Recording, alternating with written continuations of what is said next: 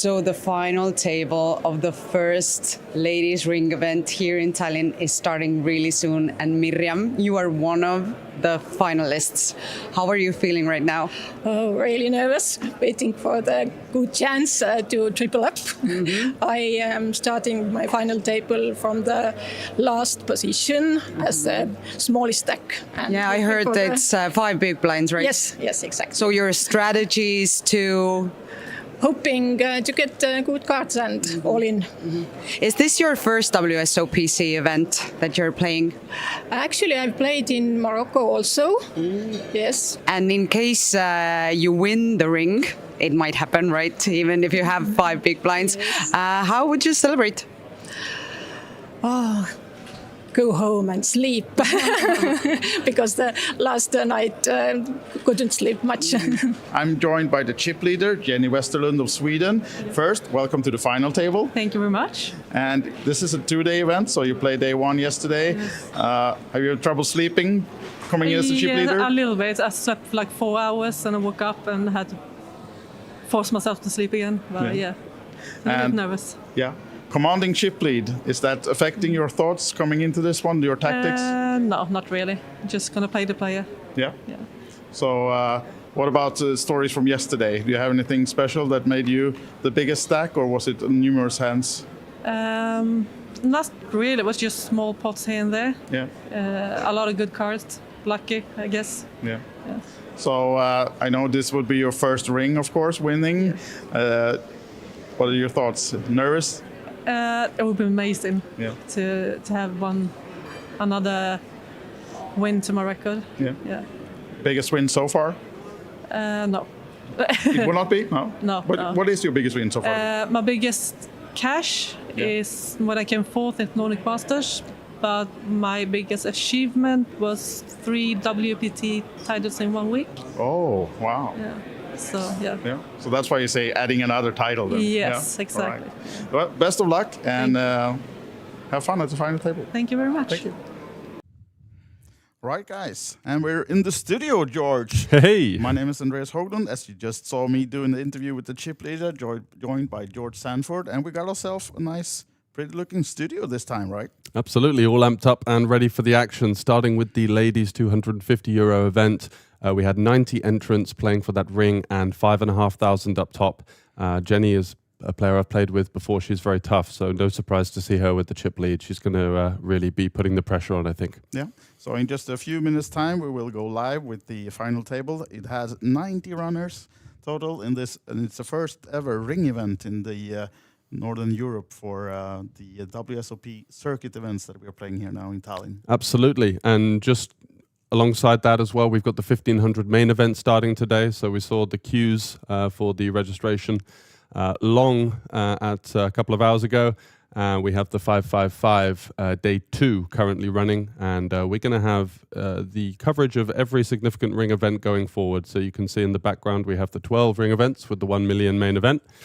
And it's going to be here live over the next 6 days. So buckle up and looking forward to the action. Yeah, that's for sure. That's for sure. And George is going to be our main commentator. We're going to have some guest commentary coming in. Already today, we have 2 ladies joining you, George. Yes, so Diva Byrne and Maureen Blocklager. Yeah. Not great in the pronunciation, so forgive me, Maureen. She had to tell herself when she gets here in like a few minutes' time. But we'll wait on that one. Yeah, absolutely. Yeah. Yeah, so we're going to get some insight from the ladies' side of things as well. Both of these ladies are doing wonderful things within the game, promoting not only poker, but poker specifically for women. So we're going to get some insights into that, and we're going to have the final table action starting shortly, and looking forward to it. We've got a real sort of mixture of stacks. We just saw, I believe it was was it Maureen there, the short stack? She was seeming a bit nervous, so she's got her 5 big blinds to spin up, and anything can happen really. Tournament poker, looking forward to it. Exactly, and I think we're going to come in on a 4,000, 8,000 blind level, and Jenny, as we saw with the chip lead, has well over 700,000 in chips. 700, wow, 760 something, I think, actually. So completely dominating chip position, and an enviable one. And I'm sure, based on the knowledge I have of her game, that she's going to continue to put the pressure on. So it might be a rather uncomfortable situation for the other 8 ladies at the table. Yeah. And as you said, three of the ladies at the final table that are below 10 big blinds starting. So probably some all-in action early as well in the final table. But we'll get there in a few minutes. Exactly. Before we get to the ladies, I thought we're going to talk a little bit about what's been happening. I know you, George, you've been here for a couple of days already in the mix. Yeah. Trying the fields. Got here on Saturday. I've been really... The one thing I love about Tallinn and the WSOP brand in general, as well as OlyBet, is that there's just a great energy around the room. And you can't say that for every place you go to in the casinos, but here in Tallinn, it's really enjoyable because fun players, professionals, semi-professionals alike, everyone is just here to have fun, and there's a great energy. In the cash game room downstairs was bouncing last night, played a bit of 5-5, great game, lots of action. And, of course, Franke winning the 8 game as well certainly sent the decibel levels soaring in the room. Yeah, I actually went into the main room just warning people because I saw he was approaching. Like, okay, anyone want to make a bet? Please cover your ears, and it's going to be screaming. So, yeah. Absolutely, yeah, I could hear him from the outer tables. But, yeah, lo and behold, I've played a couple of the ring events and had a deep run in the 250, but I've just been, again... pleasantly surprised and also not surprised by how organized and efficient everything is running here. Yeah. It's been excellent from the floor staff, the dealers. So a shout out to you guys. That's what makes things happen here at the WSOP circuit, and coming back here once again and looking forward to the remaining action. Absolutely. Yeah. And we had another legend picking down the ring yesterday, Aki Pysing. Oh, really? Winning the deuce to 7. Yeah. Wow. Okay. So, only legends. Yeah, that's a real old school name for the roster. That's so absolutely. Just goes to show all of you nerds out there with the GTO, the old guys can still kick it. Experience counts. I don't think he had anyone with a computer on the rail, right? No, I don't think so. He had the computer in here. Yeah, exactly. Yeah. Years of experience. Definitely. And that's what we're going to see here as well. We've got a mixture of ages coming for you from the ladies' final table. And Jenny Westerland, 700,000 in chips. Wow. Looking forward to seeing if she can... hit the foot on the gas and take that one home. Yeah, I did a little bit of background check on these ladies before they started now. Had a chat with them. And I think 4 of them mentioned gardening as one of their hobbies. Okay, there you go. Yeah? Yeah. So that's something you can connect to as well? Maybe some kind of their form of meditation maybe before their poker session, you know? Watering the plants and looking through the shrubbery. Yeah. That's nice. And so you're doing interviews. Any interesting facts for us? We have a few, absolutely. But I know the team behind the production will also put up some information on the screens for you guys to see about each of the players. So I'm not going to spoil too much. But as I said, a lot of gardening and a lot of sports. And very healthy mix. Yeah, very healthy mix. Like it'll be slightly different for the men. I think. Yes, my hobbies are drinking and 5-card. Whoa, okay. Yeah, we'll see about that. Yeah, as you said, we had a lot of action coming up. The main event just started today. We're going to cover that as well, of course. And I think tomorrow is the 555 final table coming up. Absolutely, and all of the live updates. Jason and the team doing a great job. So guys, go over to olybetpoker.tv and you can see all of the main event, and all of the bigger events here will be having basically hand-by-hand coverage. So lots of work being done and lots of info for you back at home. Yeah. Now I think we're quite ready to get started. With let's get things kicked underway, shall we? And I think we're going to start it together then, and then I'm going to be replaced by Maureen shortly to have her in the booth with you, George, and to have a little bit extra insight from the ladies. I know she played the event and Daiva did as well, so they will have to, maybe they can give some more background info about the players. Did they make a run, either of them? I think Daiva, she posted she was 30th. Okay. And Maureen, I'm not sure. So okay. Have to see. We'll find out very shortly. Yeah, we will, absolutely. And just waiting now for the final preparations. I think we're going to have some presentations of the ladies as well, perhaps. That's right, from Teresa. Yeah, of course. That's my guess. Of course, we're going to be going the famous tournament director Teresa Nusiainen running the show, and with her staff, as you said, all the best to all the staff. They're really working hard, and yeah, it's been a fantastically run event, and looking forward to seeing what's happened. So we will be going live for that very shortly. Yep. And if you're back home, just wanting to get in the mix, it's not too late. It's a full week ahead of us. It certainly isn't. And buy-ins to suit every bankroll range as well, between 1.5 to even a 5K high roller. Yeah. So plenty of action upcoming. Check the schedule also over on olybet.tv. A lot of special events, mixed games, Sweden, for example. That's the beauty of it, isn't it? It's not just two-card poker, but every kind of format under the sun on offer. And the real Cadillac of poker, of course, playing all of the games. And here we are. Yes, time for presentations. Ring event number 5. This is the ladies' ring event.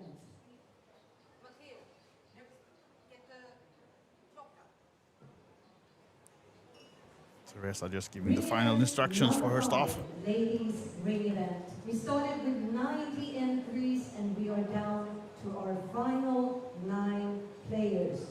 Let me introduce you to our final table. This is the World Series of Poker Circuit Tallinn 2024.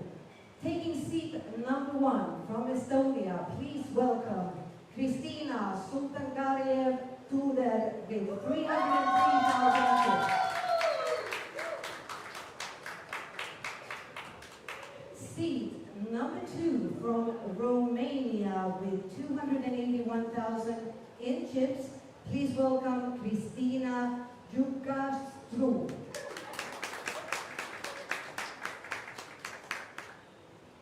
From Sweden with 786,000 in chips.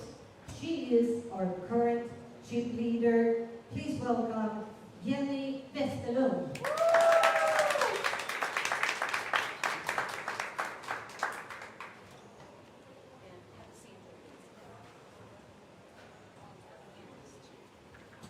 Our next player, she is actually the winner from our Queens of Tallinn Festival last year. She won the ladies' main event.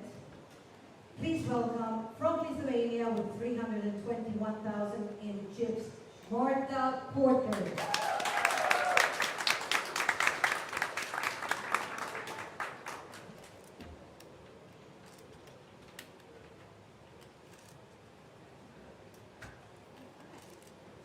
Seat number 5 from Norway with 128,000 in chips.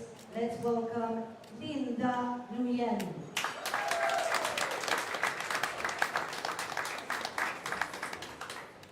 Linda is also currently a little bit busy playing the 5-5-5, which she made the day 2 on. So she's got multi-tabling going on here.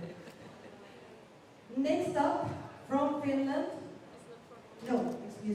Next up from Estonia with 42,000 in chips, let's welcome Miriam Jalak.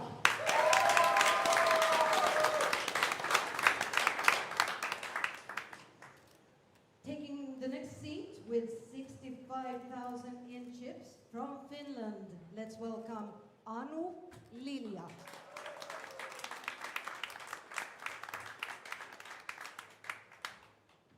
From Israel with 58,000 in chips, welcome Ruth Goffer.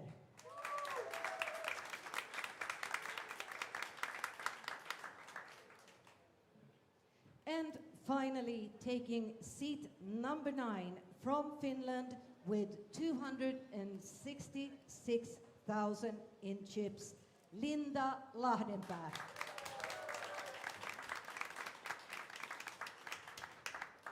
We have 18 minutes to go on level 17. Our blinds are 4,000, 8,000.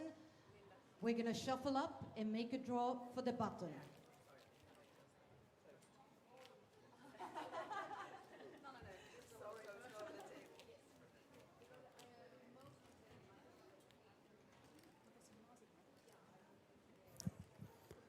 So without further ado, here we are for the €250 Queens event. I'm joined by Maureen Blocklinger. How are you, sir? How are you? Yes, I'm great. How are you? Not too bad. I'm looking forward for the action. So we were just chatting off stream and you've said that you've played with a couple of these ladies and we're expecting some strong play here at the final table. Yes, we are. I actually played, I'm looking again, I played with seat 1, 2, 3, I think 5 and 7, so almost half the table. There are some very strong players left. I played with Jenny the most yesterday. I played with her also at other events in different countries in Europe, and she's very strong. Yeah, I played with her. I used to live in Slovakia, and she came over for some of the WPT events. She was on my table with 3 tables remaining, and I was really impressed with her game. And to me, it's no surprise she comes in with 700,000 in chips, so that's quite a meaty stack. Enjoy, have a good time, and let's shuffle up and deal. Thank you to Teresa for the excellent presenting work there. Everyone is now warm and welcome, and here are the chip counts. As we mentioned, Jenny at the top with that resounding chip lead, 786,000, 98 big blinds over almost 2.5 second in chips. And you can see that tower just to the left of your screen there. We are starting our ladies free. So without further ado, let's get underway. Miriam there under the gun, just with the 5 big blinds, 9-7 offsuit, wanting to wait for a better spot there. And Ruth is going to take her queen jack off here. So thick and fast, just with 58k. So that's 7 big blinds. So he's going to take good care of you, and he will get your satellite going. And here we are. Linda with the ace king. Very natural call / rejam.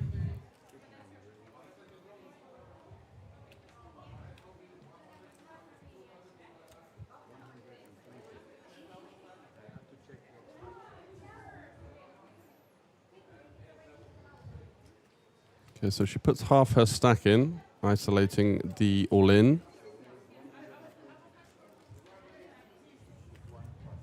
What would you do here with the ace-king? Would you just rejam or call or do something like this? With Jenny still in the mix, I think I like the rejam. Yeah, yeah. Just to clear out some hands that may get involved. If you were to call, it could get a bit awkward for a hand like maybe pocket 9s might be incentivized to get in, whereas if you push, I think she'll be getting out the way. I agree. So we are off to the races, first and foremost here. With the couple of short stacks, we had 3 players sub 10 big blinds. No surprise to see that Ruth has taken this spot with the queen jack, just 30% equity. 3 out of 10 times she's going to be doubling up. Let's see what the flop brings. Ooh, there is a gut shot. So a 10, a queen or a jack. There's a 5. That doesn't help at all. No chop outs either with the running 6-7. And a 4 on the river, so it's a quick and painful exit there for Ruth, coming in second shortest in chips, and unfortunately it's going to be an early exit for her.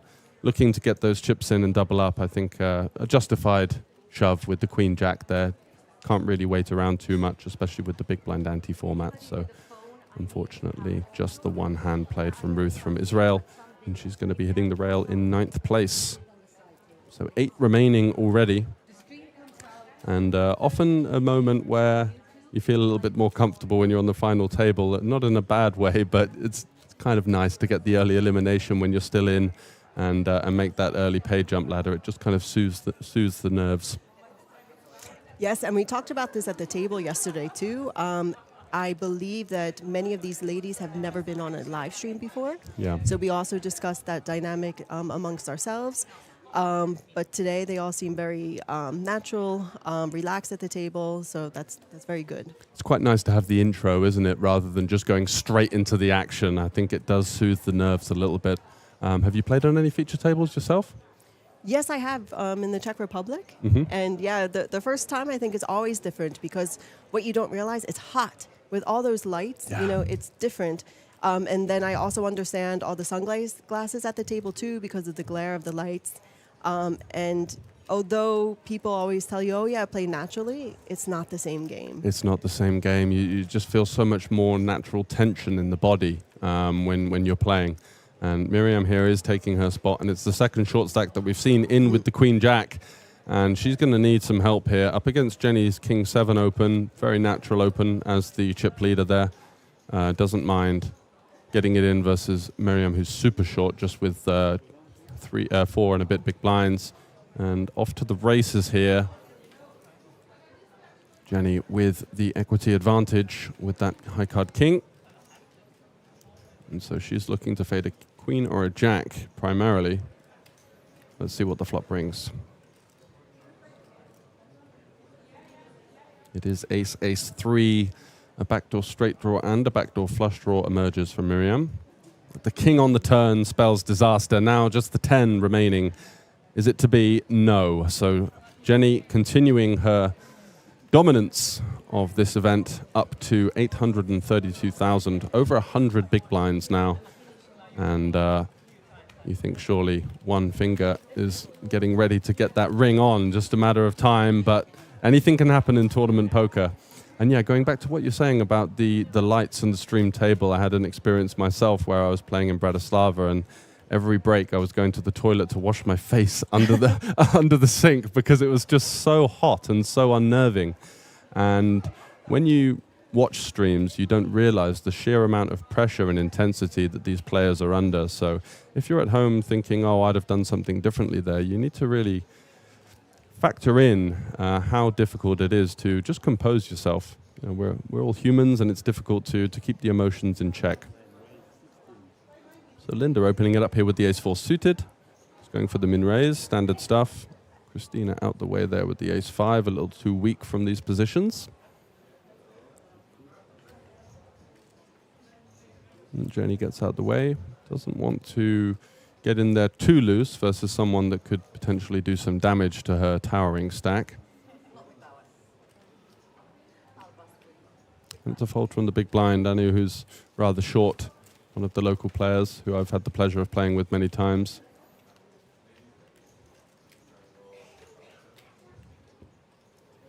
And all the players were lovely. I mean, the atmosphere was amazing. Everyone was chatting, although we had some very competitive poker also at the table.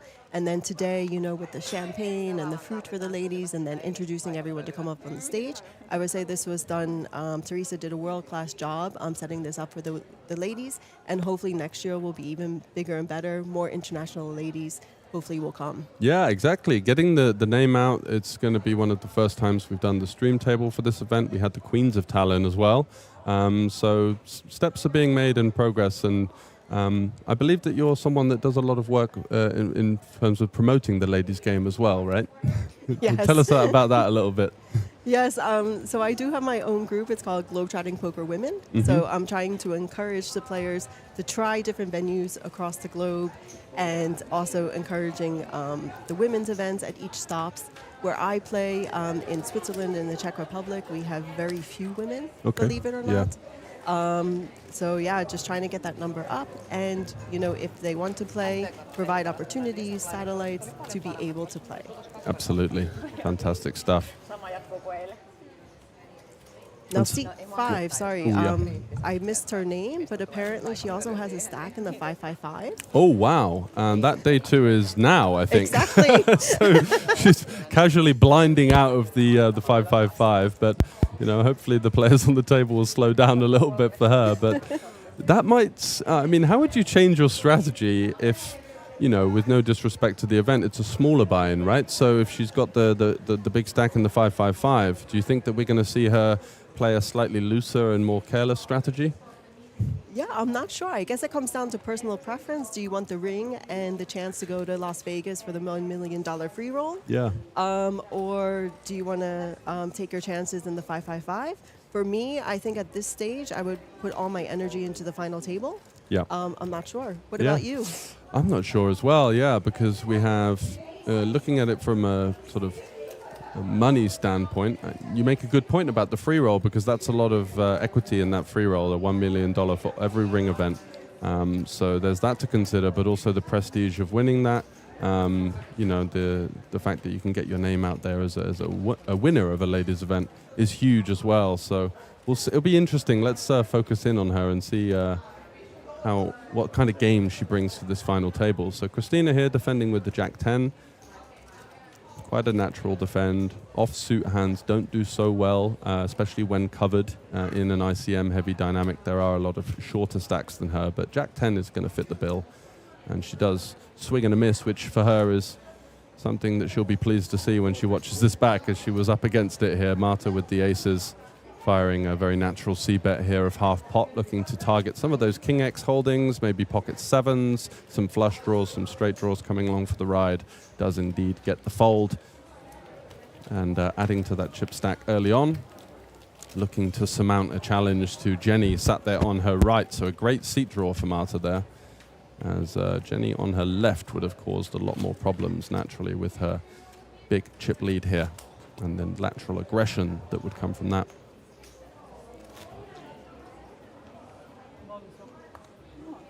So I've been living in Slovakia for 4 years, and they have ladies-only events there from time to time. Is that something that you've tested out? It's not too far away from Czech, right? Yeah, I was actually at the WPT Slovakia. Oh yeah, lovely. Yeah, but we missed each other, it seems like.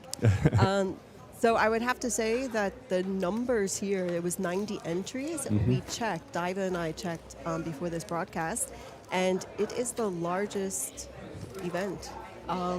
Outside of Vegas. Yeah, for a ladies event outside of Vegas with 90 entries.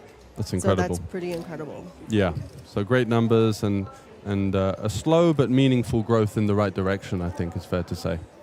Excellent stuff. So Linda taking an aggressive open here with the 10-6 suited, trying to lean on those two shorter stacks. Jack 3 for Christina. What's she thinking about here? Getting fruity with rather weak holding maybe. Feels like the hand is too weak to call, so is she thinking about a devilish 3-bet? No, okay. Would have been quite something. But again, alluding to people taking their time under the bright lights, and that's very important, right? It's very problematic if you try to rush your decisions and get too emotional. You need to try and take stock of everything and just try and get comfortable in the game and treat it as if you're just playing a normal game of poker. Okay, so you even dominate. And do we have the payouts? What's the next page on? The payouts are at the back, so hopefully the camera will scan round and we'll get the chip counts and payouts naturally as we get eliminations and go further in. You could just see them there, so 690 for 8th and 830 for 7th, and I believe it's 5.3k for the winner, plus of course the equity in that free roll, which is quite massive. In a 1 million free roll, there is roughly 200 to 250 ring winners per year, maybe more. Yes. There's lots of WSOP events in America, right? Yeah, so I want to say there was over 1,200 qualifiers last wow, year. really? Yes. That's incredible. Okay. But the winner took over like 200k home. There you go. So a huge shot at life-changing money. But not just the prestige of the ring and being the ladies' champion, but also that ticket to glory potentially in Las Vegas next year. So Jenny is going to defend her Queen 3 offsuit. A very fearless defend here. Taking her price with that big blind ante as well. 10 to call into a pot of 48, so she feels compelled to do so. Does come the 5 deuce deuce. It's going to be a decent board for imposition here. Jenny, although we do see her having Queen 3 off, is unlikely to have a lot of these offsuit deuce X holdings. The opener much more likely to have overpairs. Christina does go for a conservative check back. She doesn't have any kind of equity on the board, so it's definitely understandable here. Jenny goes for the check again with her Queen of Spades. I thought she might pounce on this opportunity here, facing that check back. Very unlikely to be a strong holding for Christina. And it does come to 10 on the river, and Jenny basically has 0 showdown here versus a double check. So she's going to understand that Christina's going to have a lot of ace high, king high. Maybe hands like pocket 4s and pocket 3s could arrive here as well. And she does look to put the pressure on. Going for a smallish sizing of 17. And gets the job done. So there you go. Some nice initiative there from Jenny. Just waiting for the river. I think there's a possibility that maybe there was a check back or some kind of trap on the flop, but then once her opponent checked back the turn, rather unlikely to be holding too much, and she just pounces on that perceived weakness and to good effect. So that's the kind of brand you're going to be seeing from Jenny Westerlund from Sweden. Very good player with an array. We just saw her interview. She'd won 3 WPT titles in a week. Yeah, That was, and that wasn't her biggest cash either. So very well accredited player. Running deep in some big fields events across Europe. Looking forward to seeing the continuation of her stylistic, aggressive play. So Christina here on the button with the Queen 8 suited. She is opening into two rather large stacks, but I think this hand's a little too good to fold on the button. Quite a high likelihood that both players will just not be able to continue, and you get to take down the 2.5 big blinds out there, as Jenny does fold. Looked like an offsuit 10, Marta, with Jack 4 off. Unlikely to be continuing, you feel.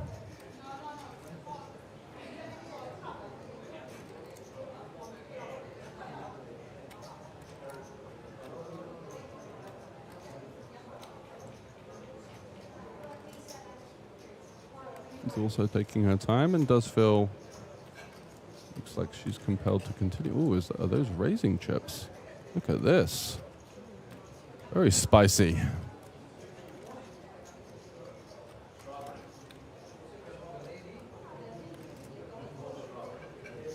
This wouldn't be a hand I'd be considering 3-betting with. I don't know about you. For me, no. Maybe I'm too tight. But perhaps there's a dynamic here. I know they were playing at the same table last night. Okay. So possibly there's another dynamic here that we don't understand. Yeah, it's one of those hands that sort of the Jack 5, the Jack 6, the Jack 4, they're too weak to defend, but you do have a Broadway card which blocks some strong hands like Ace Jack, Jacks, Queen Jack suited, King Jack suited, so there is definitely an argument rather than, of course, 7 deuce off, which would be completely out of line. So I do see some merit in Marta's game plan here, attacking a rather wide button open. Let's see if Christina is going to sniff this one out and find a continue. It's very awkward with Queen 8. And she does fold. Yeah, wow. So there you go. Great move from Marta. Great move. And really nice aggressive play here early on in the final table. We just saw Jenny bluff her Queen high, and now Marta in the big blind with not much to work with, just the Jack 4 offsuit, but picking her opponent well. And as you say, the dynamics could be coming into that. So here we have the payouts, 830 guaranteed for all of these ladies. So almost a 3x cash so far, over a 3x cash, sorry. 1,000, 1,350, 1,800, 2.5, and then up to the dizzy heights of 3.6 and 5.3, all to play for. And it was rather short here under the gun with the big blind ante, just 5.5 big blinds. Would have been looking for anything half decent to go with, but she's dodged a bullet there as Christina in the hijack with the kings.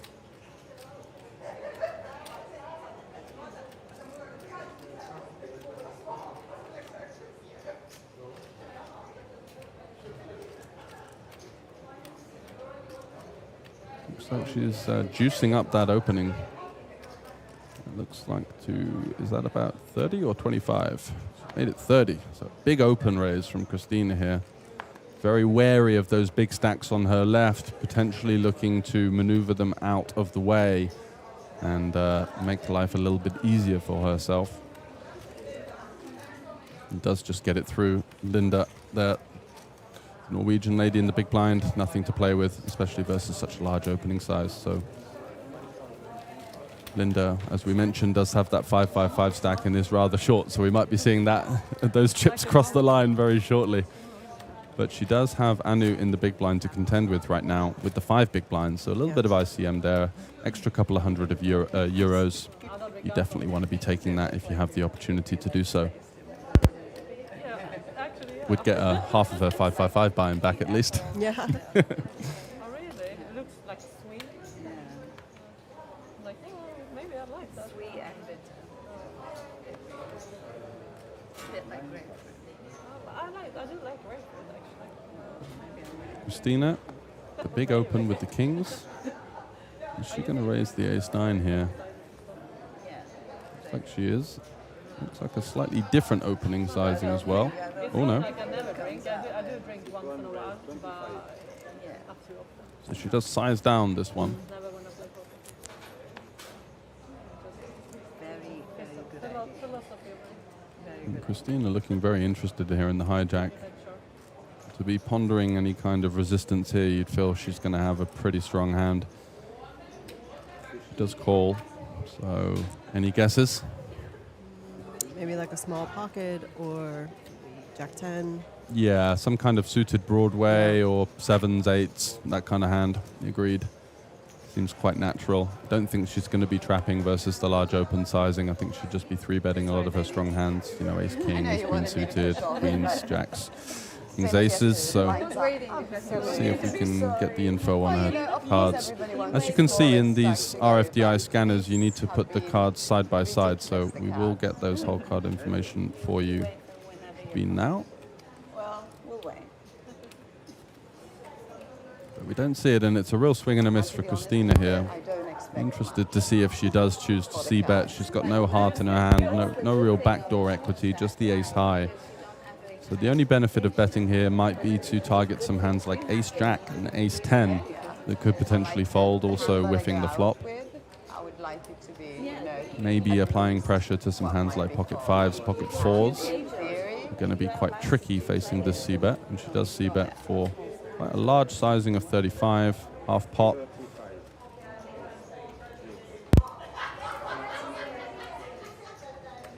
Still unaware as to Christina's holding, but she's not snap folding, so you're imagining some of those pocket pairs we mentioned, potentially some queen jack, king queen type holdings in there, considering the continue, whether they want to call or raise.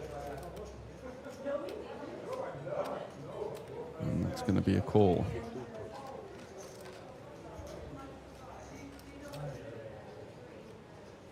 Turn 4, so still really zero equity for Christina here, just the 1 overcard, and in a lot of trouble versus a lot of these continues from Christina also.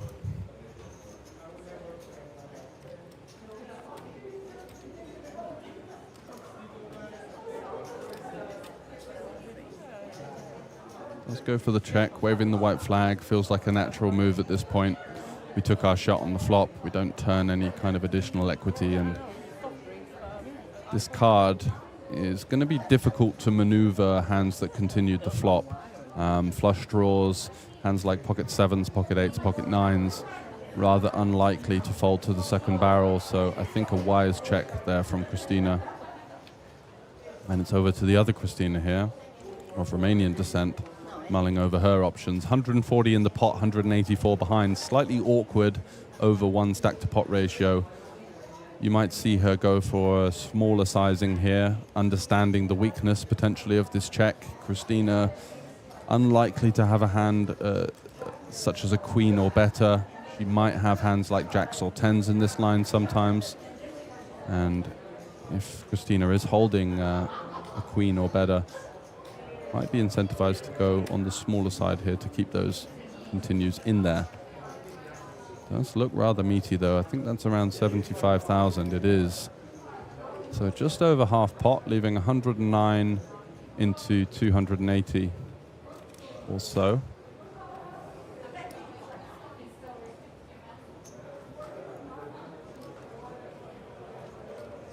And no choice for our local player from Estonia, Christina, there with the ace-9.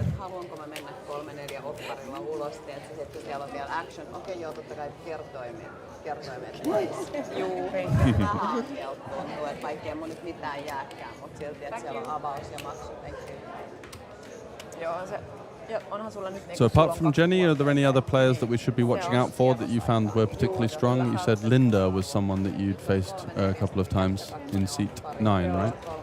Yes. So we were, I think, the middle of the tournament, we were sitting together. She's quite aggressive. Yeah. And she knows what she's doing, yes. Yeah, I think she plays a lot of Omaha. I've played Omaha with her before, and usually players that come from an Omaha background in Hold'em are rather tough to handle because they're used to more cards and more action. And yeah, you do tend to see an aggressive strategy from them. So you had a deep run in the 250, right? And how did that end up? Because I saw you on one of the other tables. I came 25th, I believe, and I saw you with a decent stack. Yes, so I wound up making the final table, Nice. and unfortunately busting in ninth. Oh, really? Did you go in short, or was it a big cooler? I was second shortest. It's a cooler. I had ace king suited, and he had king queen ruined down. Ah, really? So. Ouch. That hurts, doesn't it? The 3 outer there with a lot of money up top, but a decent payday. I think you got around, what, 2,000 euros, something like that? 2-7. Lovely. That's all we Yes. needed. That pays for the buy-ins for the week and a bit of profit. Yes, for sure. But that's still my dream. It's still my bucket list to win a ring. Absolutely. And then also, you know, I'll let the you out of chance your to misery. play in that tournament of champions. Absolutely. It would have been a dream, but wasn't meant to be. Plenty more chances throughout the week and in our upcoming events. So here we go. Anu can't wait any longer. She's got the 4-3 suited, and Linda does make the call with the ace-3. So a dominating situation here in favor of Linda, the bigger stack. Are we going to see a 4? No, but the deuce of clubs, giving a little couple of options there. Could get some funky turn cards. The 9, unfortunately, doesn't offer an awful lot. And we're down to a 4 and a 4 only. Viimeksi tuli, mutta mä luulen, että se tuuri on mennyt. Hei. And it's the 6, unfortunately. So we do lose Anu, and that's 3 quick eliminations here on the feature table of the Ladies 250 ring event. At least I can get rid of the microphone. No, it was completely The average stack 321 now, so with those eliminations we are up to the 5k, 10k level. Thank you. And we have an average stack of about 32 big blinds, so with the short stacks getting out the way, the structure kind of catching up with itself a little bit. You can be always happy when you don't do mistakes.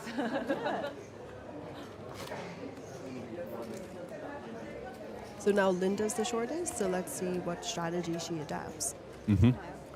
Norwegian Linda. Yes, Yeah. C5. Yeah. Yeah, we've got a couple of double names on the table, so it might get a bit confusing for you at home, but do bear with us.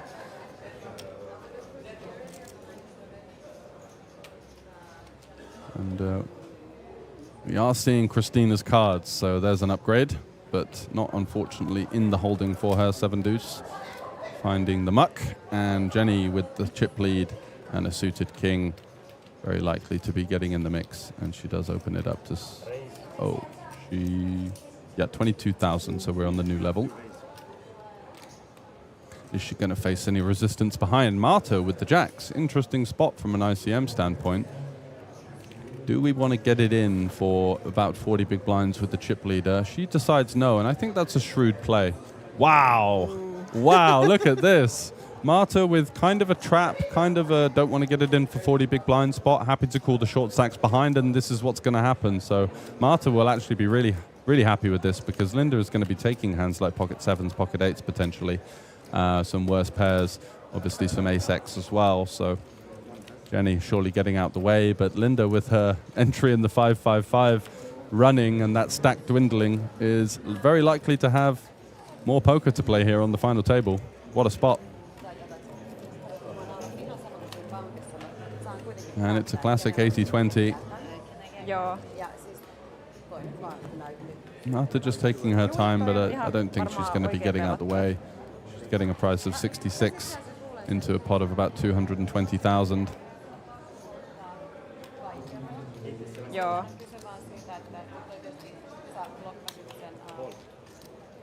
Niin joo, se oli harmillinen. She does make the call, and the cards are on the backs here. Aces versus jacks. Are we going to see a painful exit for Linda, or is she going to hold it up here? F tuolla Lindalla. Joo. Ton Lindan kanssa. 10-10-8. Apart from the presence of backdoor straight draws, looking pretty safe so far.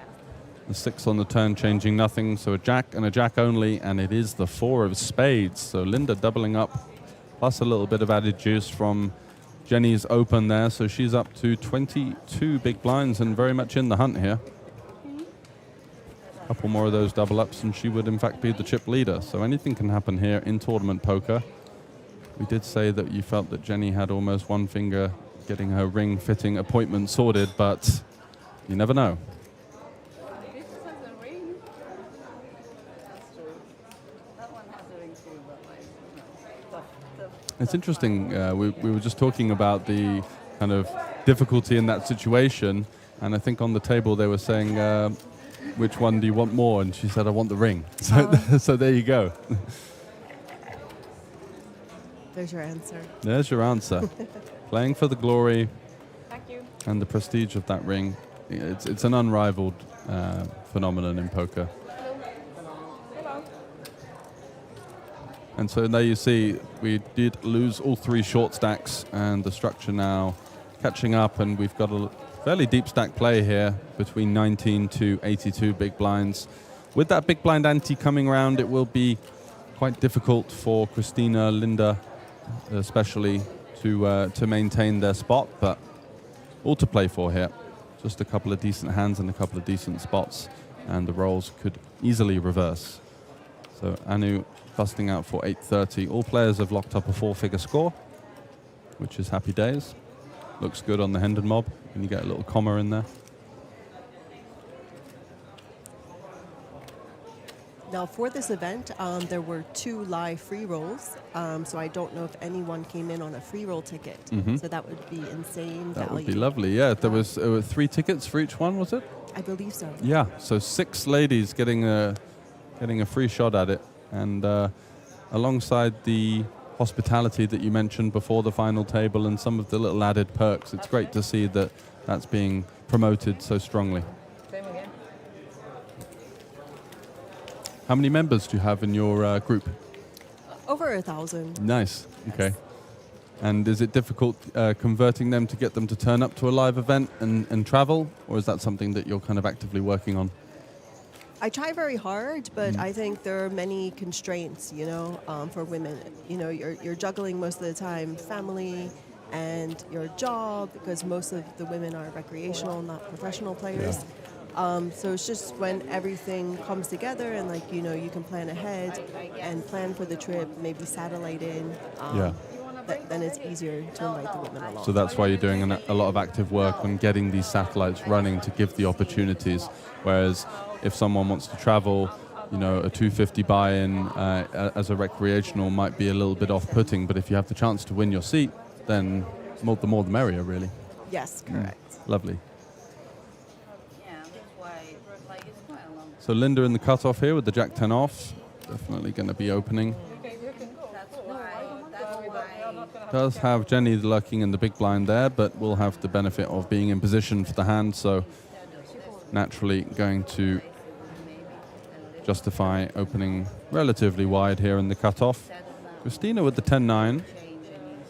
We didn't see her hand versus the Estonian Christina, but she is mulling over the 10-9. Does get out the way. Jenny in the big blind, 7-6 suited. Currently locked into a conversation, but is going to come along for the ride.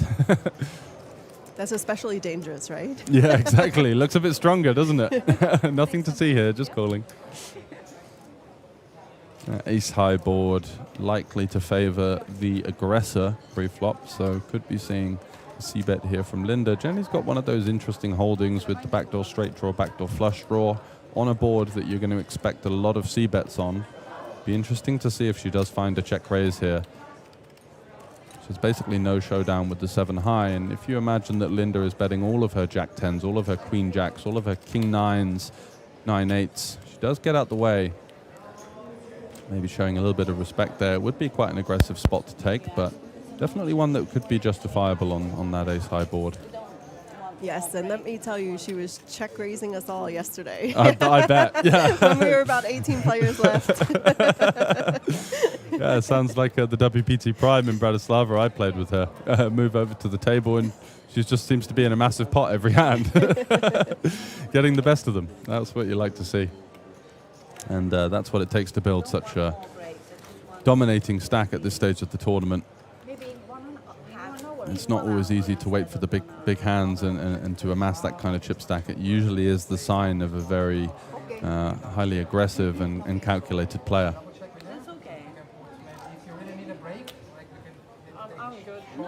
Any upcoming stops and ladies events that are on the calendar for you? I'm going home for 2 weeks for a break. I'm going to see if GG Poker has an online bracelet series, so maybe play that. And my next live stop, the one that's 100% fixed because my schedule changes a lot, I'm going to Cape Town in November. Wow, South Africa. Yes. Lovely. I actually played there a couple of years ago, and that's a really fun place to play poker. Absolutely. Is it the Monster Jam Poker Tour? Yes, correct. Nice. So then I'll come to you for tips. I'll have a small group going. So we'll be doing lots of off-the-field activities, of course playing poker, and apparently there's also a ladies event championship. Awesome. Yeah. Nice. Yeah, there were a lot of ladies playing in South Africa when I was there, actually, in the main events and the side events, comparatively to what you said about the Czech Republic. And I believe ladies are somewhere between 3 and 5% of the total entries, whereas you might be seeing sort of up to 10% in South Africa, which is definitely promising. Wonderful. And also here, I mean, I'm surprised by the amount of females playing in the open events. It's actually, very comforting. And cash games. Yeah. And cash games. About roughly 2 ladies on every table I was seeing last night. So it's definitely promising as well. So it's going to be some safari and that kind of stuff off the table in South Africa? Safari, maybe some cage shark diving. Oh, We wow. need to check it out.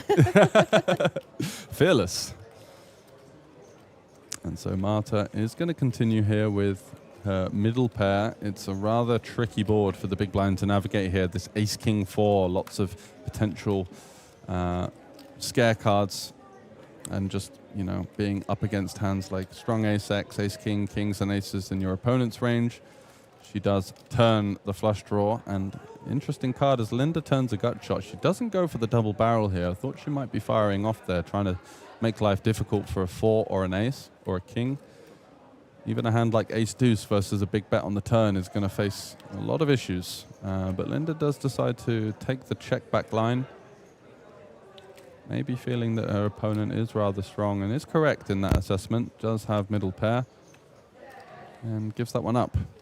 So showing a little bit of respect. We saw Jenny, who'd been check raising everyone to to Hightown yesterday, and today not taking the spot. And I think it's a theme of on these feature tables, people just want to get settled a little bit. Maybe it's not going to be a complete warfare from the start. Just looking to suss out your opponent, and also the important thing is working out how your opponents are reacting to the feature table dynamic. There's lots of things to consider, I think. Saving money. Yes, for sure. And I guess they have friends watching the stream for the upcoming break. They'll get some more information, and perhaps the dynamic will also change then. That's true, yeah. Once you do get the chance to have a look at the devices, things can certainly change if they are aware of someone out there bluffing it off in every hand.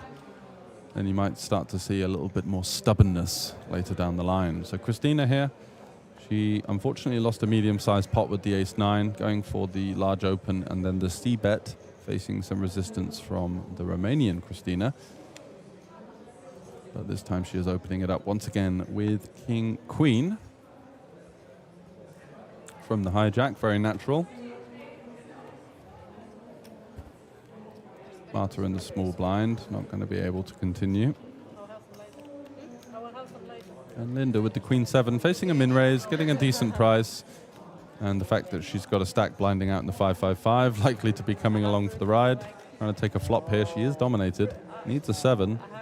And it is one of those pesky ace-high boards. Very difficult to navigate as the big blind. Christina does make a rather honest check back here with her king-queen. Does have a decent amount of showdown. Let's see if Linda senses any weakness, and she does. Interesting. Going to go for a small bet here.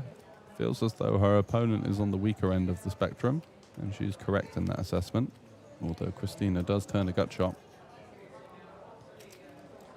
Getting a rather attractive price, but there you go. A little stab at the pot from Linda gets the job done there as Christina relinquishes her king-queen there, turning a gut shot, but felt like she was up against a strong holding on this occasion. Unfortunately incorrect, but nice initiative there from Linda facing the flop check.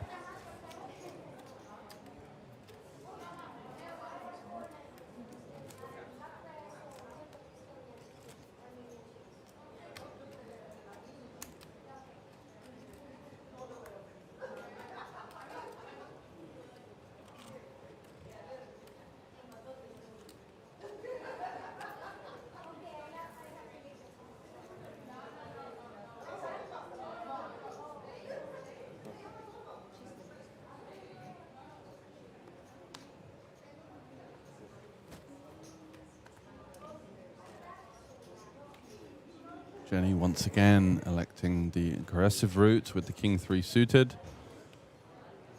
Opening the cutoff. And Marta once again. Wow. She's got herself a decent pair here.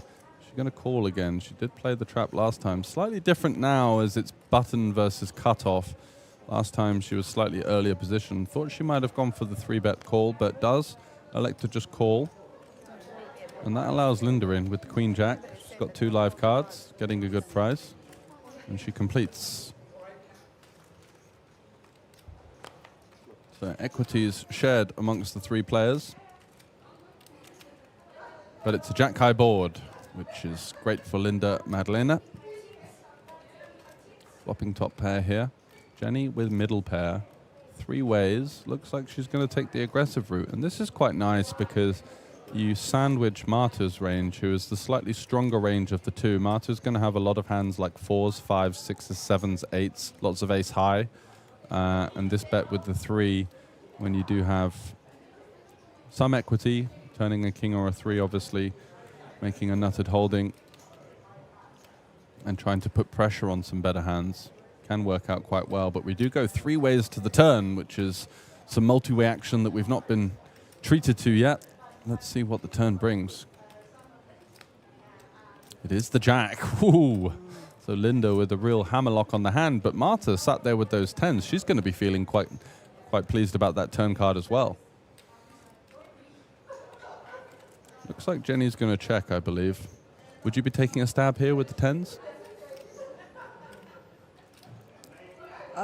Knowing the aggression that comes from Jenny and Linda, I would say if I do make a bet that the other ladies will probably try to check raise me or apply more pressure. So I think the check is the better way to go on this hand. Yeah, navigating it to showdown. We are 3 ways. It's quite likely one of them could be holding a jack based on bet call on the flop. So I think that seems pretty reasonable. If she had a hand like maybe pocket 5s or pocket 6s, that one might need a little bit more protection from the likely overcards. But with the 10s there, she does go for the check back, and bad news for Marta here, as that is a really juicy looking bet there from Linda. She's gone for over 2/3 pot, I believe. Yeah, 118, around about 75% of the pot.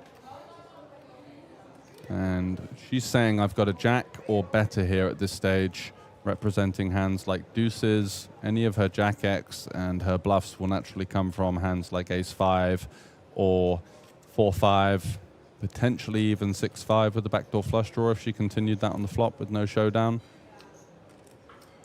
So Jenny staring her opponent down with some venom there. That's a very mean table presence. Tough player to play against. Does get out the way, correct fold, very nice. And that leaves Marta here with the 10s, who she is just confirming what the bet is, and she looks a little bit bemused because it's not a comfortable situation, that's for sure. Especially versus the big blind. Linda is going to have hands like jack 7 suited, jack 8, maybe jack 9 off, jack 10 off, queen jack off, king jack. There's just so many better hands. And bluffs are relatively limited, as you do feel that she might not be so aggressive 3 ways with some of those hands I mentioned. So is Marta going to put the cape on here and find the hero call, or is she going to save herself some chips? You've seen a strong game from Marta so far. She's understood the ICM dynamics very well, flatting these hands like 10s and jacks pre-flop that a lot of other players might get into trouble with.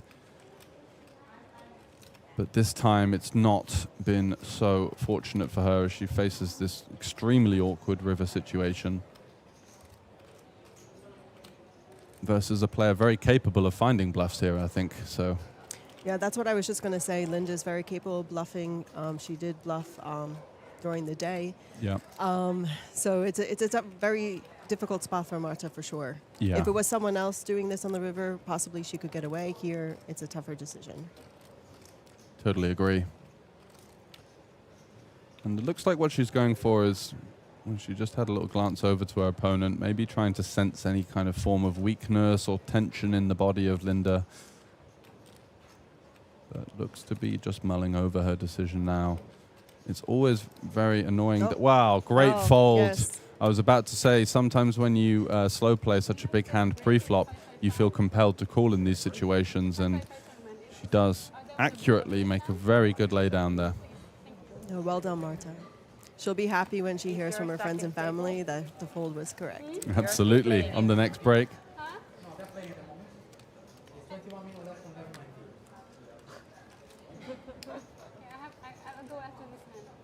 Oh. Oh, wow. I said before, there would be a 45 minutes break at the end of level 21. So basically all the tournament will be paused because there is this party in the casino. So in order that everybody can go there. Okay, so we do have some information from the tournament director there that there will be a break after the level 21. Can't quite see which level we're on at the moment. I believe it's 18 or 19, so still plenty of play. And you could see the slight signs of anxiousness there as she realizes that her stack is blinding out in a big tournament on one of the outer tables. Unfortunate schedule clash for her. Quite a fortunate / unfortunate situation, right? You don't mind having stacks in big situations in both, but when it happens, it is rather annoying, and we will be seeing her leave the table. Linda is going to jump over to her stack there to see what she's left with. And yeah, very tough spot. I wouldn't know what to do in this situation myself, so she does leave the table and she's going to be blinding out. She did get that double up at least, which buys her a couple of extra rounds, I guess. Yes. So that might have been the game plan.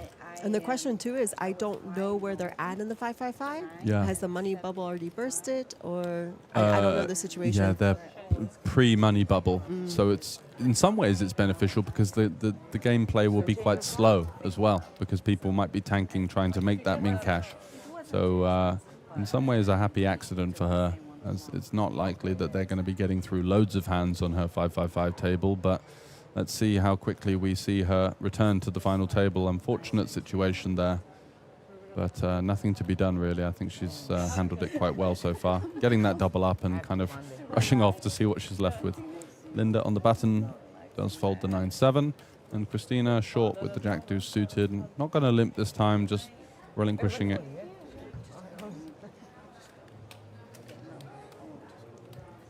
Okay, I'll look at my hand and then I'll run and grab it. No, Would you have, if you were in this final table, would you suggest to the other players to maybe slow down the pace of play or something, or do you feel like it's just... you guys play. It's that's really difficult. Yeah. What if I pick an aces now? I don't know. Maybe I'm too nice for this game. I've got a big hand. I think I would I could open with a really crap hand. tell the person, choose one. Like, you need to forget about one stack for sure. Yeah. Especially if it was a close friend of mine, I would think I would give them that advice. If I'm a player at the table, I think it's hard to slow down the game. It is. Then if you slow down, it's not fair for everyone else. If everyone's talking about, okay, let's slow down the game, that we can give her a chance, is that also considered collusion? I'm not sure. Yeah, in some ways it is, and it's an unfair advantage, but yeah, it's a very unique situation. It's very difficult. I like to have a moral standpoint such as yourself, but everyone joined this tournament, paid decent money to enter, and these types of situations can be avoided if you don't play two tournaments that have a day two on the same day.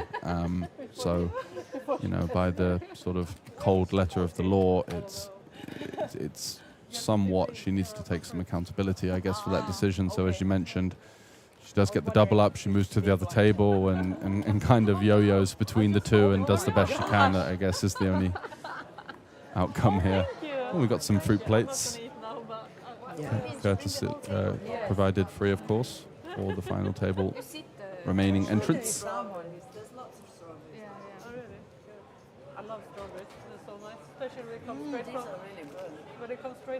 So it's been a little bit quiet for Christina. She's been on a bit of a downturn, not had the best of luck, and doesn't find anything still. Her namesake, the Romanian Christina, with pretty trashy holding there on the button, just going to get out the way. And Jenny with the queen 7 won't be going anywhere. It's kind of a limp or call or raise situation. Looks like she's going to take the aggressive route. Definitely on brand from what we've seen from her so far. Makes it 30k. And Marta with the 5-3 off. I think this is one of those holdings that you can kind of nudge out with this open. It's very natural to limp, but when you have the chip lead, you want to be putting pressure on as many situations as possible. And looks like Marta's going to come along for the ride. I really didn't expect this. Quite sticky with the 5-3. Yeah, but again, perhaps because it's Linda's big blind, I think. So maybe she thinks she's trying to steal and she wants to defend light. I believe it's Linda's big blind next hand. I think, yeah, okay. she's just defending blind versus blind. But yeah, definitely the next hand, you might see her call from the small blind with a little wider for sure. So Jenny flops a queen high, some backdoor draws, the ace high board, naturally going to favor her in some ways. She does go for a small c-bet here. Just looking to pounce on some of these misses in Marta's range. I don't think she would expect her to have 5-3 offsuit, but she would definitely expect her to have a lot of jack high, maybe even some king high holdings that could fold now. Pocket deuces, pocket 3s, 4s, 5s. All of those are going to be in a tough spot here on the ace 8-6. Oh. Wow. Look at Was this. that a raise? Yeah. Marta's got some serious game. This is the second time we've seen some rather unorthodox, aggressive play from Marta. So now raising in position with merely 5 high and a backdoor gut shot. Yeah, wow. So she expects her opponent to maybe be a little bit overly aggressive on this board, and she's absolutely correct in that assessment. Actually, I think you're right. I think Jenny is on the button and Marta has defended the small blind here. Is that right? Or is the button in a sort of in between the two players and it's just our camera angle that makes it look like Jenny's on the button here? Yeah, I'm really confused. Yeah, me too. Because of that, yeah. Oh. Wow. Here comes like a stack. Yeah, I think Jenny's looks like she's going to be 3-betting the Here flop here. Look at this. And this is where the rule book gets kind of thrown out of the window. This is just woman on woman action, and Jenny comes out on top. Yeah. Wow. Read her opponent there for a bluff. Gets the job done. 3-betting the flop with queen high versus a very brave... Oh, so Jenny is on the button now. Okay. Yeah, 3-betting the flop with queen high. Did have some backdoor draws. Just didn't believe what Marta was selling there, and correct in that assessment.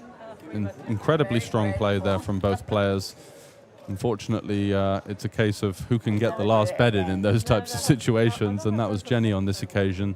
And she does remain as the overwhelming chip leader here. Chip counts for you there, 69 big blinds. Linda second in 39. She's picked up a couple of nice spots. Trip jacks versus the 10s, getting a big bet through on the river. And as you can see, the payouts slowly creeping up, but 5.6 thousand up top, plus the free roll to the ring event winners. And the ring. And the ring, of course. And yeah, exactly. The coveted ring, which is just about what every poker player wants to get on their mantelpiece at home. Okay, so now it's Linda's big blind. Yeah, so that can create a... Ooh. That can certainly create some interesting dynamics here as you feel like players might open a little bit wider, trying to steal that dead big blind and ante, of course. So 2 big blinds sat being completely undefended. Christina, just the 10-3, nothing to work with there.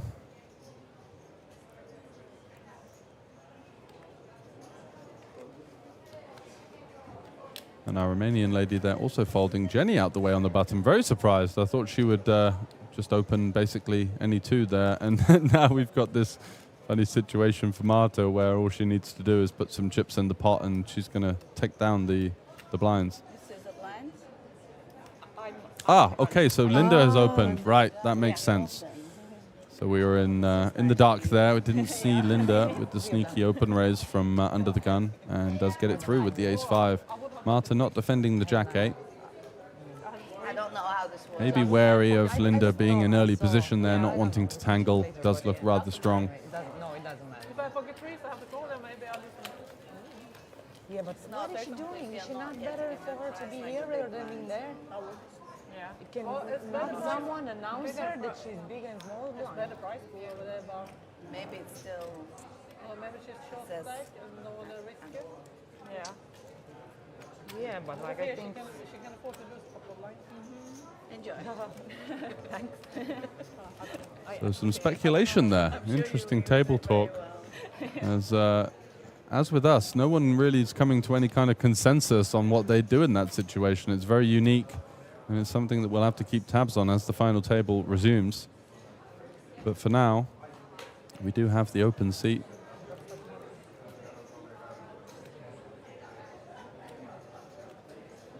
And hopefully we'll be seeing Linda rejoining the table shortly, but keep our eyes peeled on that one. For now, it's Christina in the cutoff with the ace-7, a very natural open here with the ace blocker. And I believe she's in the hijack, so she's opening the hijack. And it's now Marta on the button. I think the Oh, the graphics are off. I think. Oh. Yeah. Yeah, they are. Just slightly, because we had Linda in the small blind there, who's away from the table. And our finish, Linda, folds the big blind with 9-7 offsuit, not looking to tangle that.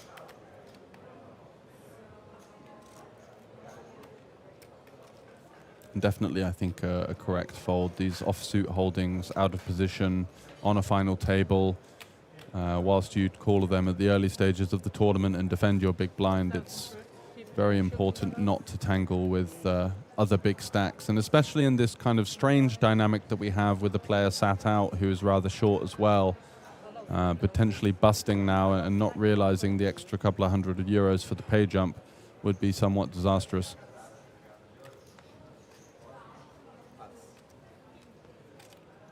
Now, I did see in Rosendorf during the WSOP Europe, when the Player of the Year counted both the U.S. scores and European scores, that a lot of the pros would have to play, 2 tables at a time because they wanted points in both events. But for this event, there isn't a leaderboard. Yeah. So yeah, so it's quite unusual. It's kind of a scheduling error in some ways. Yeah. Was that the Sean Deeb jumping around? Was it? Yeah, it was Sean Deeb and Daniel Negreanu actually. Yeah. And that was at the WSOP E, which is at the end of the year usually, isn't it? Yeah. Yeah. Okay, that makes sense. But now the leaderboard, they don't have any more combined. Mm-hmm. It's just the USA Las Vegas leaderboard. Yeah. So no European leaderboard in place this year? No. Okay, so just the small situation of winning those bracelets then, which I'm sure will be enough to attract lots of players over to Kings for another one of our WSOP events at the end of the year. Have a little check that out on the website if you're interested. Also, as is the theme of this week, not just Hold'em events, Pot Limit Omaha, and some of the mixed games as well. There's always a really popular 8-game event, so check that schedule out.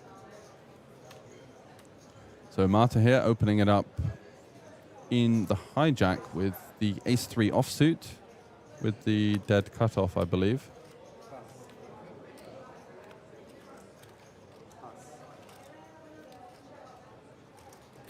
And Christina in the big blind has a pretty natural defend here with the ace-10.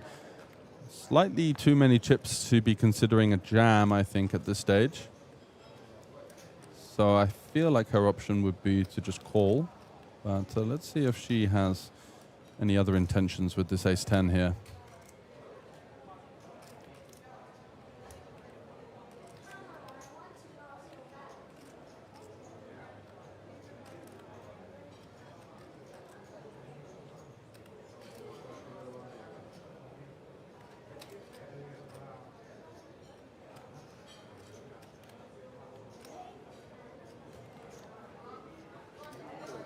She does go ahead and call, so we're off to the flop. Dominating situation in favor of Christina in the big blind. Marta with just ace-3 from the hijack. Looking for a 3, and does find it. Wow, bit of a cooler flop here. Ace-3 deuce, all clubs though, so maybe some chance for Christina to get away, but you do feel like she's going to have to call a couple of bets here, and it's going to get pretty awkward quite quickly.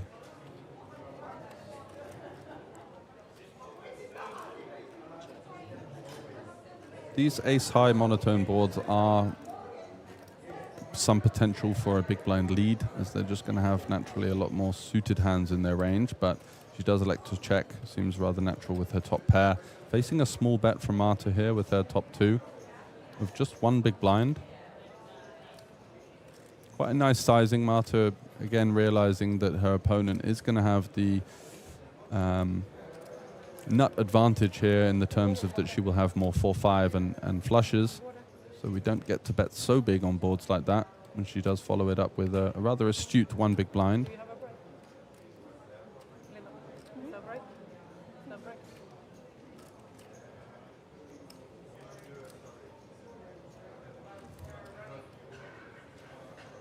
And Christina might be thinking of raising here versus this small sizing, looking to charge all of the flush draws that are available. Hands like King Queen, offsuit Broadway holdings with one club, even potentially hands like 10s, 9s, Jacks, Queens, Kings with one club.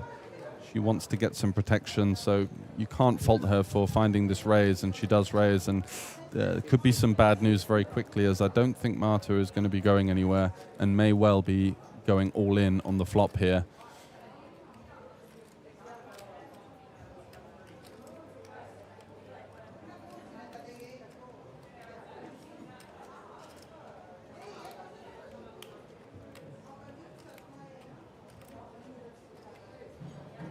Looks like she's in favor of just calling, maybe navigating to a safe turn card, not looking for a club to roll off, and then getting the chips in at that stage with a little bit more of an equity advantage versus the many draws and strong holdings in Christina's range. So some concern of hands like pocket 2s, 4-5 and flushes, but definitely enough to continue. And it is a 4, so a rather frisky turn card here. Straights now emerge.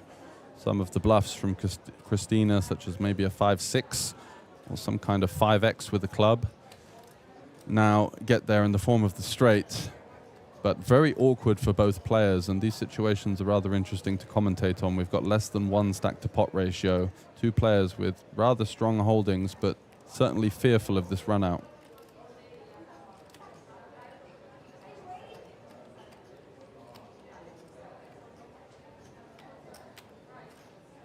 Very interested to see what Christina arrives with here. She does go for the check. Does seem quite natural. Looking to navigate to showdown now. And it does go check, check. So she'll be feeling quite good about her holding at this stage. But the 6, again, doesn't change an awful lot. Still those straights and flushes, although slightly less likely to see flushes in either player's range at this point.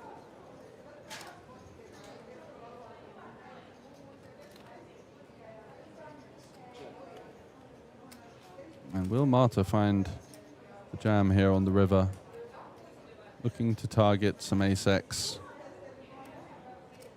Hands like 3 deuce are very unlikely to be in there. Even the suited ones likely to fold pre-flop. So what could she really target here? Just ace-x with a club potentially, or one of those stronger ace-x's that might have defended the big blind. Looks like she's going for the block. This is quite creative and very interesting, actually. Looking to just charge these types of holdings that maybe will not call the bigger bet. And yeah, that's exactly what it achieves.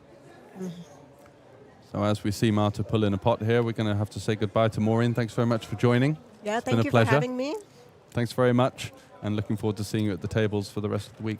Yeah, see you later in the main event. Bye. Awesome, all the best.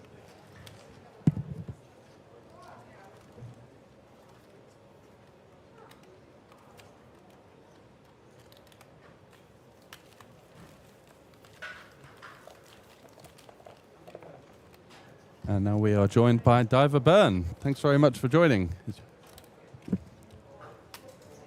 Hi everyone. It's nice to be here. Absolutely. So I believe that you played this event. How did it go? I did not so well. No. I think I finished in 30th out of 90 runners. So I did 2 bullets. Ooh. First one, unfortunately, regardless of really nice structure and half an hour clock and nice starting stack, I got my aces cracked by 8-9. Ouch. We got in on the turn, and I was just under 70% favorite, but couldn't hold with 1 card to come.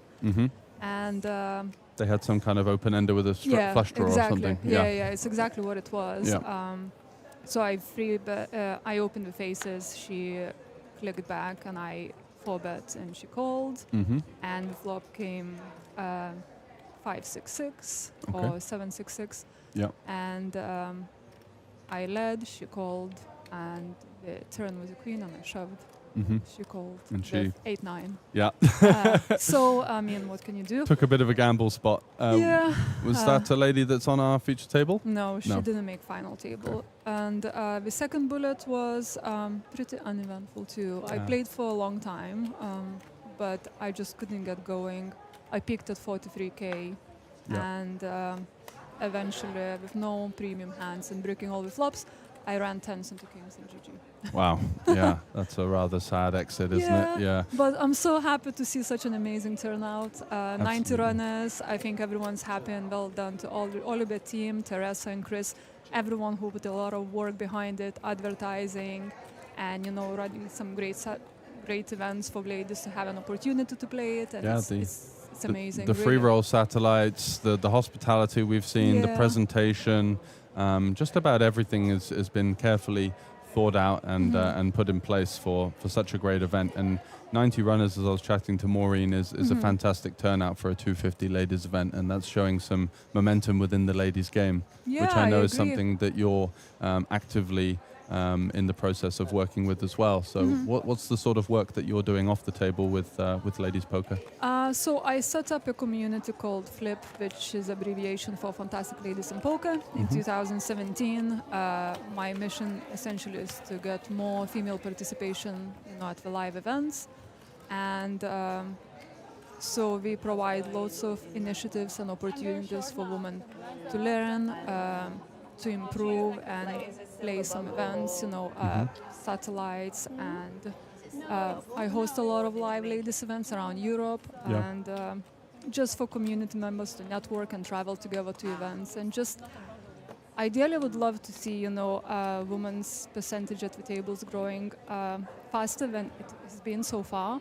I think when I started playing poker in 2011 or so, I saw around 3% of female participation in the open events. Yeah. And currently we're up to 6%. Awesome. So it's doubled. It's doubled, but it's taken a decade. Yeah. So I wish it was growing faster. And with a community like Flip, we're up to 8,000 members now. Awesome. And that's what we're trying to do, to just get more female, because I want more women to win and achieve success, because there is no reason why we can't do that. It's just a numbers game, and because it's only 6%, so it's hard to have as much success as men.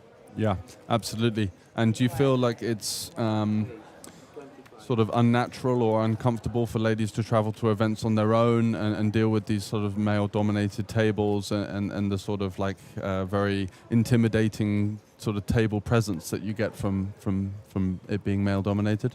I think it can be off-putting for some, especially less experience or just beginning, the game or playing for first time. Imagine walking to the casino, you have no idea where is the cashier or, how to buy into event. Yeah. And, having someone to show you kind of ropes and, you can someone talk to on the breaks and, just kind of have a confirmation when you played the hand well and you didn't do anything wrong. Just someone supporting you there. It can be really important. And that's the reason, community exists. So you make friends, and then it's easier to go and travel. And ladies' events are there for that reason, because you don't have an experience. The dealers are very supportive and understanding. You can take as much time as you like to make decisions. Yeah. You're not penalized for your mistakes, which would be, if you're a professional poker player. So it's really nice, welcoming and friendly atmosphere for someone to try the game for the first time. Yeah, I completely agree. And as a professional myself, I do notice, and I do the best I can to make everyone feel welcome at the table, but that's not something that's particularly shared within the professional poker player community, because everyone is fighting for very thin edges these days. There's lots of study going on. The game is obviously improving at a fast rate, and it can be very difficult for men or ladies alike to join from the grassroots level of the game, where they are somewhat subjected to being berated for bad play, and if they got lucky in a certain hand, they're made to feel bad about that, when they should actually just be thankful that they won the hand. You know, okay, maybe it wasn't GTO approved, but you know, you pay your entry and you play the game, and that's just the crux of it, basically. Yeah, so I think that's the reason why you need those entry-level games for different communities, and hence why you have a student events, or you have senior events, or you have ladies events. Is you're targeting all those different communities and types of players, you know, who potentially wouldn't come and play the game. It wasn't just for that specific, you know, Absolutely. targeted event. Absolutely. So back to the action, and we've got a 3-bet pot here between Jenny taking an aggressive stance with her ace-7 offsuit and does flop the best, versus Christina, who came along understanding that Jenny is going to be quite wide. She's got a fairly playable hand on the button herself with the queen-jack, but low stack-to-pot ratio and this gut shot, it's going to be very awkward if she faces any kind of reasonable sizing here. Let's see what Jenny goes for. So who's been your the player has impressed you the most? So Jenny, I've played with Jenny in Bratislava. We ran deep in the WPT Prime, and she was someone that, and I don't like to say it but I feel like lots of professional players sometimes underestimate women players at the table, and she was doing an extremely good job of working on that image and playing extremely aggressively, and probably getting a lot of folds in situations that she otherwise might not have. So she's got a very aggressive style. She plays extremely well. She's very calculated, and you can just see from the types of combos that she's picking that she understands the game at a very high level. So that's really fascinating to watch. Very cool. Yeah. Happy to hear that. Yeah. So she's a strong player, and she's making runs in all of the open events around Europe, and she even said in her interview before you got here that she'd won 3 WPT titles in a week. So that's quite impressive. That's very impressive and very, very hard to achieve. Very hard, yeah. Tough fields in the WPTs, of course, as another big poker brand around the world. And here she has top pair here in this 3-bet pot. Looking to fade a king. Christina is going to come along for the ride with her queen-jack, kind of floating here in position, potentially looking to take it down if she does see a give up from Jenny. But Jenny with this ace, now we are looking at a very short stack to pot ratio, about 0.6, 0.65. Yeah, so it's going to be quite tricky. What do you do here with the ace-7? Do you check and try and get your opponent to potentially bluff it off, or with some kind of flush draw? Or do you just say, I'm kind of committed at this point and I don't mind denying that equity? I think my decision will always be based on the player and what information I have on them. Are they, you know, more likely to call? Are they more likely to bluff themselves? So, you know, my decision always depends on what read I have on them. Yeah. What do you think their likely continuing ranges? Yeah. And some players are only calling with an ace in that spot. Someone like Christina, she floated one with the gut shot, you know, which is quite a brave move. Yeah, you know, just the saying in poker, you know, never bluff a bluffer. You know, if a guy or a girl is not capable of holding, why you ever bluff? Yeah, exactly. It's just like just it's adjust. the worst decision ever. Yeah, I've learned that the hard way over the years. Trying to bluff Frankie. Oh, yeah. Okay. He just won his WSOP Absolutely, ring. yeah. How amazing. First what a ring, boss. yeah, in the mixed game event as well, which is kind of the Cadillac of poker in some ways. You've got to play all the different formats, and there's really nowhere to hide. But I think he's a specialist in the mixed games. Yeah, he always does have deep runs in those games. He's very strong. And a lot of Scandinavian players seem to have an edge in those games. I don't know why. Yeah, when I come to Tallinn specifically, which is kind of, I guess, the connection to Scandinavia that most other players in Europe can find, I do feel like the mixed games are on a level above anywhere else I've played. And that's a testament to Scandinavian players who I believe are very curious about not only Hold'em, but the mechanics of old school card playing, you know, which is fascinating as a concept. So I just think that they understand how to navigate a lot better and make life difficult. Yeah. Look, we got a hand here and probably an all-in-one. Yeah, you'd think so. I think I'd want to induce here with the tens. We do have a couple of shoves, but I think we do with some of these big stacks to our left want to allow some kind of rejams or aggression with such a strong holding. But I mean, she's never folding. No, whatever of course. happens. But again, player dependent. It's like, what's the perception of you? Do we think if you shove, then you go a weak hand, or when you open, you might just put you on very strong hand? So again, you always have to think what your opponent's image of you is. Exactly, and also I was talking to Maureen about the dynamic that a stream table can bring. You need to really assess which types of players are going to tighten up and which types of players are actually going to go for it because they feel like people are going to play a little bit weaker as well. Yeah, that's a good point as well. And who's got the biggest rail? Someone watching and telling you about the hands.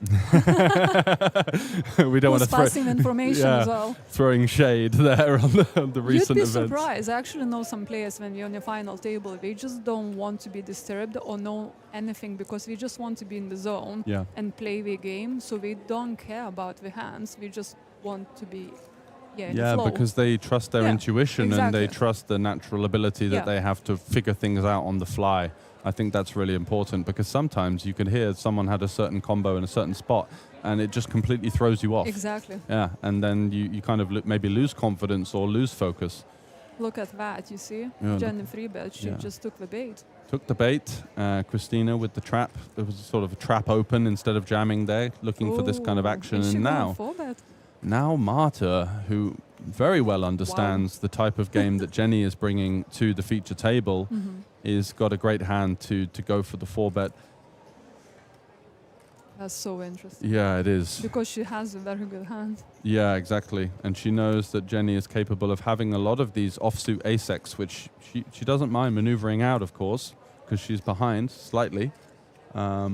But, if Jenny's going to have these hands like ace-9 off, ace-8 off, ace-7 off, even some ace-5, ace-4, ace-3, it's very easy to be over-bluffing in this spot as the chip leader on the button with a lot of these kind of offsuit ace-X combos. And Marta just picking up on that excellently. She is unfortunately going to run into the 10s behind, which now becomes somewhat problematic. I feel when you're opening off of 13 bigs, you do just kind of close your eyes and get it in regardless. Yeah. But I wouldn't be surprised to see her, she's shaking her head a little bit, and it's by no means an easy spot. But you've just really got to go through the motions here and figure out that we are late position. But that's the reason you raise tens in the first place, because that's exactly the action you are anticipating. Yeah, exactly. Hoping for, and she's got the action that she wanted, but maybe a little bit too much. Just wanted to see the 3-bet from the chip leader. Instead gets the cold 4 out of the small blind. And Marta, by the way, from Lithuania, has been extremely aggressive. We've seen check raising. We've seen a 3-bet from the big blind with the jack 4 offsuit versus Christina previously. So Christina won't know that because we haven't had a break yet. Oh, wow. So she does favor the side of conservatism. Interesting. And now are we going to see another click war between Jenny and Marta? So just to update you, Diver, recently we saw an open blind versus blind. The board was ace-8-6. Jenny had queen-7 suited, and Marta had 5-3 off, and the flop got 3-bet from Jenny. So there's definitely a dynamic between these two players. Well, we have chips, right, to play. Absolutely. Look at that. Marta picking up a great situation there, getting the 10s to fold and pouncing upon that aggressive 3-betting. Getting 2 better hands to fold. Exactly. That's what aggression achieves. Sometimes you don't need a hand. You just need to pick the right player, the right spot, and go with your intuition that you got. A really, really perfect spot to take it down. Yeah, exactly. And just believe in yourself and, try things, make a move. And this is why I like your point about some players not looking at the streamed coverage or the whole cards, because if you really trust your intuition in the game, there are things that if you've played thousands of hours of live poker, like many people have at this point, you pick up things within that aren't necessarily accounted for by the conscious mind. It's something, it's maybe a tiny little bit of tension in the body of your opponent or the way that they put the chips in for the 3-bet, but it's very difficult to sometimes sort of say what you've seen, But with your intuition and your gut, if you do trust that to the fullest extent, as Marta has there, it can be very fruitful. Yeah, it's very interesting. I just wondered, did she 4-bet with Eva with intention to fold, or she's never folding because she's put half of her stack in, but when someone 5-bet shoves, your king-queen is doing so badly. Yeah, that range would probably be That's ace, king, queens plus. Exactly. Yeah. So when your king-queen is literally So she has dominated. the plan to 4-bet fold, which is very brave and, Yeah. and admirable. Absolutely. I agree. Yeah. And if Very there is a strong. dynamic, even if there is an aggressive dynamic, that might mean that Jenny takes ace queen, which is still a hand that crushes you, right? So but it's not going to be much wider than that, you feel. Yeah. There's just no room to take an ace 5 suited shove at that point. It's You just have to wave the white flag, I agree. It's interesting because all of them are very evenly stacked. Yeah, yes. Apart from Linda. Christina. Yeah, and yeah. Well, Linda's go 400k, that's quite a lot. Oh, we have another Linda from Norway. Oh, yes. Yeah, so she's got a stack in the 5-5-5. So she's been kind of multi-tabling. Okay. So there was a little bit of a sort of happy accident in the form of a scheduling clash for her. She was on my starting table, actually, Linda. And what do you think of her game? I only saw a few hands before I bust that table with aces. Yeah. But she liked playing post-flop a lot. She was always defending her blinds. Okay. So quite a stubborn type of player, we imagine to see. Yeah. I mean, This is an interesting board. Actually, the 9 plays now. Previously not, so it's quite a rare situation now. I know, it is, right? So the king coming, now the 9 is in effect. And Linda is shrewd enough to find this value bet here versus the passivity of her opponent. And that looks like quite a meaty one as well. Nice sizing. It's very easy just to go for the smaller size here in the block, potentially scared of a hand like King X or even a tricky 7X. But she does go for the over half pot. I mean, that's also a very brave bet. Yeah, very strong. Yeah. Just trying to target hands like jacks, 10s, 9s, 8s that could be in this line. The weaker Queen X would be rather unlikely. Yeah, it's just not many hands you're getting value from, apart from a queen, but that's also... You have to imagine it's a sort of like Queen 5 suited. Probably you don't give your opponent Queen 4 off in the pre-flop open. That's the thing, yeah. Yeah.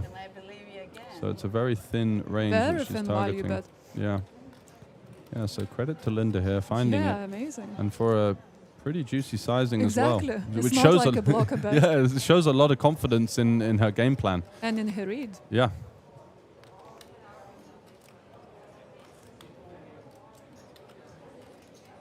Like you said, it could be just a live tell, you know, like just the fact maybe she displayed something that, you know, doesn't portray a lot of confidence, and that she just like pounced on that and made a bet. Yeah, and the fact that she may feel that her opponent would have potentially considered value betting a hand like ace-queen on the turn from time to time. And in this case, she can maybe take out some of those stronger queens and feel like, you know, she's got the best of it. And it looks like she's going to get paid as well. So this could be a real turning point here on the final table, as it looks like Linda is going to jump up to second in chips, and Marta, unfortunately, is going to fall back down into the pack. Yeah, it's a sick one to see when you notice that the 9 kicker is now playing. That's very unlucky, and that's what we call variance, like just being on that side of variance where you're just being outkicked. Yeah, that like annoying card distribution where you have a sort of semi-cooler and there's not really much you can do about it. No, exactly, you can't fold. No. You just have to pay off. Yeah, especially with the 4 side card as well. That means that you unblock a lot of these like Jack 10, 9, 10, Jack 9 type holdings that could potentially take the bait on the river and with no showdown. So nicely maneuvered there from Linda from Finland. Really cool. Nice bet. Yeah, I've played a lot of Pot Limit Omaha with her in side events this festival and many others, and she's a strong player for sure. Very aggressive and understands how to put the pressure on, but also the key part of the game, how to get the thin value in spots that other people might miss. You know, if you pick up an extra 50k chips there, whereas someone might have either block bet or just checked, that's going to be very valuable, and that makes you tough. Yeah, very strong final table in general. Yeah, I've been really impressed with the level of play, and not surprised at all. As you said, participation levels rising, and of course, the strength is improving as well, naturally. Yeah, you got a lot of professional female players these days, for sure. Mm-hmm. I mean, I'm based in the UK, and it's such a big female community there. Yeah. And a lot of women playing for a living. Mm-hmm. I Whereabouts think in the one UK? of the biggest communities outside America, probably. It's in the UK and then Ireland. Yeah. So I'm currently based in Manchester. Okay, lovely. I lived in London beforehand for nearly 20 years. Well, 15, 17. So, and then, the last 4 years in Manchester. Nice. And there's a pretty thriving poker scene in Manchester as well. Yeah, very cool. Yeah. They got a couple of nice poker rooms and a lot going on. Nice. What plans do you have upcoming? Are you playing I believe there's a different event on in Manchester coming up soon. Different sponsor, so I won't name them. I'm not playing anything else in August. I got a couple of trips and going back home to Lithuania to visit my family, which I do every August and Lovely. stay, for a few weeks. Yeah. And then I'm thinking September potentially go to Ireland for a festival there. Mm-hmm. And then probably Queens of Tallinn. Lovely. And also Battle Malta. Nice. So I got a few trips. Yeah, absolutely. Full schedule. Yeah. And how have you been getting on so far this year? Yeah, fine. I mean, still waiting for deep run in one of the main events I play. Mm-hmm. So played this event down in Bratislava. Nice. Had a deep run in the main, but nothing major, not made final table. That's where you have to be to make decent money. Yeah, absolutely. It's so top heavy, isn't it? Yeah, so still waiting for that big one. And are Just you playing? grinding. You still playing online? Yeah, I play online quite a bit. Mainly Sundays. Nice. Yeah. And then there's the biggest volume and the biggest pool of players and the bigger prize pool. So yeah, that's definitely one to kind of focus your week around. I'm the same as well. It's kind of I play in the midweek, but it all feels like everything comes down to the Sunday performance. So you got to get yourself mentally prepared, fit and ready for that one. That's for sure. But I surely prefer playing live as well. Yeah, definitely. Especially with some of the kind of factors that we touched upon before, online getting tougher, and also there's just much more integrity and an enjoyment playing live, I feel. Yeah, and I run this huge female community. Well, it's the biggest in the world at the moment. Nice. Female-only poker community. And I just love going to events and seeing all the girls and, friends and catching up with everyone and playing together. And just like I said, it just makes the experience so much more enjoyable, having people to hang out with. Yeah, and fulfilling, because poker can be quite a lonely game in some ways, right? Yeah. You're just grinding, you're going to this stop, that stop. Yeah. But if you have a community and a lifeblood, that just makes the game so much more enjoyable for sure. Exactly. So imagine going to work and every day your work colleagues would be strangers. But in poker, then imagine going to work like just normal working hours and office where you the same people more or less every time. Exactly. So it's much nicer. Yeah. It's just friendly and more happier game. Mm-hmm. Makes the bad beats better. It does. Yeah. It leaves you with a fuller heart when you leave the casino. For sure. I would be happy for many of these girls to play. Good players. Actually, everyone is really nice. Yeah. Oh. So back to the action. So I was with the Queens of Tallinn last year, and Marta won the Queens of Tallinn, and she was in my team. You have a team, like Lithuanian team. Mm-hmm. So that was amazing. And then Jenny was in my team at Kings of Tallinn. Awesome. Like we had female-only team, so that was amazing. So I'm so happy to see both of them on the final table again. Absolutely. And if Marta wins, what a story! Like double crown. Yeah. In the Queens of Tallinn main event, and then back to back. Yeah, back to back, and then the latest WSOP ring event. Yeah, that would be quite something. Yeah, it just would be incredible story and inspiring for many. So we do have some blind versus blind action. Limp pot. Christina limping with the Queen 10 offsuit. Would have jammed that one myself, I think, at this stage with just the 10 big blinds, but she does play the trickier approach, potentially going for some kind of trap. Don't think she would have been folding, but it is one of those really annoying boards, and Jenny is going to pounce on this perceived weakness here. I believe she turns a double gut shot, the 6 or the 3.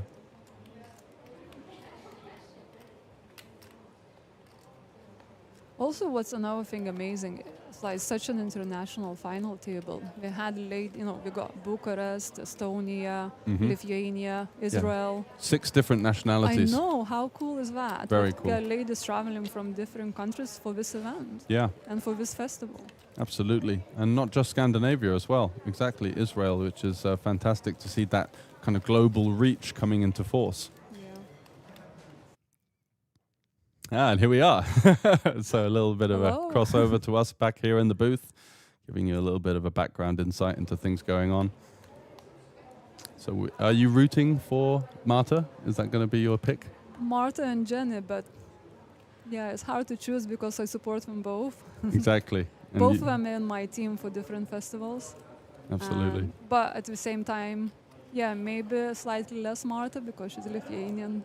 You know, I'm slightly biased. Yeah, exactly. Yeah. I was going to say, if we put a sword to you to say pick one person, I guess it's going to be her, right? Yeah, because, Marta also lives in England. And it's actually, she's in Bolton, which is only like half an hour drive from where I live.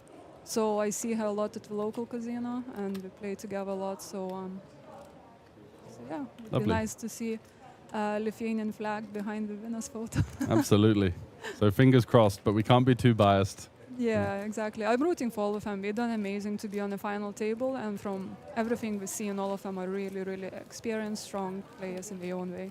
Yeah, and as you mentioned before with the structure, and it was 25k starting stack, and the average stack has been, I think, above 30 big blinds for most of the tournament, right? So that just shows a decent level of depth and plenty of play for these ladies. So you do naturally tend to see some of the cream rise to the top, as we've seen with such an impressive play so far.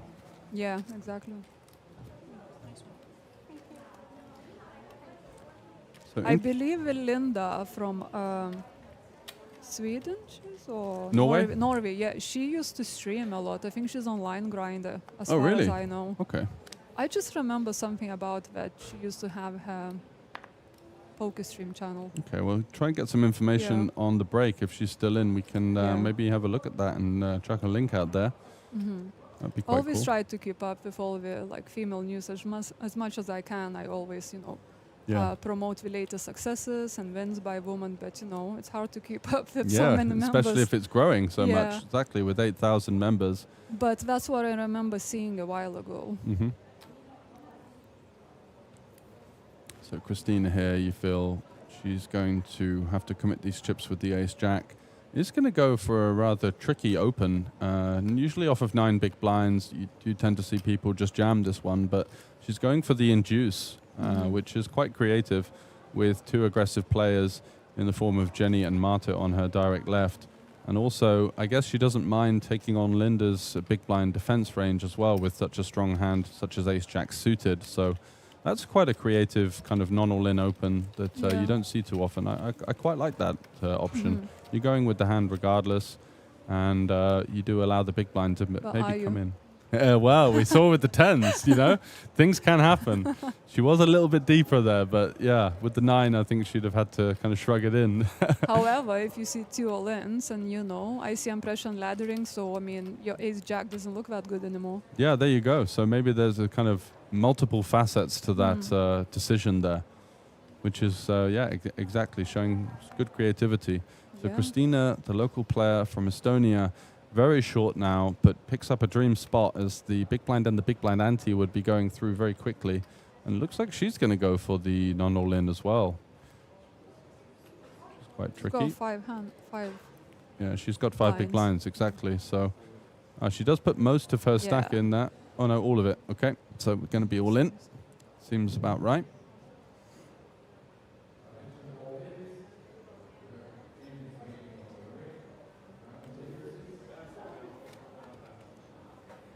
What a nice hand to wake up to. Absolutely, especially as you're about to lose half of your stack in the next 2 hands. You really need to find something. And wow, look at this, what a cooler. Only 5 big blinds, which is good news, I guess, for Linda, as she would have been getting it in for many more big blinds in this situation. But she does have to pay the remaining chips off to Christina, and it's a pretty big situation. We can see on the graphics that it's 95%, so that might mean that all the 10s have actually been folded, and we're left with suits. I believe. But Only 2 hours. yeah, dead now, according to... So a little bit of a spoiler there, because we did see 2 10s folded pre-flop, but it's going to be a clean double up there for Christina. She's right back in the game. And perfect timing as well. She's been very patient. Yeah. Had a couple of annoying situations earlier on. Before you got here, she lost a medium-sized pot with ace-9 and needed to fight back from that one, and does find the much-needed double up.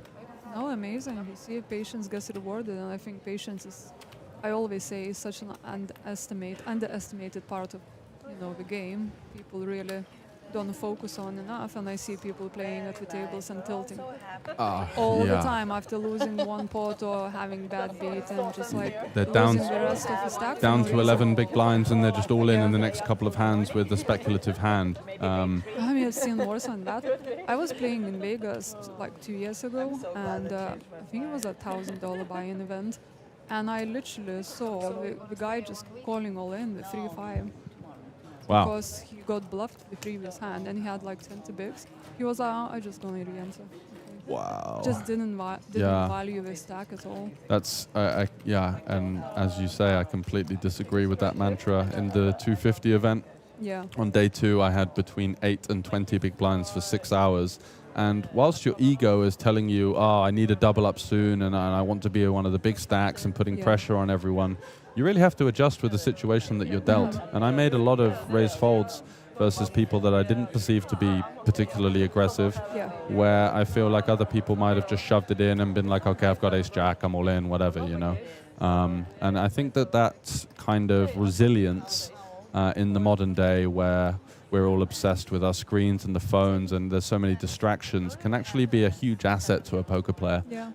If you just lock in on the table, try to notice whatever is going on around you and be as present as possible, I feel like there's a huge edge to be had in the current modern meta. Yeah, I agree. And I think that's a true skill for, successful poker player. You can't succeed without being patient. Sometimes you just can't force events. You just have to play the hand, the player, and, just wait it out for a better run to come. And if you die, you die. And that's just No, but seriously, it's possible, right? And, it's better than shoving 7-2, and just being dead. Exactly. Yeah, tilting it off needlessly and wasting your opportunity. Absolutely. So we've got some action here. So Christina goes for another trappy kind of play with the limp with the king-queen suited. And she might be able to get away from this one rather cheap, as she is behind Linda, who has the ace-jack suited. Yeah, and Jenny going for a pretty aggressive ISO of an under-the-gun limp off of sort of 11, 12 big blinds here with the pocket threes. Wondering if her play was to raise fold to the limp jam. I think she'll call. Yeah, do you think she's... Yeah. Because I should go threes, I thought she had king queen. No, so it was Christina with the king-queen. Jenny raised the limp next to act. For the small kind of ISO sizing, and now has this rather annoying 130k into 400k price. Yeah, she's getting the good odds bet behind so bad. Exactly, and you assume... Your best scenario is you flipping, but that's the best scenario. That's the best, and I think Linda, to give you some more insight, she's got the 5-5-5 table running as well. She's got a stack in an outer table tournament. So her range is going to be slightly wider, which means she's going to have more pairs, which is not good for the threes, right? But Jenny does make the stubborn call, kind of... Well, I think it's hard to fold when you invested like a half. You're getting 2-1 odds. Yeah. And you will, hopefully will be flipping. You're just praying. Yeah, you're just praying you'll be flipping. You can hit the 3 as well. Exactly, that can always be the case. And she does find a pretty favorable flop as far as things go. No backdoor flush draw, no backdoor straight draw for the ace-jack. Does look like a jack on the turn, though. Yes, it is the jack of clubs. So Jenny left with the 3 and the 3 only. And it is the 7, so a double up from Linda once again. But, in the end, the same applies if she had pocket tens. Same applies. Exactly. Any hand, below, jacks, she would have lost. So. Yep. And sometimes you just have to take a flip and you lose a flip. Yeah, that's the way it goes. And also, as the chip leader, you feel like she was in the position to maybe take that chance in some ways, because the future game of winning that flip, knocking someone out and having an even more of a resounding lead on the rest of her table mates would have been quite highly valuable. Blessedly. Yeah, for sure. And you said, yeah, you know, you can kind of afford it. You know, it doesn't damage your stack that much. Yeah.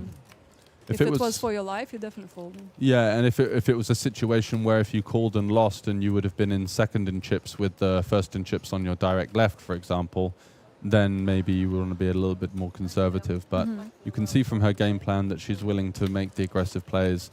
Raising that limp, she, I guess, perceived weakness there from Christina from Romania, and does in fact run into the short stack jamming behind, and that's just the way it goes sometimes in tournaments. You can't account for everyone's ranges behind. Sometimes you're going to run into it.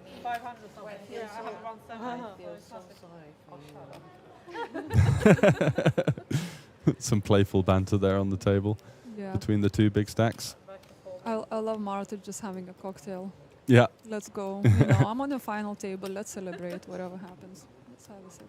What's she gone for? The Aperol Spritz there. Yeah, I know. I love it. You know, it's not easy to make final table. Why not reward yourself with a cocktail? Exactly. Enjoy. And it definitely lessens the nerves a little bit as well in some ways. I know that feeling. You know, when you lose a pot, it's So Linda opening it up in the cutoff with the King-Queen for the min raise, facing a6 from Christina here. Kind of an interesting spot. If you assume that your opponent is particularly aggressive, which I think it's actually Linda from Norway who's a little bit shorter, so this range would be a little bit stronger than the Finnish Linda on the button. So a6 is actually quite troublesome in this situation. But you don't really have fold equity. Not with much. This hand. So if you don't have fold equity, I'm not loving it. No. Happy to just defend and try and flop something to go with, maybe. And you know, like ace-6 is the worst ace-x combo you can have offsuit as well. Yeah, pretty much, just because you're lacking straight draws and that additional equity, which you kind of need out of position in some ways if she is going to defend. So do you think that she might be making a kind of conservative laydown here then? I actually wouldn't mind folding. Yeah. I would rather fold than just call and then still have no idea where I am on the flop. Exactly. It feels better to defend a hand like 7-6 in this spot, where at least you're not dominated by all of the ace-x, right? Yeah, she's less likely to open, you know, like 7x. Yeah. Than she's, you know, to open better ace. Exactly. And she is. Then again, like, you have no idea where you are now. Exactly. And she's kind of, she's got 73% equity, but looking at this board and facing a c-bet, she'd be feeling like she's pretty much up against it. Does get the check back though. So well, I'm surprised about that because I would bet tiny and then just kind of side fold to any aggression. Yeah. Just define my hand a bit more. Mm-hmm. And you know, for her it's difficult to continue regardless what hand she has with her stack size. So I think tiny bet would achieve like a decent amount, and instead she does allow her opponent to realize her equity fully and actually show down the winner. Yeah. So maybe Linda slightly missing a trick there, but she has just doubled, so maybe there's some nerves that she doesn't want to blast off her newly accrued stack in some ways. That's quite... Yeah, and you know, she might have a read on her, you know, that she could be a trappy kind of player, so she didn't want to see bet and get, blown off a king-queen, 2 overs. Yeah, so just realizing that equity and maybe betting some worse king X instead. And just it's all taking about feeling the play and the situation and like going with your gut. Like we talked about, no one's making a better decision than you are sitting at that table. Exactly. You just got to trust yourself, trust your reads, and do the best you can. Yeah. We can say GTO, but when it's not GTO against the players, and everyone's got to read and tell about each other, and you adjust your play, and that's it. That's it. Yeah, and that's something I really admire in Scandinavian players in general. I've played lots of Omaha here, and I've faced lines where I've been hero called, or I've been 3-bet, or something on the river, and people just go with it here, and it's very tricky. It's one of the toughest parts of Europe to come and battle, I think. Mm-hmm. I don't know what player, but one famous player, said once, I think, in an interview, like, behind every decision, regardless of how stupid you think it is, there is a good reason, and you just should be thinking and finding out what's the reason. Yeah. Why the player took that line and why we thinking that was the right play at that point. Yeah. So it's just like, There is no such thing as stupid decision. No, and there's all of that level of depth and complexity Exactly. to the game that needs to be explored. And if you're not doing that and you're just using your charts and Exactly. using your generic coaching, you're not going to get the true level out of the game that it's you all otherwise about could. getting into your opponent's head and understanding, what we're trying to achieve and how we see you and how we're adjusting to your play. For sure. That's where all of the EV is in live poker and otherwise, even online. That's why when you see the players, folding sometimes, straights and full houses, and then sometimes just calling face high. Yeah, completely opponent dependent. So here we have Linda flopping top 2 here, going for a middling, kind of slightly larger sizing, 3 ways.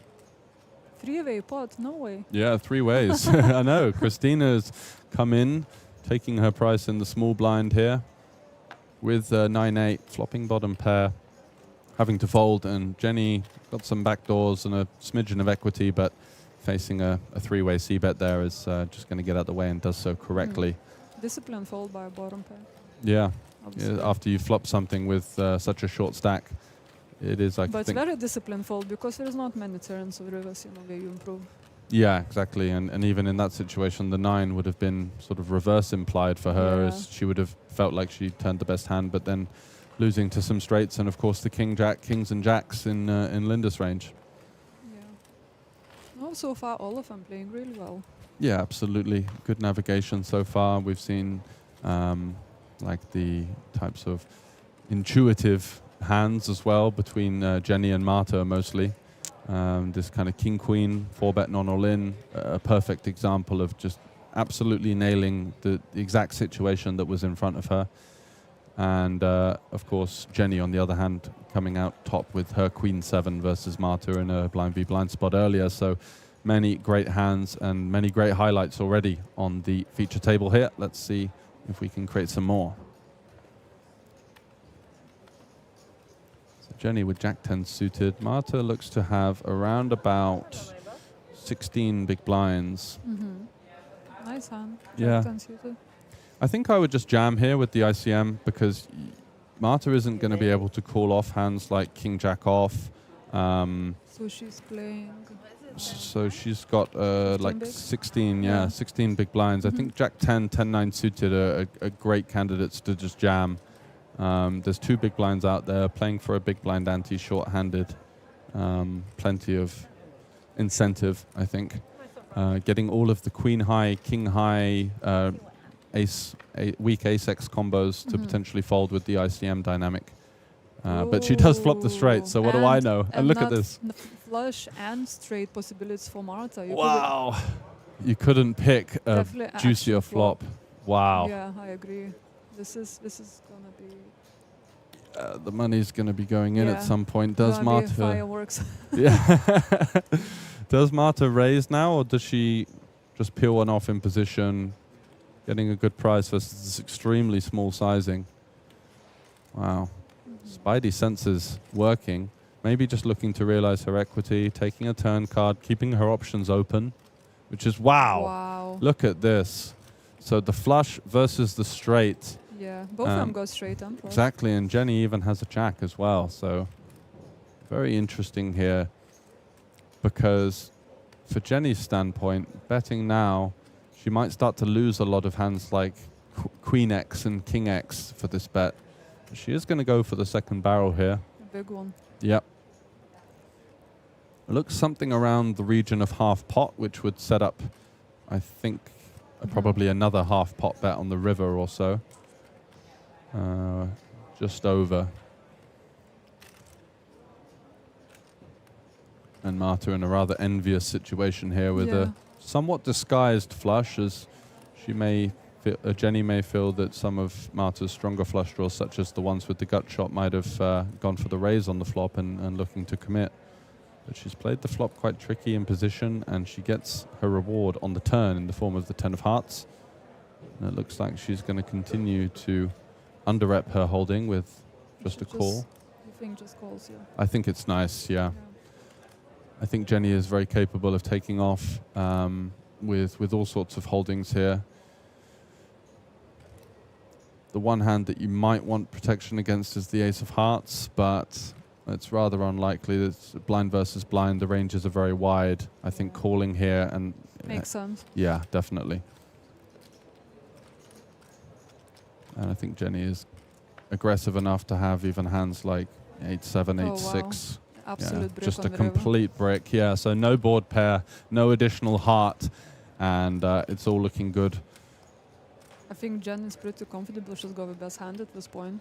Yeah, and she's looking to target hands like Queen 10, 10-9. Super hands. Yeah. One heart potential. Yeah, exactly. Some kind of hero call candidates with the pair All plus in. the heart blocker. She announced all in. Yeah, so that's going to be pretty much a snap call, you think, for Marta? Yeah. Just taking her time.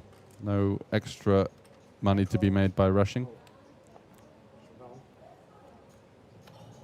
Ooh, yeah, you can see. It's hard to put her on a flush. Very tough. She played it tricky the whole way, and I don't think she was exactly slow rolling. I just think it's such a momentous pot that you just kind of need to gather yourself and just make sure, hang on a second, have I run into it here? Of course, she's never going to fold, but just taking her time there.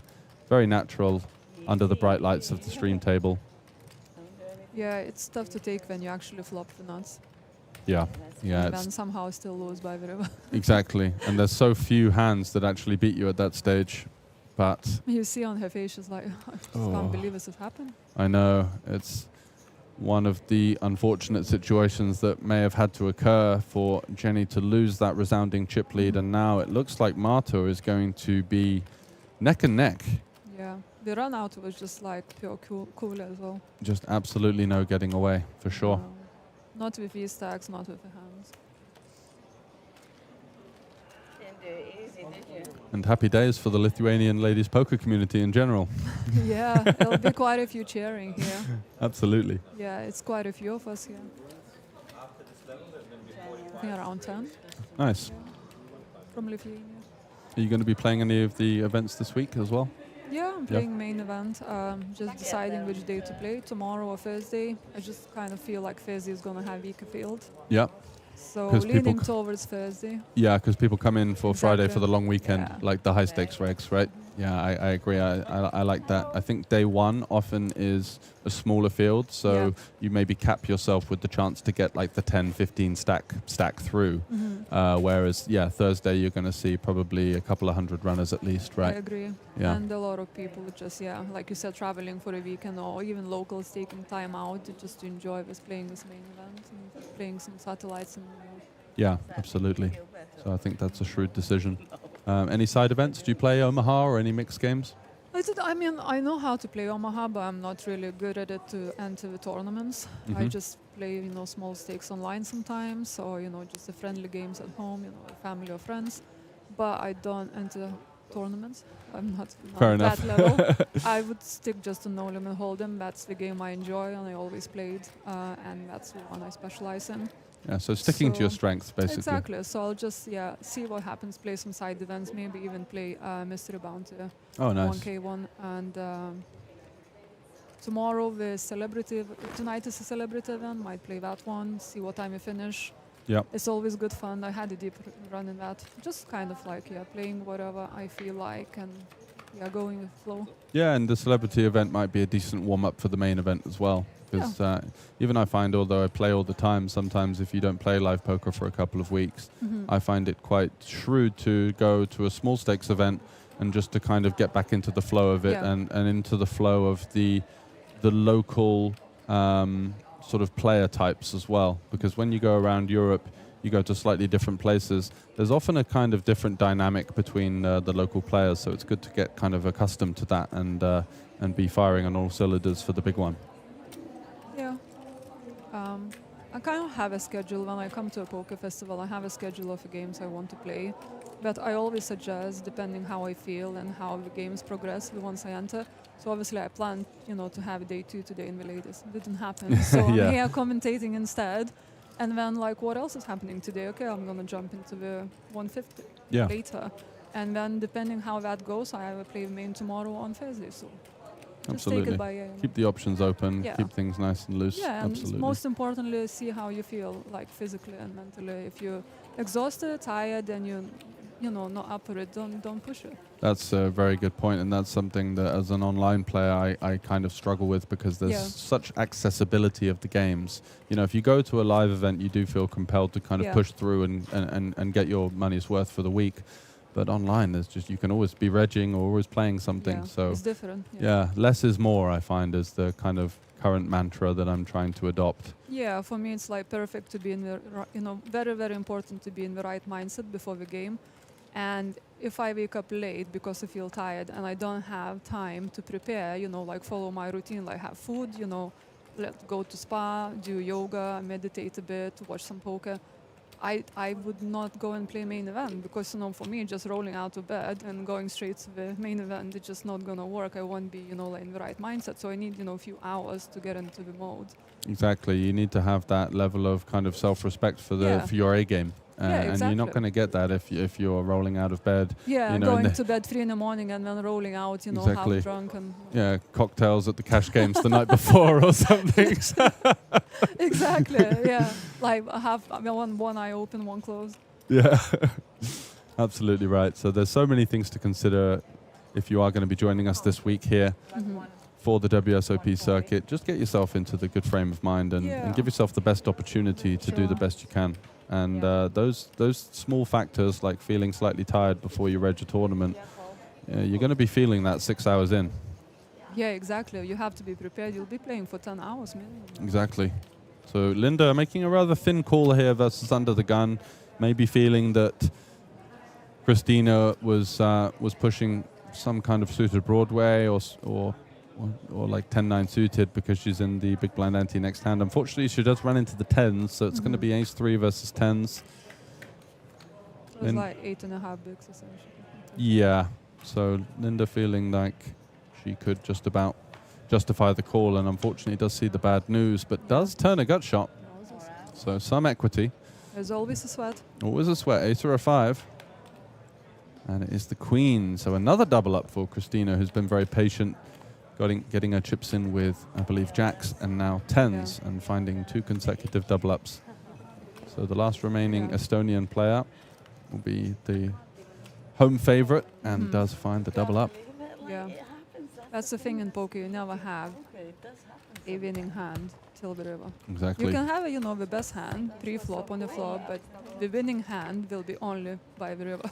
Exactly, and what some people don't realize is you've got to run good to win with your best hands continuously. So it's like you're going to find someone 3-outering you at some stage. That's just very natural. And if you don't, you've actually run good to make it there, rather than having that kind of the compulsion to feel like you should hold in every spot. It's just not the way the mathematics work, unfortunately. I was speaking to Ken Hollert when, you know, he final tabled WSOP main event a few years ago. I think he finished 4th or 5th. I don't remember now exactly. Very deep run. Yeah, and when I asked him, so what are the secrets of like making a deep run if a main event with 10,000 players? And he was like, you just have to win flips. And I was like, I won like 30 flips on a row. I was like, well, sorry, what? Wow. Like, yeah. I was like, okay, thanks for the tip. I'll try to flip better hands, you know. I'm wearing the patch now, you know. Yeah. Flip well. Still waiting for that good flip. Trying to bring some positive reinforcement to that flipping prowess. And Marta is wearing for that reason. You know, when she won the ladies, Queen of Tallinn, last year, she was wearing flip patch. I was like, you got to wear it again. She was like, yes, I wanted to ask. And here she is. Yes. The benefactor of a lot of chips now in a big spot. Must be the patch. It must be the patch. I need to get my hands on one of these patches. No problem. Nice. I'll be in the celebrities event donning the patch later on then. And then I'll see you on the final table. I hope so. If I win my 30 flips in a row, that should surely be enough. Yeah, but basically, yeah, sometimes you just just have it, you know, a heat in poker and you just run good.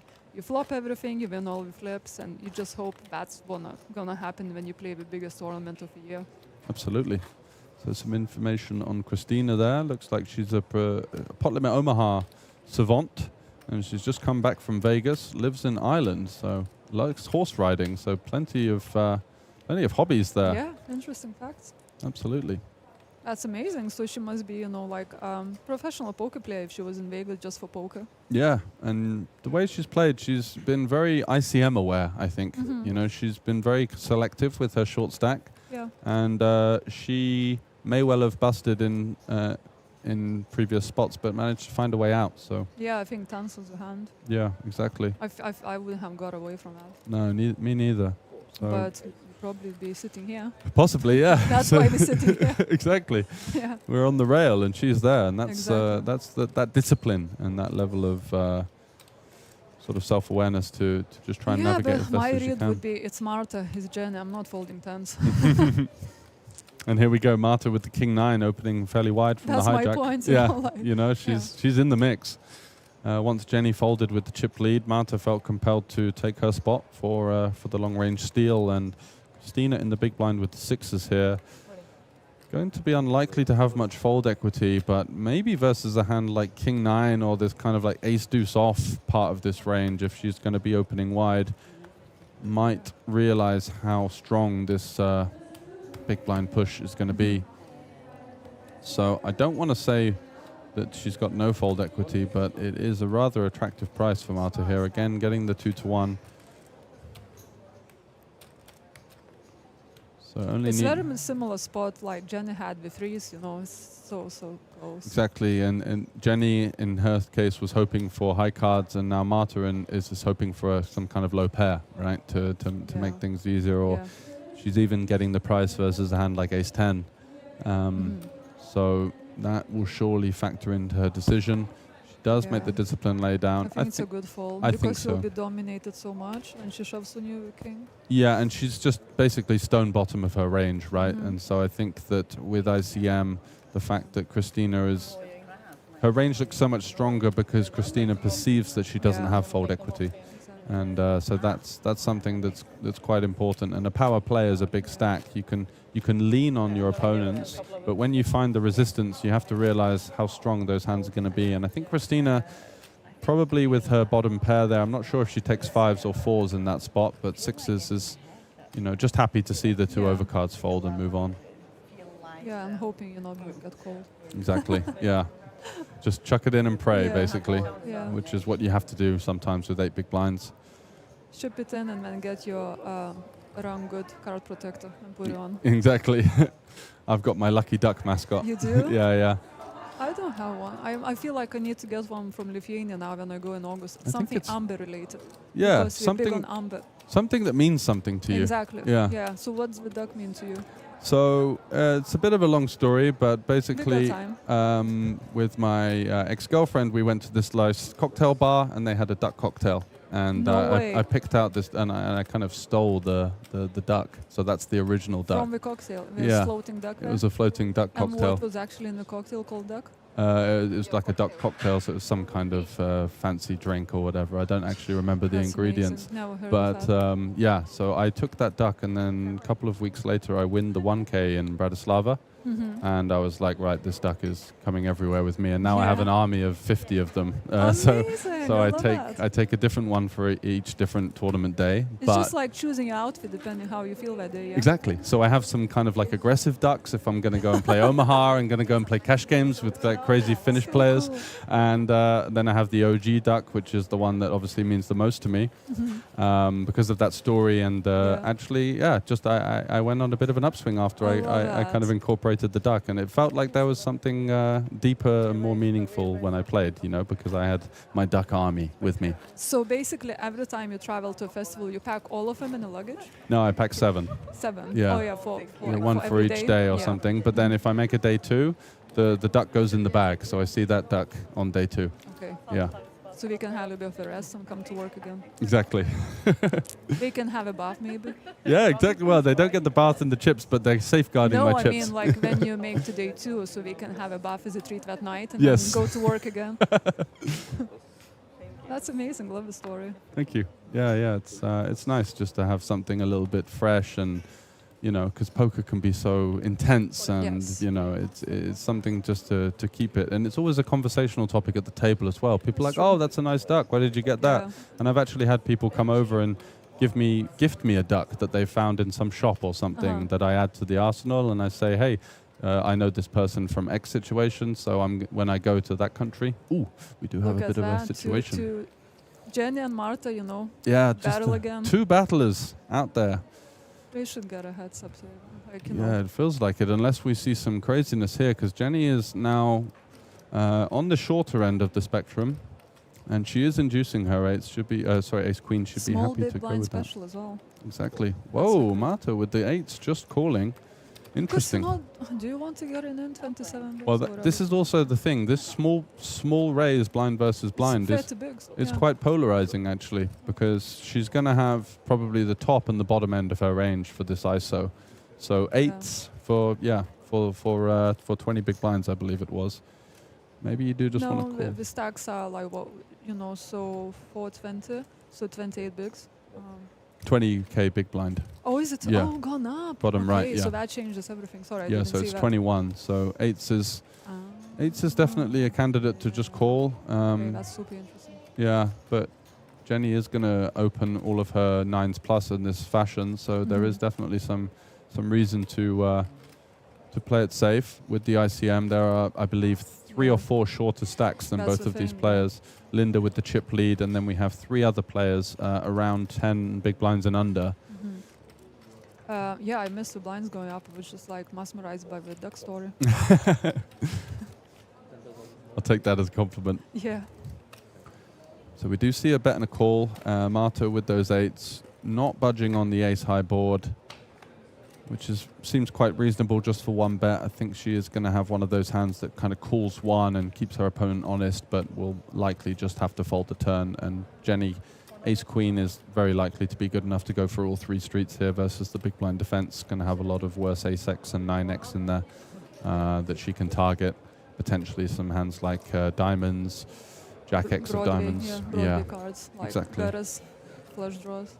Yeah, she might peel the flop with a hand like, if she's calling with 8s, she would probably call with like king jack suited with spades, something like that, or maybe king jack off with 1 diamond. So she could definitely turn second pair fairly often.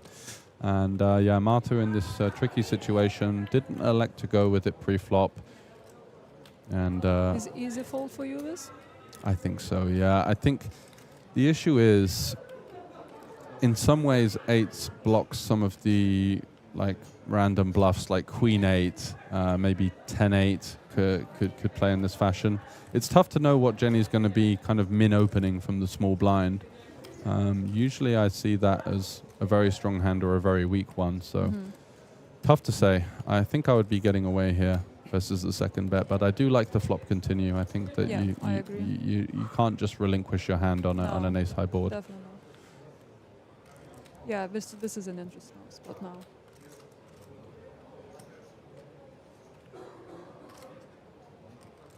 So let's see what Marta comes to. She's generally, when she's taken her time, she's come to the correct assessment. Yeah. And I guess if you call with 8s and when the river is a 10, something that improves your age, then you have to be prepared to go for it.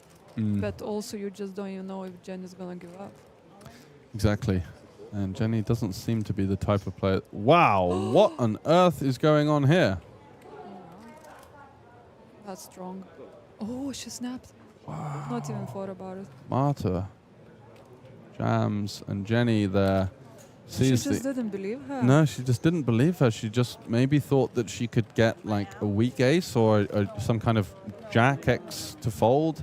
I'm not particularly sure. To me, I think we've got enough flush draws or straight draws to consider going with those with a little bit more equity versus the calling range. But Marta decides otherwise, and in some ways you have to applaud the bravery of finding that jam. It wouldn't be one that I find myself, but if Jenny had king 10, she looks like a genius, right? Yeah. So it's That's what I was saying. I think she was thinking, I'm just folding out so many like strong equity hands, like gutters and flushes, which I can't call and make them realize that on the river. Exactly. It's either she saw it as a fold or shove situation. Yeah, basically. And she just felt like her hand was slightly too weak to continue, so instead uses it as kind of a funky bluff with 2 outs versus a call. But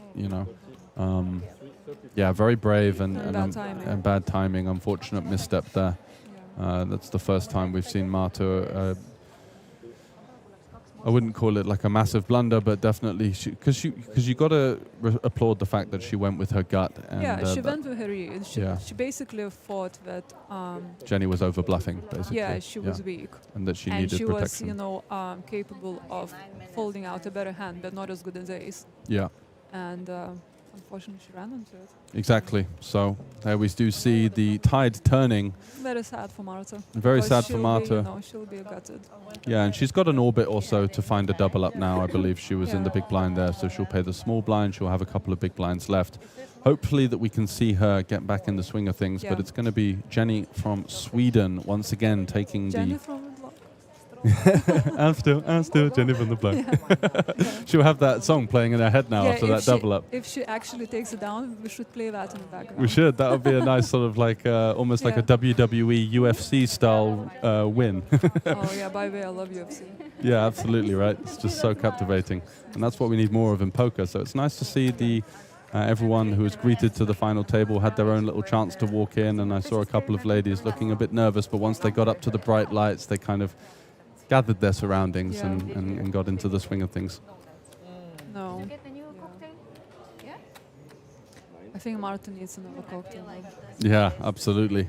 Needs some Aperol Spritz Run Good with her, I believe, 3 big blinds she's working with. I think she had 57K. I know. I know that feeling, when sometimes you make are the so misstep. confident about your decision and then you just run into it. You just get snapped. It's the worst thing ever. Yeah, I mean, it's the worst thing ever, and you just because you just want to die. You don't even get that 20 seconds of hope where you're like, okay, yes, I was right. They have a tough spot. And unfortunately, in this situation, not to be.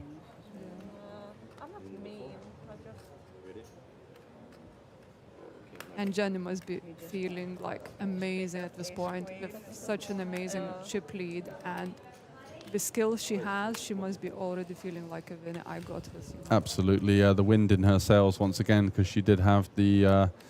She lost about half her stack earlier on to Marta with the straight versus flush cooler, blind versus blind. Okay. Yeah, and now she gets it back. Yeah. With some addition, I believe she's looking at a stack of 6. I think she's over 700K there. Yeah. And this is a nice spot for Marta to gamble quite wide because she gets to play for both the big blind and the big blind ante. So I think it's very justified to take the deuces here. Oh, look who's gonna look up. Yeah, but it's now an underraise, so it's kind of interesting. Jenny couldn't make it a sizing where Marta would reopen the action, and in fact, Jenny could have limped, but then she doesn't have any fold equity versus the big blind, so very tricky spot. And will Linda now call 10-9 knowing that there's not going to be any more raising going on? She kind of sets a price here. She does get out the way, which is also fair with the ICM, just allowing the collision between the big stack and the short stack. I think she just lets them battle, just deal with unfinished business, whatever it is. Exactly. Between and two of them. 10-9 off, it's going to be quite tricky facing aggression from the chip leader, who would surely be pouncing on. Classic flip again. Classic flip, deuces versus the ace-jack. I'm hoping for the ducks. Oh, yeah. It's my hand. Always flops a set until it doesn't. That's one overpay already. Yeah, so needing to fade a 6, a 5, an ace, or a jack, which is 12 outs. And there is a 7. There, you called it. It was always coming 7, yeah? Sometimes you just know, right? If you really feel it, you just feel it, yeah. You've got the deck reads on point. So nice double up from Marta there, and all smiles as she double up plus, because she got the big blind and the big blind ante, so that's an extra 40K. No, 20 bigs, okay. So eight big blinds, and has the button as well, so she's got a couple of chances to find a spot before she has to pay 2.5, so all smiles, and that's nice to see her in such high spirits after such a fateful hand with the pocket 8s there going with her read. I'm happy that it didn't finish with deuces, because it would have been such a sad way to go, kind of like losing 2 hands in a row. Because now you just got a bit of a breather, and you just, got this hope, like you said, that you can spin it up and come back. Absolutely, and it's quite disheartening, isn't it? Yeah. Just hoping to get another chance, and I feel like the aggression and the sheer bravery rewarded that double up. So it's good to see Marta back and somewhat healthy in terms of her chip stack as well. So it looks like we're going to have a break in around 4.5 minutes. So we should be able to get a couple more hands in. Likely to be some action. Marta. Can't believe, and we're still down to 6 players. Yeah. We are really fighting for it. No one's giving up. No one's making mistakes necessarily, and everyone wants that ring. Absolutely. And the title. The ring, the title, and the entry into the free roll, which is a 1 million prize pool. I know, that's sick. Yeah. What's your biggest live poker accomplishment in terms of whether it meant something to you or the amount of money? I think the biggest money-wise is about 20,000. Mm-hmm. And one day was one day event. I played in London. Yeah. And I got quite a few titles in the ladies event, but I don't actually think I won a big open event. It's always been like second or third or final table. Or the last 2 tables is most common. You're very common. Finish. Yeah, the 11th to 18th. Exactly. It's so tough, isn't it? Happens to me all the time. Same. So I'm still waiting for that one big event and to kind of like finish it in style. Well, fingers crossed it'll be me commentating you on the main event this week. That would be a lovely one to win. Wait, are you playing it? No, I'm doing the commentary, okay. of course. Yeah. I was thinking otherwise we could be heads up. Even chop. And maybe we can share some of the lucky ducks with me. Yeah, exactly. Well, actually, if we were heads up, then maybe I'd have to withhold my ducks. But after we've done a deal, maybe. So 150k 3-bet from Linda. And looks like Jenny is not backing down, peeling the 3-bet with the ace-deuce suited. What do you think about this spot? So wait, happened. So Linda's 3-bet the big blind with jacks. She 3-bet with jacks, playing... Wow, what a flop. Oh Look at this. Top set versus the nut flush draw. A proper action flop. At SBR1. We've been seeing quite a few of those, right? We have. We had the Jack 10 suited versus the Jack 5 suited. Jack 5 of hearts on King Queen 9, 2 hearts, turn heart. And now we see top set versus the nut flush draw in a 3-bet pot. I felt like Jenny might have been better getting away from that ace deuce, but she's definitely stubborn and doesn't seem to like folding too much. This is going all in. Yeah, I like this sizing. She's gone for a 3rd pot here. Don't want to scare away our opponents too much. Jenny can definitely have hands like 9s, 7s, and 10s that are in a tough spot. Jenny instantly rips, looking to maybe get a fold from a hand like ace-king that could bet fold the flop. In fact, she does run into top set, and this is going to be probably the most defining moment, I think, on the ladies' ring event so far. Be proper chip leader now. Exactly. This is a 942k pot, which is more than Jenny took into the final table. So a club and a club only. Graphics tell us that there are 4 remaining clubs in the deck, and it's not to be. Yeah, what a huge pot. What a swing. And now Jenny, who's pretty much had the chip lead for most of the final table, left with 15 big blinds, 16 big blinds. Wow. And it's Linda, a strong Finnish player, coming out of nowhere here, flopping top set in this huge 3-bet pot. You could just see a little glimmer of nerves, because when you get called your 3-bet with jacks there, you're thinking, please no overcard, please no ace, please nothing, just give me a nice low board and I can get the chips in and be happy. And she flops top set. What a hand. What just a hand. Before the break as well. At least, the players can go on, like have some fresh air, have a breather, talk to their friends, calm down and come back refocused. Yeah. Especially after losing such a big pot. That's it going has to be to affect you, For Jenny in particular, it's going to be huge, right? And the same for Marta. She needs a break, surely. Good point. Yeah, because she's got the 10 big blinds. Exactly. And look at this. All of a sudden, it's getting bunched at the bottom, and Linda is now the runaway chip leader. So 942k in that massive tower of chips you could see at the bottom big right. Blinds nearly is such a good stack. Absolutely. Stack. And also nice in terms of the stack distribution, because she's got so many of those middling stacks, Linda and Jenny in particular, 18 and 16 big blinds that are just going to be pretty caged, playing for these pay jumps now. So let's see if Linda can execute that strategy and start to find this kind of extra aggression that you feel her double up will now merit. Yeah. I think it's actually such an interesting dynamic now, because there's a lot of shorties are sitting between 10 and 15 bigs. And the game can change very quickly. You want one double up, one all in, and when you're second. Absolutely. Absolutely right. It's just a case of will she be able to find the...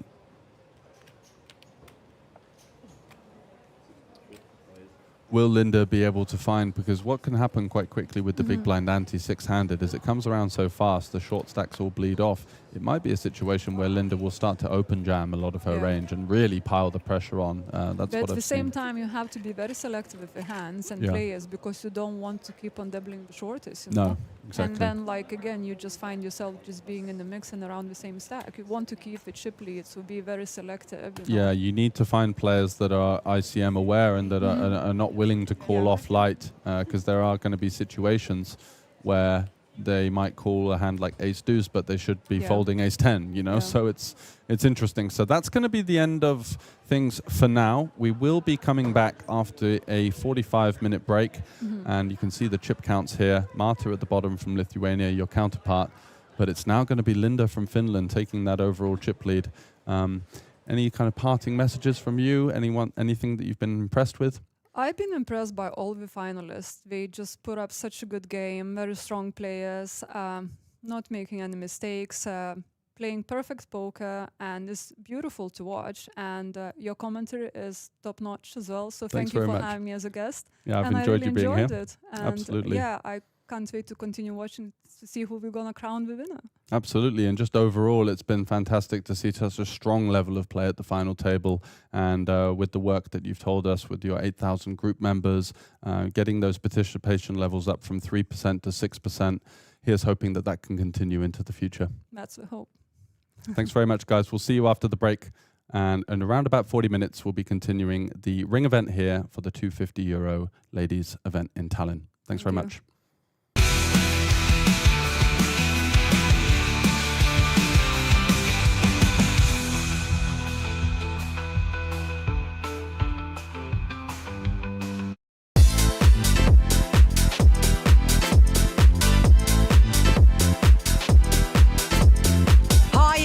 And welcome to the WSOP Circuit Tallinn 2024. I can't believe the day is here. So guys, I'm gonna give you a little tour around our festival.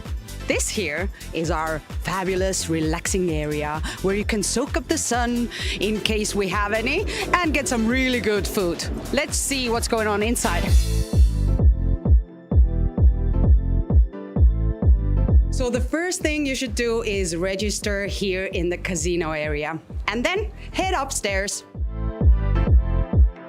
But before we head upstairs, make sure to stop by our cool merch shop and get some gear.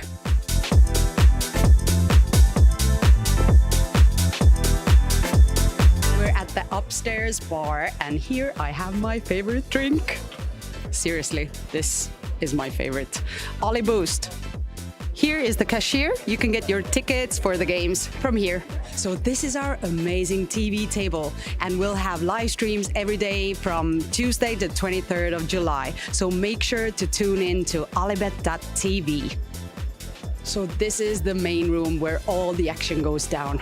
Check it out. What are you waiting for? Come and join us and be a part of this amazing festival.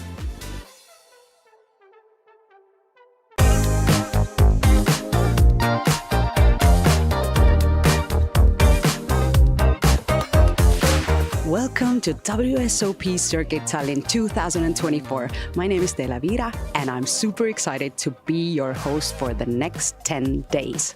From the moment the doors opened, the tables have been packed with a diverse mix of seasoned pros and eager amateurs, all trying their luck. The atmosphere is electric, with poker players from different countries coming together to compete in 53 different tournaments. Today marks the beginning of what promises to be an unforgettable series of tournaments, with everyone aiming to make their mark and take home one from the 12 WSOP Circuit rings. The opening event, the €250 no-limit hold'em tournament, has already seen some thrilling hands and bold moves, setting the stage for an epic festival. So stay tuned as we bring you all the highlights, unforgettable moments, and behind-the-scenes action from the WSOP Circuit Tallinn 2024. Get ready to witness poker history in the making, right here in Tallinn. Scott, I'm so happy that I met you the last time you were here in Tallinn as well, so I can make you teach me how to play open-faced Chinese pineapple now. And the good thing is, the last tournament I played live was an open-faced Chinese tournament, and I won it. So I'm in good. So I'm in good shape to teach you today. Perfect. Yeah. So can you just show me how it goes? Okay. So first and foremost, you know the hand rankings for poker, yeah? Mm-hmm. So we're gonna make 13 cards. We're going to have 5-card hand, 5-card hand, 3-card hand. Mm-hmm. The backhand has to be the strongest. The middle has to be the next strongest. The top has to be the weakest. That's all we're looking for. But it's normal hand rankings for poker. Mm-hmm. So we start with 5 cards. We have to use all 5 cards to start with. And we can do this face up just so that we can show everyone sort of how it works. Ooh, I like to see red. Yeah, so you have a lot of hearts there.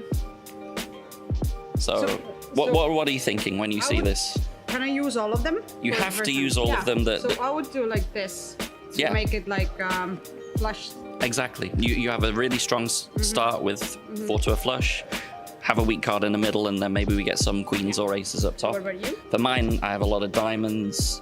It's not great starting hand, actually, especially because I see you have a lot of hearts here, but I think I have to go like this. So it's important always to check out what the other players have. It's very important not only to check what your cards are, but also to check your opponents, because let's say further down the line, it might be that you're going for some pairs or something, but if you see that a lot of the other cards have gone, you want to make sure that you avoid those. So now we're going to get 3 cards next. You have to use 2 of these 3. You're going to throw one away. Okay. Normally they would be dealt face down, but I'm going to deal them face up just so that we can show everybody what the cards are. Come on. So we have to use 2 of these. This is very good for me, by the way, because that completes my flush. Okay. So what are you thinking when you look at these? King up top, obviously, yes. And we always put it to the side. I would use the deuce. So again, look at my cards for what you have here. So you have a choice between a 2 and an 8, and indeed I have an 8. So yes, throw the 8 is a very good choice. And for me, I'm just completing my flush. I'm very happy with that. So we get another 3. So this is how it goes. Yeah. You make the first hand that you get dealt is 5 cards. Yeah. You use 5, then you get 3. You have to burn 1. Yeah. It's always going to be that after the first 5, you're going to get dealt 3 every time. You have to use 2. You have to throw 1. Now you have an interesting choice because yes, this is actually perfect. Yes, yeah, I really like this. There are a couple of hearts gone, but still the hearts are very live. We are going to need to make 2 pair in order to make the kings valid. The interesting point with this, by the way, when we play progressive pineapple like we are playing, if you get queens up top or better, you get into fantasy land. Fantasy land is where you get all of your cards in your hand, and that's really, really powerful. So it's important that you do try and get a strong hand up at the top so that you can get all those cards in your hand. Because the last tournament that I won, I got 13 cards in my hand. I made a royal flush out of 13 cards. I got 14 cards in my hand. I made trips up top, and trips up top is a lot of points. Worth noting, by the way, that the way the game works, it's based on royalties. You have points. So the stronger your hand is, the more points you're going to make. So kings up top is really good. If you can make this, this would be super nice. I can. So you're throwing the 9. Do we have one more round to go? We're going to have a couple more rounds to go. Mine is not the greatest because in the middle I'm struggling. And the flush would be no good in the middle anyway. So I'm actually gonna have to keep the 4 even. Oh no, but all the 4s are gone actually. I think then I'm just gonna burn this up at the top, try and leave as much space in the middle. So 3 more cards. Come on, yay! You got my heart. Oh, very strong. What I need. So all you're gonna need, you're just gonna need to make 2 pair in the middle or trips to make your hand live. Okay. So what are you thinking?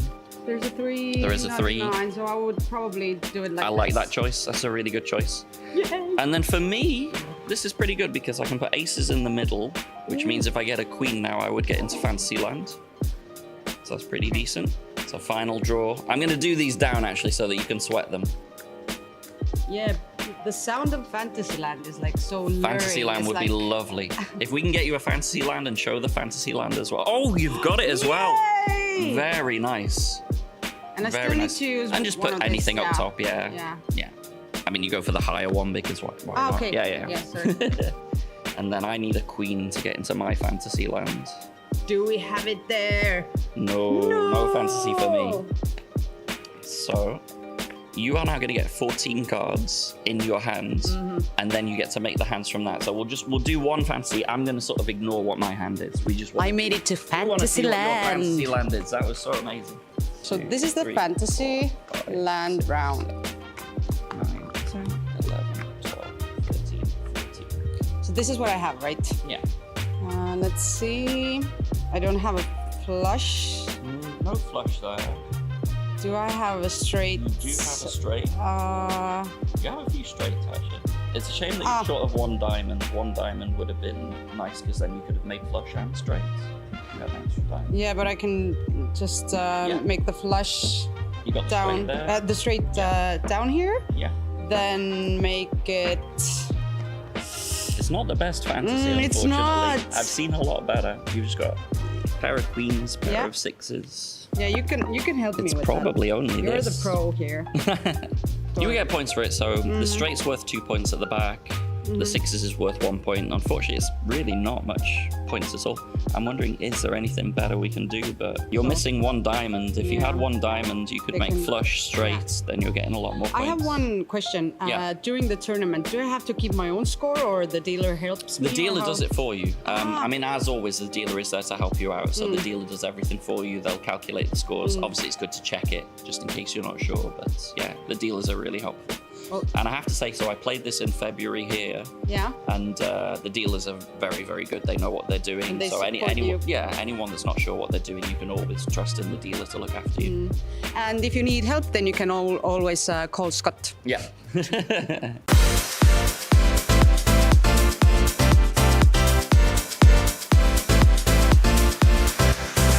Hi guys, it's day 2 here at the WSOP Circuit Tallinn 2024. I'm here in the beautiful Old Town, so if you guys have breaks during the games, you can come here and enjoy it as well. We started the day off with the WSOPC 250 euro no-limit hold'em flight 1C, which saw an impressive 185 entries. Players battled it out through intense rounds, and many have successfully bagged their chips for day 2. It's shaping up to be a highly competitive event. Next up, we had the 350 euro no-limit hold'em progressive bounty. This event reached 123 entries and provided some exciting bounty action. Players were not only aiming for victory, but also hunting each other for those extra sweet rewards.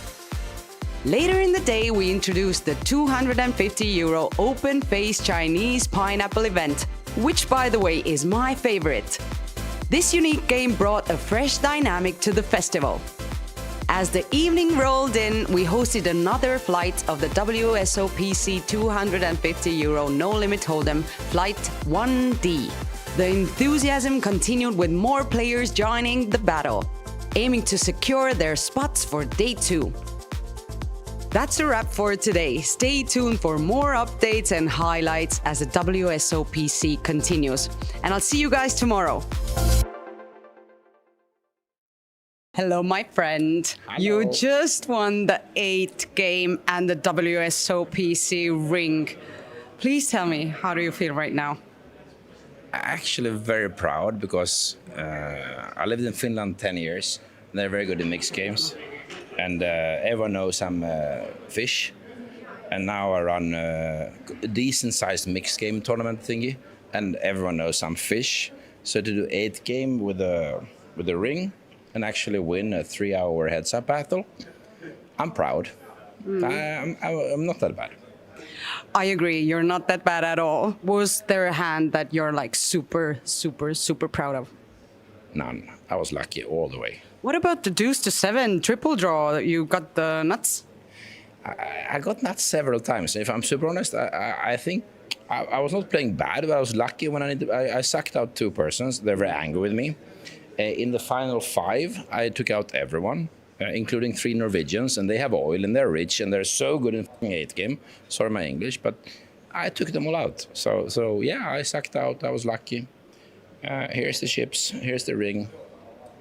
But also you gave me feedback, Franke, be serious. Yesterday, you remember when I almost went crazy? Yeah. You said, now you win. And I did. It's always me a little bit, you know? I went winning, and I'm very proud. I'm happy. How are you going to celebrate now? I think I will drink tea. Thank you so much. I'm proud of you and congratulations. And maybe you'll get another ring this year. Also, you have like some options. Endless. And there is another 8 ring events still available. So I will fight. I will do my best. I'm not the best poker player in the world, but I give a match. Hey, you have the ring. You're very good. I'm quite proud. Good luck to you. Thank you. Yeah. I'm so excited because this guy here is going to teach me how to play deuce to 7 triple draw. It's very hard to even pronounce, so I'm hoping you have some magic tricks to teach me so I can go to the tournament and win it. All right, no worries, Stella. Thanks for joining, and actually it's a fun game. Is it? It is a very fun game. It has very nice nuances to it, and if you've never played it before, then the game derives from the old school version of poker, which used to be the 5-card draw. Oh, wow. And this game is then part of the draw games family, which means that you will get dealt a combination of 5 cards, and then you have a chance to redraw either 0 to 5 of those cards. Oh, wow. So basically, without further ado, let's get started. I'll deal you and me both 5 cards. And the name deuce to 7 comes from the fact that the hand strengths in this game are turned upside down. Okay. So basically it means that the worst hand is the best hand and the best hand is the worst hand. So what do you want to see in your hand? Let's do it open, right? Yeah, we can do it open. Yeah. So what you want to see in your hand is totally small unconnected cards, which you have like a pretty nice set of. And the best hand, like the name refers to, the deuce to 7, is then starting from the smallest, 2, 3, 4, 5. Then it cannot be a straight, so thus the 6 is a bad card. Okay. It is taken out from in between, and then 7. So meaning the deuce, 3, 4, 5, 7 is the best combination in this game. You cannot have any flushes as well. So flush is bad, any pair is bad, any straight is bad, any 2 pair is bad, etc. Okay. And the second part of the name, triple draw, refers to the fact that you can actually change 3 times whatever you have. Okay, so how many? I can burn some, right? So yeah, the game starts in a way that now, once we have been dealt the cards, you usually have some chips in front of you as well, so there is a round of betting. And then you would choose the cards that you would like to keep. So probably discard this one? Yeah, and then you don't want to keep a hold of the pair either, so the pair is bad, the pair of 5s. So discard like one of the 5s, yeah, exactly. Okay. I'm gonna keep a hold of these and then discard those 2. Then the dealer, as always, burns 1 card, deals 2 cards to you and 2 cards to me. Okay, this is not good, right? Well, yeah, it looks very good, but actually it's a straight. I cannot have a straight. Yeah, so straight is bad. So thus, you need to make like some kind of adjustment. And what you want to do in that situation is always you want to basically draw for the best combination possible. So deuce to 7. So which card do you want to discard?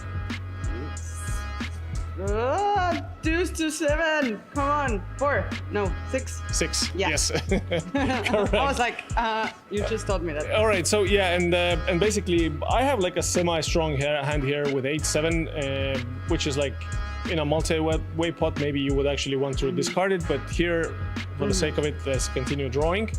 And now, before this, actually, in an in-game situation, there would be another round of betting, but since we don't have chips and we don't do it. Yeah. And look at that.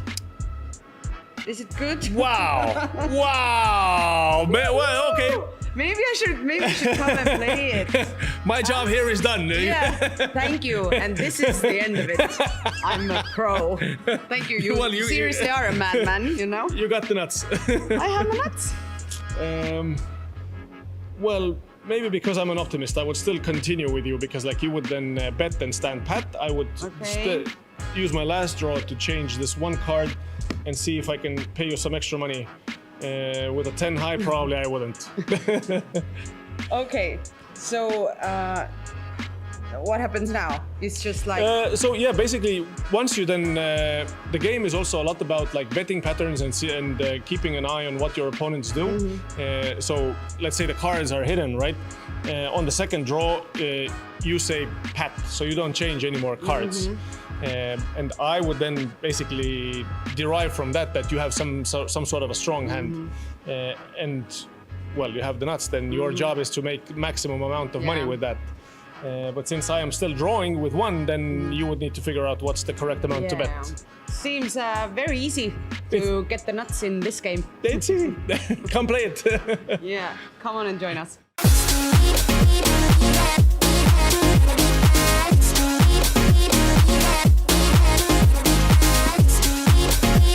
Welcome to day 3 here at the WSOP Circuit Tallinn 2024. Today was an action-packed day with 3 exciting ring events, keeping the energy high throughout the day.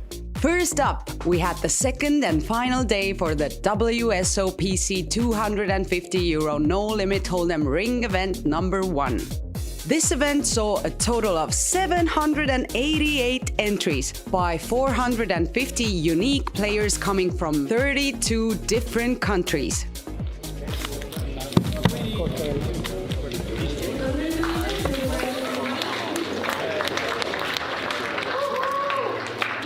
The first place winner set to walk away with an impressive €31,620.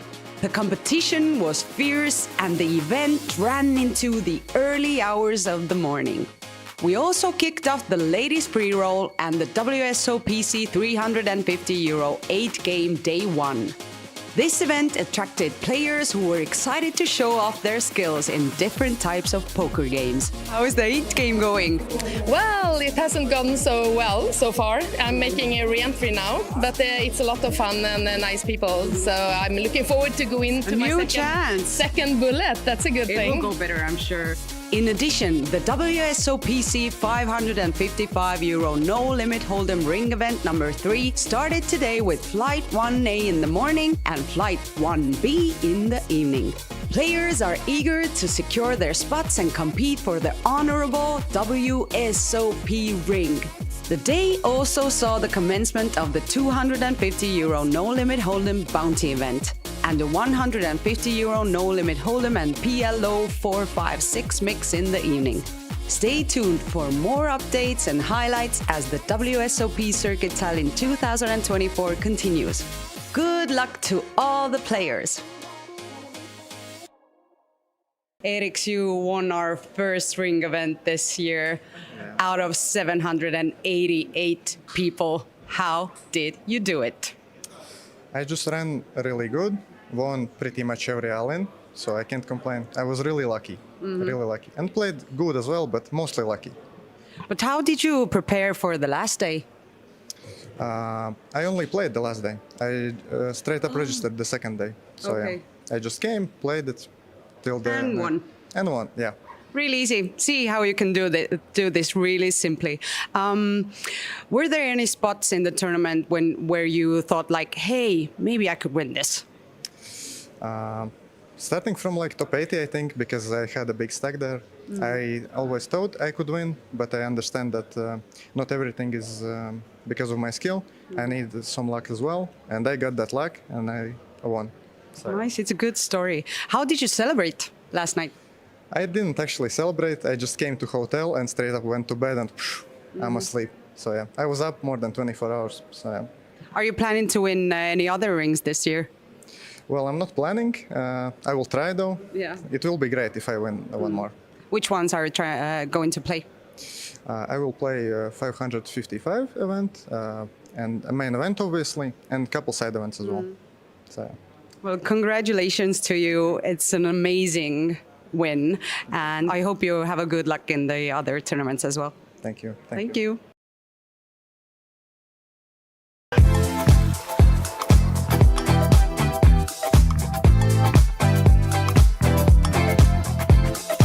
Welcome to the WSOPC Tallinn 2024. It has been an absolutely crazy day here at the Hilton Tallinn Park Hotel. Let's take a look at what happened. First of all, we want to congratulate the winner of our first ring event, the €250 No Limit Hold'em, which ran into the early hours of Monday morning, was won by the Latvian Eriks Krūmiņš.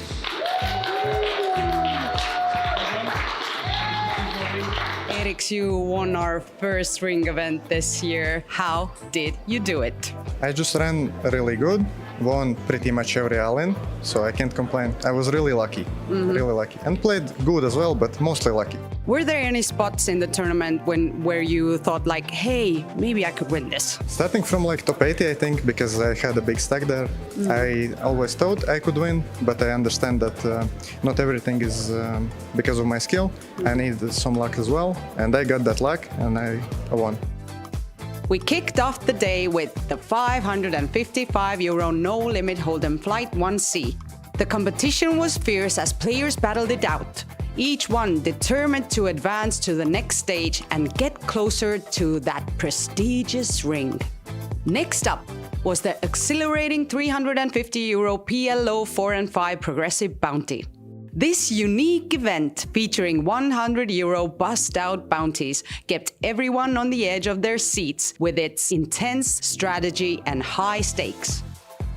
The €250 No Limit Hold'em Queens event was a highlight for sure. This ladies-only 8-handed event saw incredible skill and determination as players competed to reach the final table.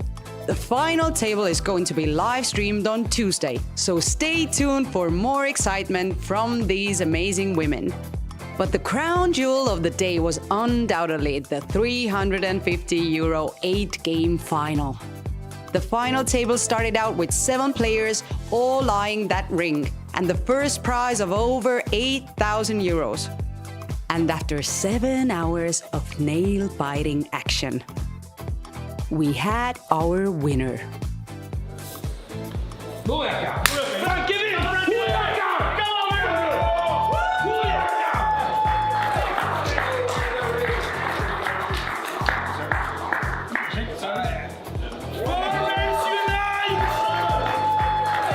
Please tell me, how do you feel right now? Actually very proud because I lived in Finland 10 years. They're very good in mixed games. And everyone knows I'm fish. And now I run a decent-sized mixed game tournament thingy. And everyone knows I'm fish. So to do 8 game with a ring and actually win a 3-hour heads-up battle, I'm proud. I'm not that bad. I agree, you're not that bad at all. Was there a hand that you're like super proud of? None. I was lucky all the way. And that's a wrap for day 4. The WSOP Circuit Tallinn 2024 is just heating up. So stay tuned for more updates and highlights. I'll see you tomorrow for another thrilling day of poker action. So Eva, I have a few questions about the 8 game, and I heard you're a pro at it. Oh. Is it true? My vision is to become a pro sometime, but I love it. I play it as much as I can. Well, I know nothing about it. I'm serious. And can you tell me what are the most important things about the game, or how does it even go? Yeah. It's 8 games, so it's like in athletics, you see that they do 8 different sports. So we have 8 different card games, and that's what I love about it. It's so much variation. So I will not try to tell you all about these 8 games, but it's very much that you have to use your brain and you see patterns and so on, and that's why I love it. Can you tell me the 8 games, like the names of the games? Oh God! It's it's Omaha high-low and normal Omaha, and then it's Texas, both fixed limit and no limit, and then it is my favorite game, Deuce to 7, triple draw. I've heard about it. Yes, I love it. And then it's Stud 8 or better. That's like Stud high-low, and the Ras, which I also love very much. Do you switch the games like in every hand, or how does it go? No, it's you have a button and you play like one orbit of each game.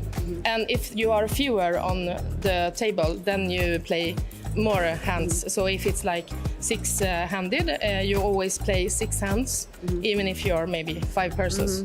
So, and that's the best thing because you get some time. But it's also the worst thing when it comes to a game that you don't like. You just want it to get over with. And then you sit and you want to play like, I'm looking forward to the Deuce to 7. I'm like drooling when it say, oh, now it's time. But is the queue of the games always the same? Like you always start with Texas, then you go to Raz, or like how does this go? Actually, it's a little bit different. Online, it's in one way, and in tournaments, they can decide themselves how to do it. Okay. And for instance, I played in PC in March in Bratislava. Then it was called Heteros, so it was 6 games instead of 5. Instead of horse, we played Heteros, and then they put the stud games every second round. Because it's very easy to confuse. You sit and play stud and you are a little bit tired or something, and then it comes stud high-low. So it's different in, I think different, I'm not very good at the rules, but I think you can choose a little bit. Yeah. What do you think is like the hardest game of the 8 for people to play? I think Texas Hold'em No Limit is the hardest because it's so, everyone knows it so well. But obviously it's the easiest because everyone plays it. But maybe to become really good, maybe Raz or stud. Stud, I think, is very difficult. Stud high-low is much more comfortable, but stud it's a tricky game. Those who are good at stud can get a lot of chips in. Yeah. And what is your favorite game of the 8? Oh, almost everyone. Well, if you have to choose only one. Deuce to 7 triple draw, and on the second place Raz, and then all the high-low games.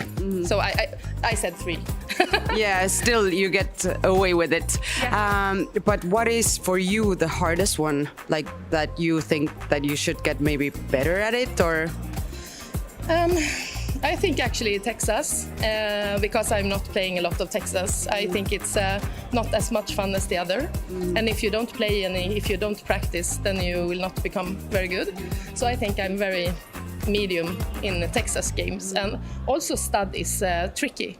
I like when it's high-low or low games and a little bit more crazy. But stud and Texas is my, I think, toughest.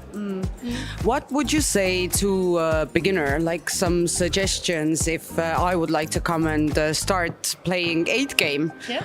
Like how to study, how to begin with it, or? Well, there are some nice books that you can Did you start with a book? I start with the books and I played online, mastering the mixed games, I think it's called, one and another Raz book that I also read. But then lately I have been taking a course online, BBC Poker, BBC Poker Mixed Game Bundle it's called. So this is the Norwegian guy, Tobias Leknes Senkel, and together with Pieface, very famous UK guy. They have a fantastic education. And when I got to train with this one, I felt I got one step up. So I can really recommend that one. And talk with friends and try to play. Who know how to play, right? Yes. and most of my friends don't like it, but Lena, who I'm here with, we play, and my friend Ylva and Linda. We have some girls that love to play. Gia is coming also. So as I understood, I should begin with 8 different books. Actually, the book Mastering the Mixed Games, I think it's called. It's green, at least. It's all mixed games, so you don't have to buy like 8 books. And if you take this BBC Poker online, then you have also, I think they teach 10 or 12 games, and it's fantastic. I have one more question. Why the 8 game? The more the merrier. I like variation. I think it's a very nice, the people who are playing mixed games are very friendly and a little bit crazy and like to party and have fun. It's very seldom you see someone sit with a hoodie and glasses. Being really serious. Yes, so it's more like, blah, blah, blah, blah, cheers. And it's just so much fun, friendly community. Thank you, Eva, so much for that. That was lovely. Thank you. Thank you. So the final table of the first ladies ring event here in Tallinn is starting really soon. And Mirjam, you are one of the finalists. How are you feeling right now? Oh, really nervous, waiting for the good chance to triple up.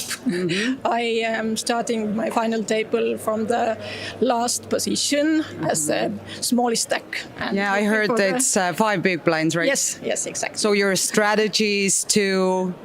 Hoping to get good cards and all in. Is this your first WSOPC event that you're playing? Actually, I've played in Morocco also. Yes. And in case you win the ring, it might happen, right? Even if you have 5 big blinds. How would you celebrate? Oh, go home and sleep because the last night couldn't sleep much. I'm joined by the chip leader, Jenny Westerlund of Sweden. First, welcome to the final table. Thank you very much. And this is a 2-day event, so you played day 1 yesterday. Yes. Have you had trouble sleeping coming in as the chip leader? A little bit. I slept like 4 hours and I woke up and had to force myself to sleep again. But yeah, I'm a bit nervous. Yeah. Commanding chip lead, is that affecting your thoughts coming into this one, your tactics? No, not really. Just gonna play the player. Yeah? Yeah. So what about stories from yesterday? Do you have anything special that made you the biggest stack, or was it numerous hands? Not really. It was just small pots here and there. Yeah. A lot of good cards. Lucky, I guess. Yeah. Yeah. So I know this would be your first ring, of course, winning. What are your thoughts? Nervous? It would be amazing to have another win to my record. Yeah. Biggest win so far? No. It will not be? No? No. What is your biggest win so far? My biggest cash is when I came 4th at Nordic Masters, but my biggest achievement was 3 WPT titles in 1 week. Oh, wow. Yeah. So, yeah. So that's why you say adding another title then. Yes, exactly. Right. Well, best of luck and have fun at the final table. Thank you very much. Thank you.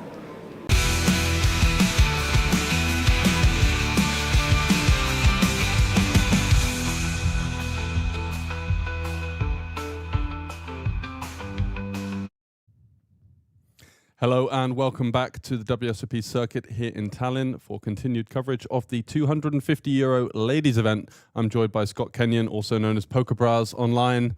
Welcome, sir. How are you? Great to be here. Yeah, thank you so much. Been grinding quite a bit of the series myself so far. Had a couple of FTs, so it's been good fun. Oh, don't be modest. You've been doing rather well, right? Yeah, it's been good fun. But just to have the array of mixed games that we have here is so nice. I'm predominantly a mixed games player. Yeah. That's really been my thing. So many options available, and Northern Europe kind of dictates a predilection for those mixed games, and that's something that you've been capitalizing on. What are you looking forward to for the rest of the week? There is a Sviten event coming up, which I know it's very popular with the Swedish community. I've not really played it so much myself before, so I wouldn't profess to be a good Sviten player. But I'm looking forward to the event. I think it should be good fun. Chancing your arm a little bit. Yeah, I mean, why not? Where else are you going to get to dabble for that kind of buy-in for a Sviten event? I think the beauty of the mixed games is that if you are a mixed games player, you can kind of pick them up as you go. Very much so. And kind of get kind of locked into that particular format that you're playing at the time and go from there. Yeah, and I think until you actually give it a try, it's hard to know whether you're going to enjoy the event or not. So, yeah, nice to get the chance to play these kind of games here. Absolutely. So welcome to Scott, and we're going to be continuing with the ladies event. We've just seen Jenny, who was doing the interview there, unfortunately losing the majority of her stack with ace-deuce suited versus jacks. We had a bit of a cooler situation, 3-bet pot, Jenny flopping the nut flush draw, and Linda from Finland in seat 9 flopping top set. So that was going to be an obvious all-in at SPR 1. The chips did go in, and unfortunately Jenny now is left with around about 14 big blinds. Still workable. Still workable, exactly. And we've seen Marta has come back from 59k in chips, and she's now around about the 10 big blind mark. And we have Linda, and the funny story behind Linda, for those of you that are just joining us now, is that she's actually got a stack in day 2 of the 555. So I'm not particularly sure whether that's been blinded out yet. Oh, wow. Because that's a really big event as well. Yeah, exactly. So we had this kind of interesting scenario where we were speculating on what you do in that situation. You obviously want to play for the ladies event as a lady, and the prestige and the WSOP free roll that comes with that for the circuit winners. Yeah. But then at the same time, you're in the 555 in an open event with 55,000 up top compared to 5.8k in the ladies. You know. Has she considered multi-tabling at all? She tried. Yeah. So she kind of came in and out, and she got a couple of double ups and then left for a while. Just left her stack to blind away. So with Maureen earlier, I was saying, well, you know, as a lady, would you make any kind of special exceptions and slow down the pace of play to allow her to get the most out of the event? It's very difficult, isn't it? It is tough, yeah. So it's a situation where, you know, obviously you want to be as sort of morally in the zone as possible, but we are playing for money here, and everyone has entered the event playing just this one tournament, and it was only one player that had that kind of schedule clash, which is kind of a happy accident, but also at the same time it's an unfortunate unfortunate clash, because like you say, 50k in the other events. Yeah, playing for a lot more money, but then here playing for a bit more prestige. And this one, of course, is for a ring as well, and the Exactly. prestige of having the ring, having the title, of course, like you say, the extra free roll. 1 million guaranteed. I believe that got 200k plus up top. So there you go. Just having your sort of name in the hat for that one is also a big advantage as well. Christina here on the button. Queen Jack suited, folding for 8 big blinds. I'm wow. surprised at that, actually. Yeah. For me, was it 8 big blinds? Yeah, just over 8. I'm definitely open jamming. Just going to be all in there. Yeah. I don't have much of a min raising range off of the 8. Maybe just a shameless aces from time to time. Yeah. But and I think Christina equally here can very legitimately jam. Yeah. 7 big blinds. And maybe the Estonian lady Christina, she was aware that Christina in the small blind was short and wanted to allow that collision, so took a really tight fold. Okay, and she's just going to go for a limp here with the Jack 8 suited. Very good post-flop playability here, but allowing Jenny to come along with the 10-3. Yeah, Hopefully she won't be regretting that in the future. I think it's just a little bit too much hand to limp fold in this spot, and I guess that was her decision. She had 6 big blinds to start the hand, so it does allow her opponent to realize some equity. It's quite fortunate that Jenny is kind of woken up with worse diamonds and obviously a worse high card, but... And the question is who's going to breathe on the pot first, because I think it is one of those situations whoever takes the first stab. Swing and a miss for both players. And here's the problem with allowing the 10-3 to stay in. 10 on the turn. We allow Jenny to realize some equity for free. We don't put any pressure, and now all of a sudden our Jack 8 is in no man's land here on 5, 6, 6, 10, and just going to be check folding. And Jenny is the type of player that is capable of just stabbing with random air here, but Jack 8 just not going to be enough. And Christina potentially a little bit overly ICM aware and maybe a little bit too conservative there, I would say. She's played a really strong game so far. She got away from a spot earlier on where she would have been flipping and kind of took a sort of more conservative route. This time with the Jack 8, I feel like the game's almost up a little bit. You've got to take those spots to survive. Yeah, so as we look at the stacks here, Linda with the chip lead, 37 big blinds. Christina, shortest stack with 5 bigs. Christina 8, Marta 9. It is very tight and very tough at the bottom end. And we're almost encroaching that point in the tournament where Linda, the chip leader, can start to open jam a lot and really apply pressure to players like Jenny and Linda from Norway. Absolutely. That's going to be quite tricky. And with this big blind ante coming around 6-handed, there's really nowhere to hide for the short stacks. It's going to be quite perilous if they were overly tight. So, yeah, hoping to see a little bit more bravery with the short stack. Christina now with the ace-queen. Surely she's going to be taking this one. I would hope so for 8 big blinds. Very easy open jam. Yeah, very profitable. Yeah.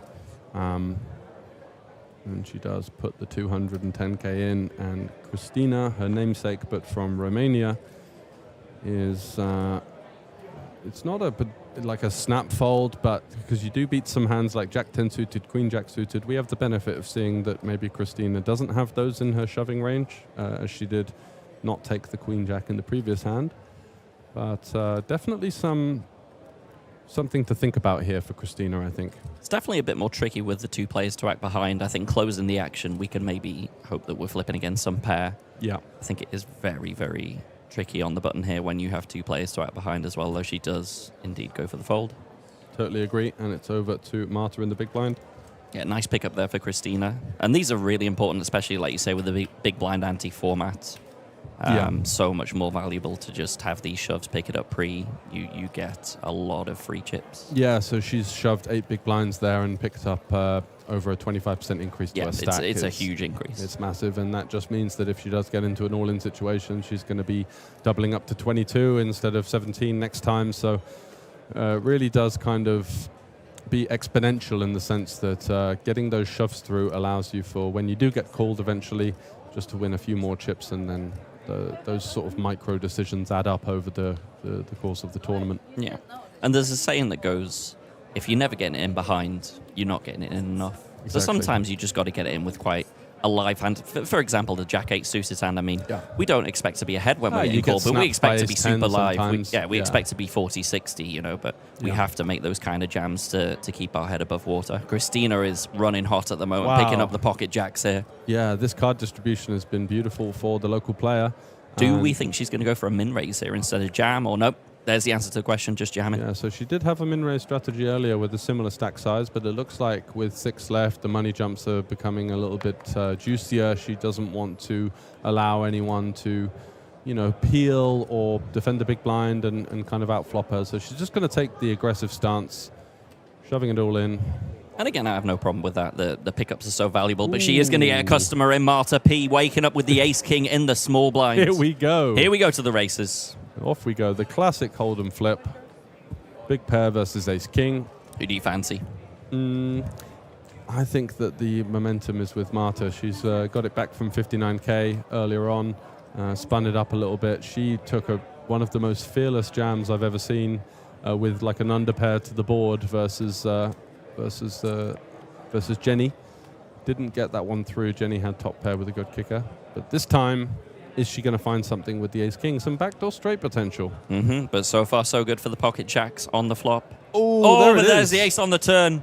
Oh, spelling disaster for Christina, and she's looking like she's going to be down to just over 3 big blinds. That is going to hurt. Yeah, the 6 of spades seals the deal, and Marta finding a lovely pointy card there on the turn, and she's going to be up to 410K, and that will be good for second place in chips with this rather frantic short stack scramble that we've got presented with ourselves as the structure is kind of catching up with us. We haven't had an elimination for many hours. Yeah, I heard that apparently first 2 hands of the final table, we had 2 bust outs. Yeah, 3 bust outs in the first orbit, I believe. That's incredible. It was thick and fast, and we thought, wow, this could be over in half an hour the way it's going. But, of course, the structure did catch up.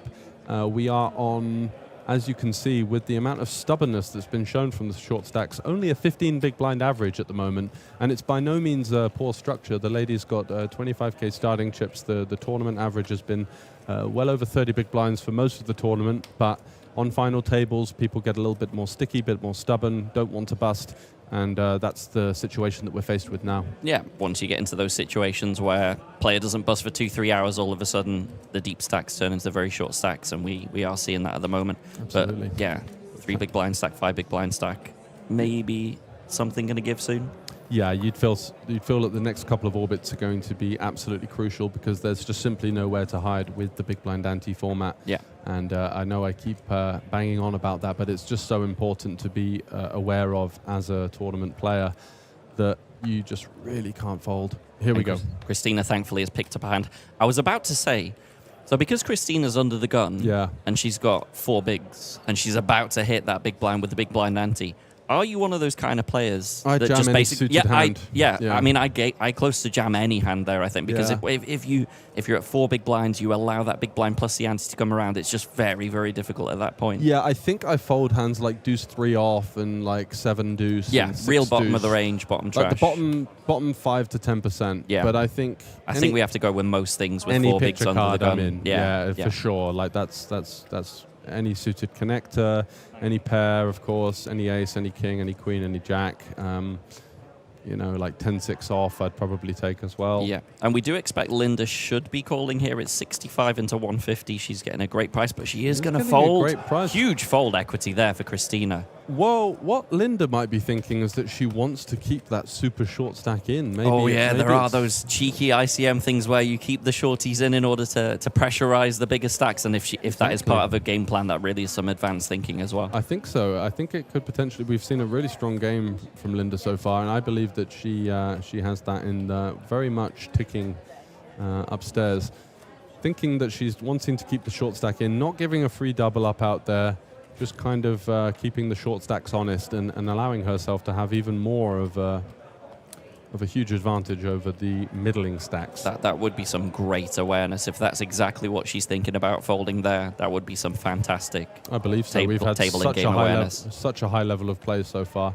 I've been commentating for quite some time, and this has been the strongest final table I've commentated on in probably the last 4 events that I've commentated. It's been really good. Excellent. Yeah, and that's happy to see, because before you, we had Diver Byrne, who's doing a lot of active work in growing the ladies' game. I've actually known Diver for quite some time. I've known her since sort of early 2000s when I used to play in London a lot when I was living in London. So I've known Diver for a long, long time, yeah. Oh, fantastic. And she was telling us that ladies' percentage of tournament participation has increased from 3 to 6%. Brilliant. So that's some of the work they've done over the last decade and looking to push forward. And we were having a great time, and just really, it was a bit of a spectacle watching the standard of play. Yeah, that's with the actually the patch that Marta's wearing, Flip. Yeah. I can't remember what the F stands for. Fantastic ladies in poker. Fantastic, yes. I knew it was ladies in poker. I couldn't remember what the F stood for. Yeah, and so they've got a group of 8,000 ladies. Strong community. Very strong community. And we were talking about some of the sort of things that maybe as males we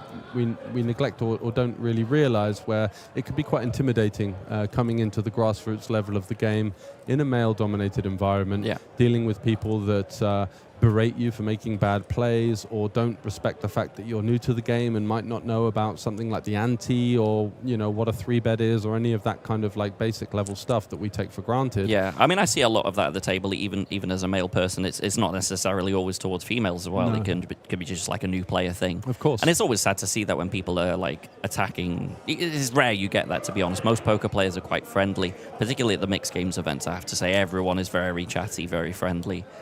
So with that kind of player, we're really looking after them. We're welcoming. I think because Hold'em is so scientific in some ways, it becomes a lot more intense. Yes. Because you so often don't have equity in every situation like you do in mixed games. Here we go. Here we go to the races again.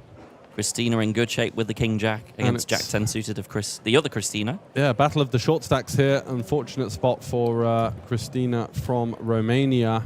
Picking up a really strong hand, blind v blind, Jack 10 suited. Yeah, it's going to be super live, especially for 3 big blinds. Absolutely. She's going to be left with just over a small blind remaining if she doesn't find a 10 or some clubs here. There is one club. One club and maybe a backdoor chop, 6-7. 9 would also be interesting to bring it up and down. Oh, yeah. Straight draw in there.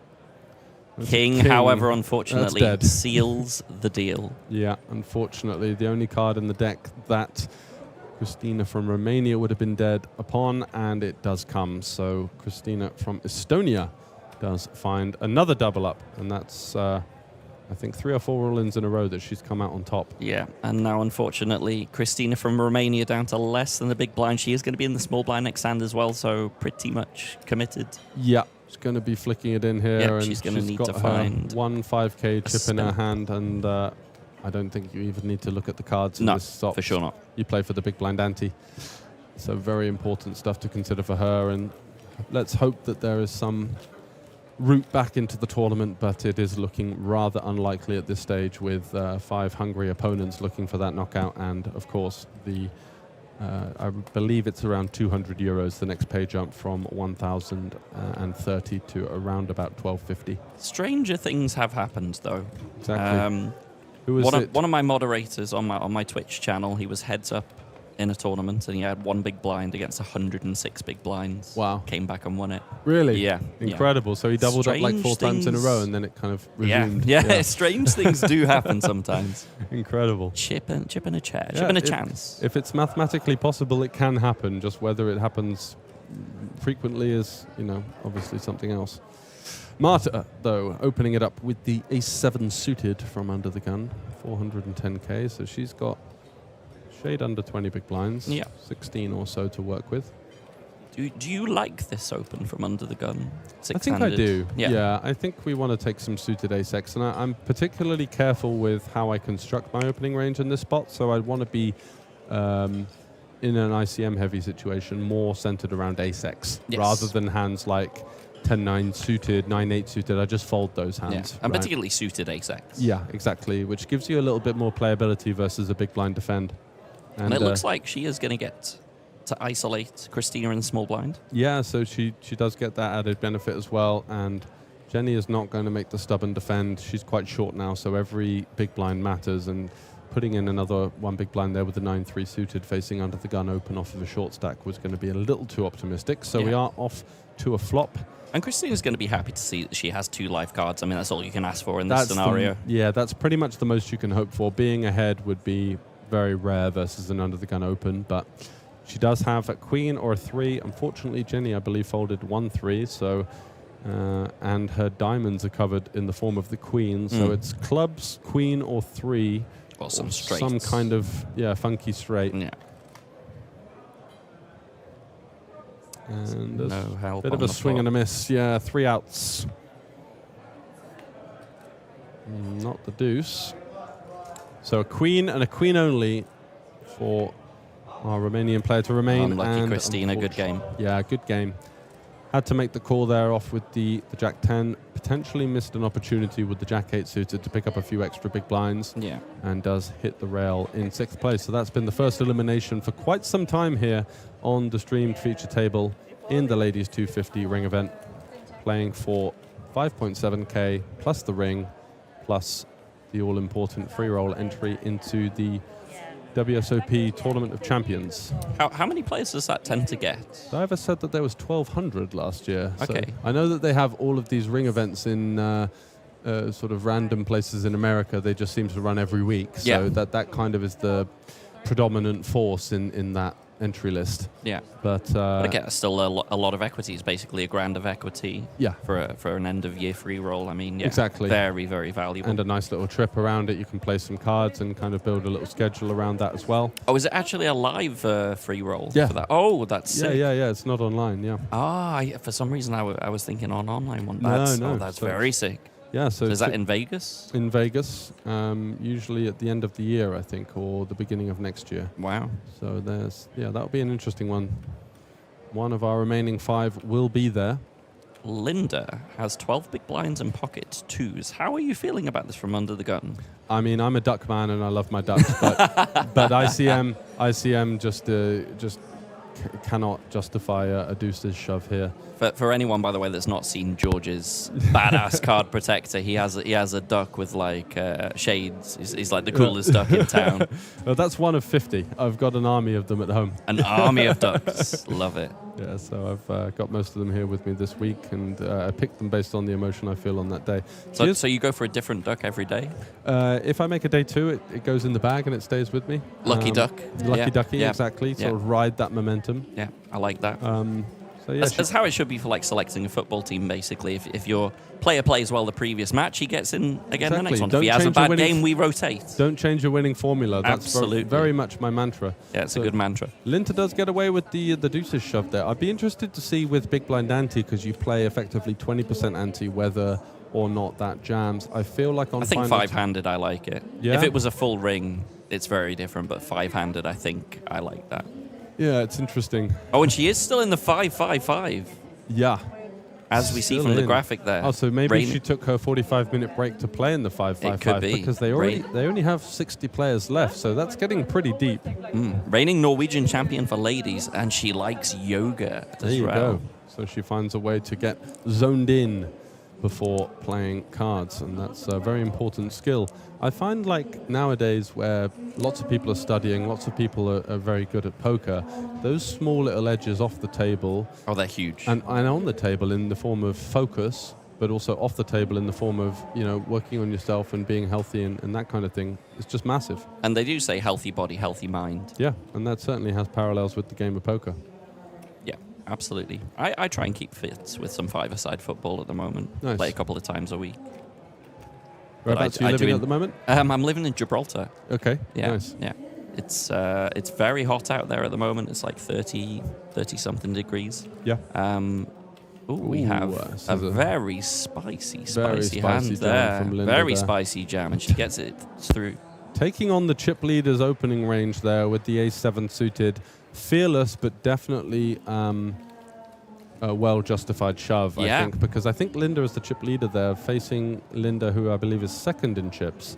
Doesn't want to raise call a hand like ace-10 for 16, 17 big blinds there. So using those sort of lowish ace-x suited hands from the big blind there, kind of reversing the advantage. The chip leader will naturally then start to have quite a wide raise-fold gap, and we just get to take down the pot so often because it's the one player that is incentivized to open a little bit wider. Yeah, and it just looks very strong rejam in there from the big blind, second on chips into the chip leader. Absolutely. One assumes she's not doing that too much, but I really like that rejam. That was great game awareness as well. It was fantastic play.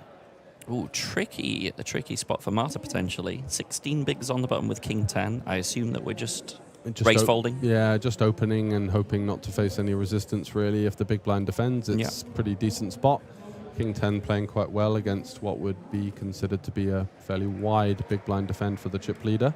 If this was king 10 suited, would you potentially limp it instead of raise it with the sort of advanced post-flop playability? I think king 10 suited can sometimes jam because jamming doesn't allow you to get 3-bet shoved on by ace-x and hands like king queen and king jack. So jamming with the big blind ante in play, taking down the 2.5. It's very valuable. And potentially getting lots of pocket pairs that also might rejam on you as well. Hands like 5s, 6s, 4s and 3s and 2s can't call the shove, but can jam on you if you open. Yeah. And so with these kind of like Jack 10 suited, King 10 suited, Queen Jack suited, I think they are the first candidates for kind of an open jam. Yeah.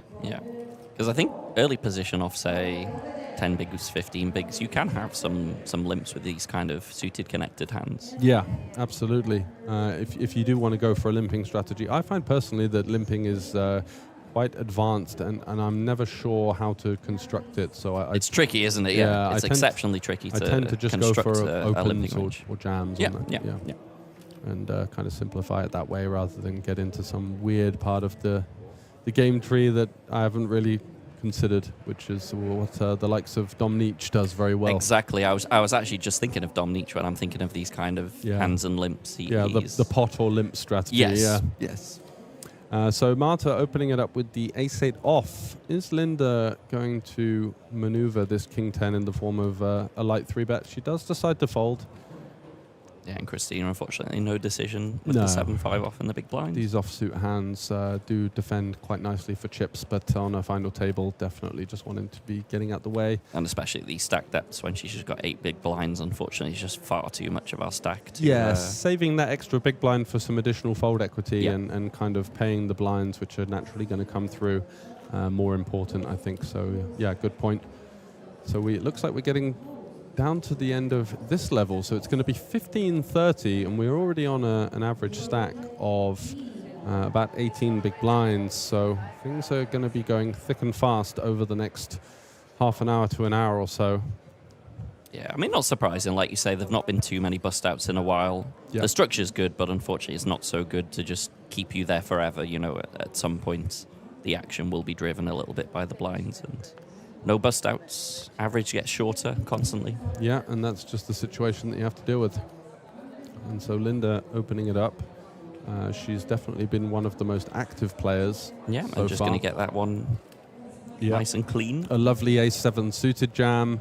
The king-queen off, obviously a very natural open, but just doing what she can. I've been impressed with her so far, actually. She's executing a strong game plan. Very, very strong game plan here. Yeah, and so Christina from Estonia now has the button. But, of course, perilously, she is left with 6 big blinds. And if she does have to go through another round of the blinds plus ante, she would be left with 3.5, and you'd feel almost 0 fold equity when she does find a spot. Great to see the aggression frequency stats here as well. Jenny on top, but Linda in second. Yeah, and Linda from Norway, who we've seen be quite aggressive, was actually sat out for many orbits, so so actually that's why she's at the bottom. Yeah, she would probably be up in the top 3, I would guess. Yeah, because I've played with her before actually, and yeah, she is indeed pretty aggressive, so I was surprised to see those percentages, but that makes more sense now. Yeah, certainly a spicy player. Yeah. So Jenny, queen 3 off. Let's make the lay down, and it's over to Marta with the jack 6, and likely to be following suit. So nice pickup, actually. In terms of momentum, I don't know if it's maybe a human thing or it's just me, but when I'm on a final table with the chip lead and I lose a couple of niggly pots, it's always nice to get that open through and just, you know, gain a little bit more traction in the right direction. And it certainly irritates the other players, because when you see her opening so much, so wide off the chip lead stack, you do get a bit frustrated. But with this ICM locker that we find ourselves in, it is very tricky for the other players to battle back. Exactly. So in some ways you have the ICM of the tournament, but in other ways you have the additional sort of 1K or so in equity of that free roll plays. So it's becomes slightly more top heavy if you do factor that in. And the ring equity. Yeah, and the ring equity. I mean, how much would you value the ring at in terms of just? I think it's 4 figures, isn't it? Yeah. Yeah, it's got to be. Yeah. Yeah. Just the prestige, just being able to wear it to a local game or something, and, you know. We're never going to hear of the end of it from Frankie, are we? No. Let's be honest. No. That ring is getting shoved. Oh, wow, she folded king-queen from 6 bigs. Yeah, I'm really surprised at that. I'd be taking that spot for sure. Yeah. Linda has been opening incredibly wide. We've picked up a very above-average hand that I don't think we can be folding king-queen there. Yeah, I'm not entirely sure about this peel from the ace-4. I guess what Jenny's thinking is that I'm up against a wide range and my ace should be less dominated than usual, but I think that this might be a slightly... Wow. Yeah, this is a bit of a cooler situation. Does Linda choose to bet the weak king 3 ways here, facing a lot of ranges that are going to include a lot of Broadway holdings, not only in the form of king X, but also there could be hands like some jack 10s, maybe pocket 8s. I'm not sure. I think both players probably would have jammed 8s or 9s, but I guess we do want to try and weed out some of the trash. Yeah. Define our... Yeah, hands like Queen Jack, maybe for Jenny, that are kind of caught in the middle of the crossfire with really decent equity. Let's say she had Queen Jack of Hearts. She's got a lot of equity there. It's very difficult Backdoor flush draw when you're in the middle of 3 players to do much there. Exactly, but can't continue. So Linda does go for the trappy check call. Really like this line. Yeah. It is the 8 on the turn. Oh, it looks like such a safe board and a safe turn as well. Yeah, I was wondering if Linda would... sort of concoct any kind of leading range on that 8. She definitely has on the 8 of spades specifically some three potential 8s with backdoor flush draws, but doesn't go for it. Do we expect Linda to sometimes check the turn in order to maybe induce some bluffs on the river as well? Yeah, I think it's also pot control as well, because she knows how strong this continue is going to be after she's 3-bet into the field there. And I assume that Linda should be leading river, because we're going to have all the 8x. But obviously king... Oh, wow, she goes for the shove. She goes for the jugular. And this is a really, really tricky spot if you're in... finish Linda's shoes. Yes, exactly. She's thinking... Because there will be some 8x, but there's a lot of misdraws. We've got 10-7 suited. 6-7, unfortunately, fills on the river for the 5. Queen 10 misses, Queen Jack misses. Queen 10, Queen Jack. I think Jack 10 would be offsuit and all combos arriving here. So that's 16 bluffs. The only thing that gets there is 7-6. Yeah, as well as, of 7-6. course, the 8x. So she's going to have Jack 10 offsuit, 10-7 suited potentially. She might fold 3 ways, I'm not sure. 7-6 suited, definitely in the range, will complete. Maybe 7-6 off as well. As for value, it's going to be... I don't think she's going to perceive Norwegian Linda to have King 9. I think she might rule that one out as potentially check raising the flop. Yeah. But... there is going to be some suited ace-X with the backdoor straight draw, backdoor flush draw type hands like 8-7, 10-8 suited in hearts, clubs, and diamonds that can definitely peel the flop. So some 8x, some straights, and a couple of missed straight draws. And Great fold. I think she makes a really solid fold there. Great fold, because I think particularly against the opponent that she's up against. Yeah, it's tougher. She's been very aggressive, Exactly. So I think she is going to have to give her credit for a lot of those bluffs. Yeah, and there's also that additional dynamic of the fact that Norwegian Linda might be playing so much more aggressively because she's got that stack in the other tournament, and she's going to take thinner spots and not miss a bluff. Yeah, you know? I think so. And so that makes the fold from Finnish Linda, even more impressive. I think it's a fantastic fold. Yeah, great awareness there. Great check back on the turn. It's very easy to think of all of the sort of myriad of straight draws that are available, but showing some discipline there and really playing that kind of holding quite well, because it is quite tricky sometimes. When you're the chip leader, you find yourself in all of these spots with weaker hands than you'd normally be arriving at flops with, and so the navigation becomes very key. So Jenny here with a pretty clear shove with the eights. And Jenny definitely will be jamming. Yeah, she's going to leave one chip back. I'm not sure why, because it's not like if 3 people jam, she would fold for 5k, but just kind of a stylistic thing. But I think that is the thinking behind it, right? If you leave a chip behind and it goes like really crazy behind, particularly with final table ICM, maybe there's a situation where somehow you can... Yeah. Oh, she didn't...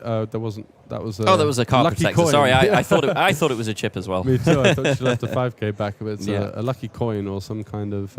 and the other thinking behind that, of course, especially for online, is if you go slightly less than all in, it doesn't necessarily show the person in the big blind that you're all in, and if they're playing lots of tables, maybe they're not paying attention, kind of thing. So that can be really valuable to do because this the dealer slightly... doesn't say all in. Yeah, right, exactly. Well. Yeah, so it can be actually very valuable it's to like, just that's leave a massive raise fold. Yeah, exactly. There is actually some logic behind it from that sense. Yeah, it's like a non-zero adjustment or something. And Jenny's on fire. Your defense is terrified. Pocket nines here for Jenny.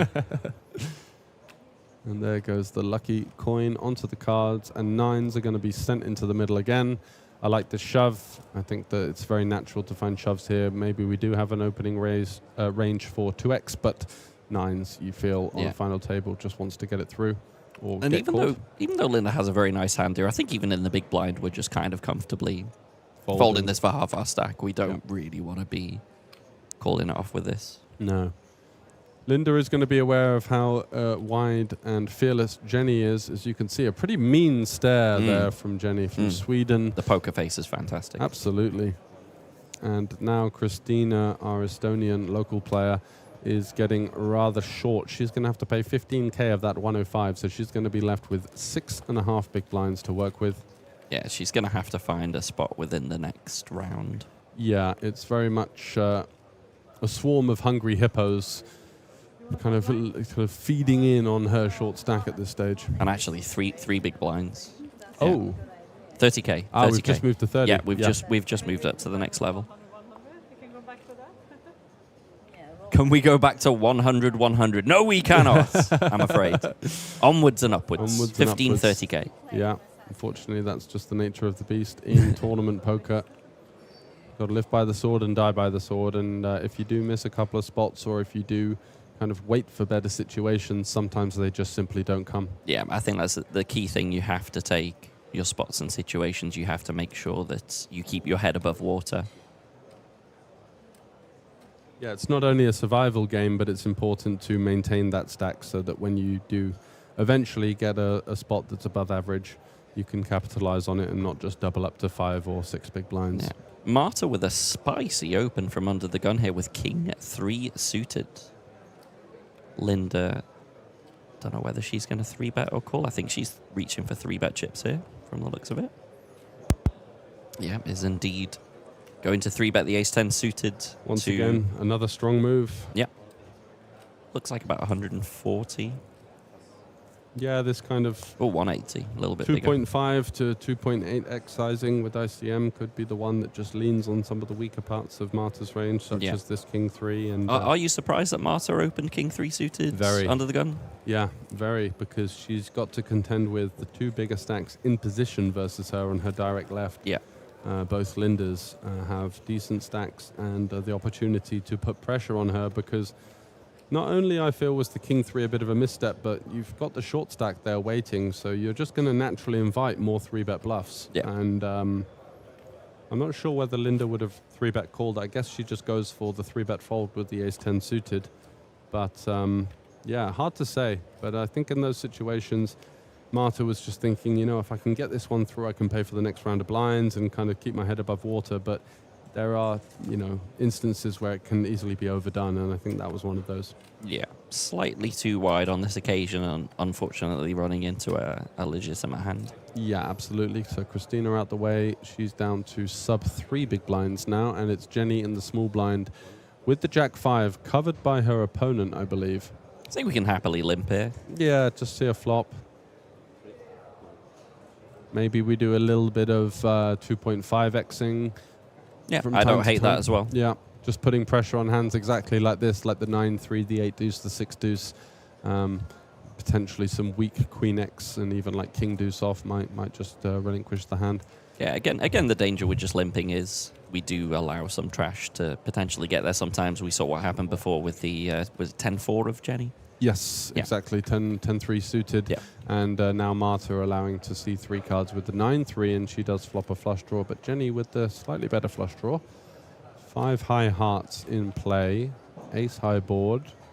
She would probably be jamming a lot of ace X, but she could have some traps. So it's one of those situations where you kind of throw a big blind out there. What you're repping is relatively thin, but also your opponent is just going to have so many misses that it does become quite profitable to just kind of prod. I do a lot of this off this kind of stack depth where I like to limp from the small blind and then just basically stab a big blind on any flop. Yeah. And it works quite a lot. Yeah, it does. It's something that's really under-defended, I think. Yeah. And very interestingly now, she's actually finding a way to get a little bit more chippies in there. She gets an extra 30k on the flop again. Valuable. Yeah, extra nice. big blind picked up from Jenny. That will matter quite a lot. That pays for half a round of blinds and antes or so. And yeah, Jenny, again, finding a nice creative way to bolster her stack. And so the blind level's coming round thick and fast. We're going to be making a rather large jump up from 15:30 to 20:40 in around about 22 minutes and 45 seconds. And so left with 5 remaining participants and all eyes really on Christina from Estonia at this stage with her micro stack of sub 3 big blinds. Yeah, we have to find a spot before the blind sitters. Yeah, I really would not like to see her just hit the big blind, put the ante, and then basically be forced. Kind of dribbling away almost. Yeah. Totally agree. That's why I'm not happy with the king-queen fold, unfortunately. There. Yeah, because you get a spot where you're actually ahead of a decent part of the opening range, and even if you're behind ace-10, you still got decent equity, right? Here we do see Jack-10 suited, though. Yep, very live hand. I like this. Are we going to see a rejam from Jenny, who needs to consider these 2 stacks behind? She goes for the call fold. Actually, I don't mind that. I like that. Yeah, I think that's quite brave.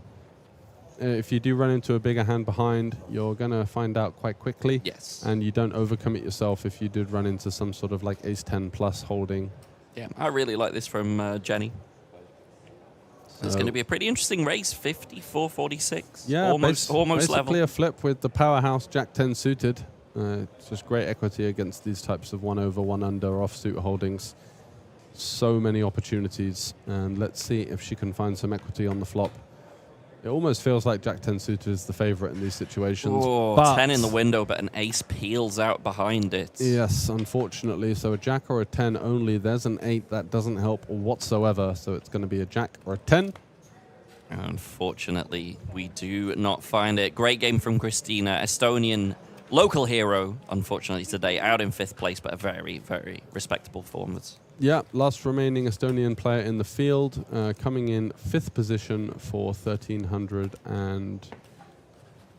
I might be wrong. Yeah, 1,350 euros. That's quite right. So we've got now 3 players tied at the top. Linda from Norway, Linda from Finland, Jenny Westerlund from Sweden, and Marta from Lithuania. Bringing up the rear with the 310. Does need to find something relatively soon, but especially with this big blind ante, 4-handed now. Yeah. So, you know, half the time you're going to be in the blinds, and that comes around really quick when you're short. Yeah, 1 double up though, and she's going to be back with the chip leaders. Is all to play for, Exactly. as we are 4 left for the ring. We've got a really lots of hustle and bustle going on here. I mean, anything can happen. You did feel like it was going to be Linda from Finland's day at one point. She had about 1 million chips, but now she's kind of come back into the pack, and it's all to play for. Yeah, I think part of that is mostly because of some really, really good play from Norwegian Linda. Yep, Yeah, exactly. Norwegian Linda has found some really good spots Found the to rejams. leverage a little bit the Finnish Linda. And look at this from Marta. King 8 off, taking a fearless shove. Wouldn't.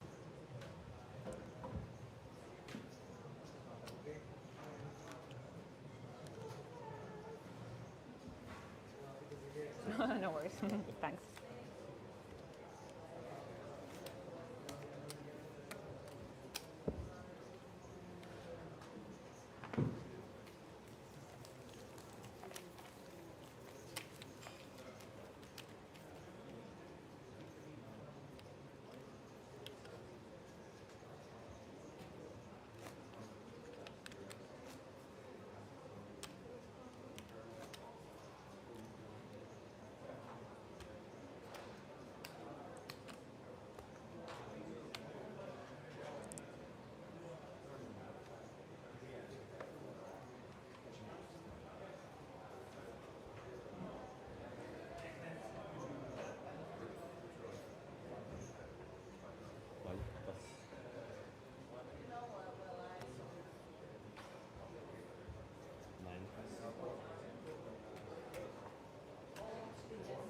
Put hand to the police. I only lose with them.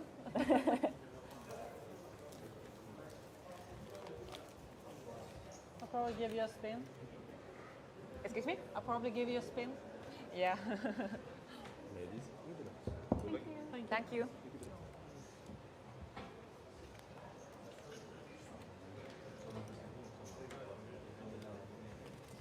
Hello. Hello.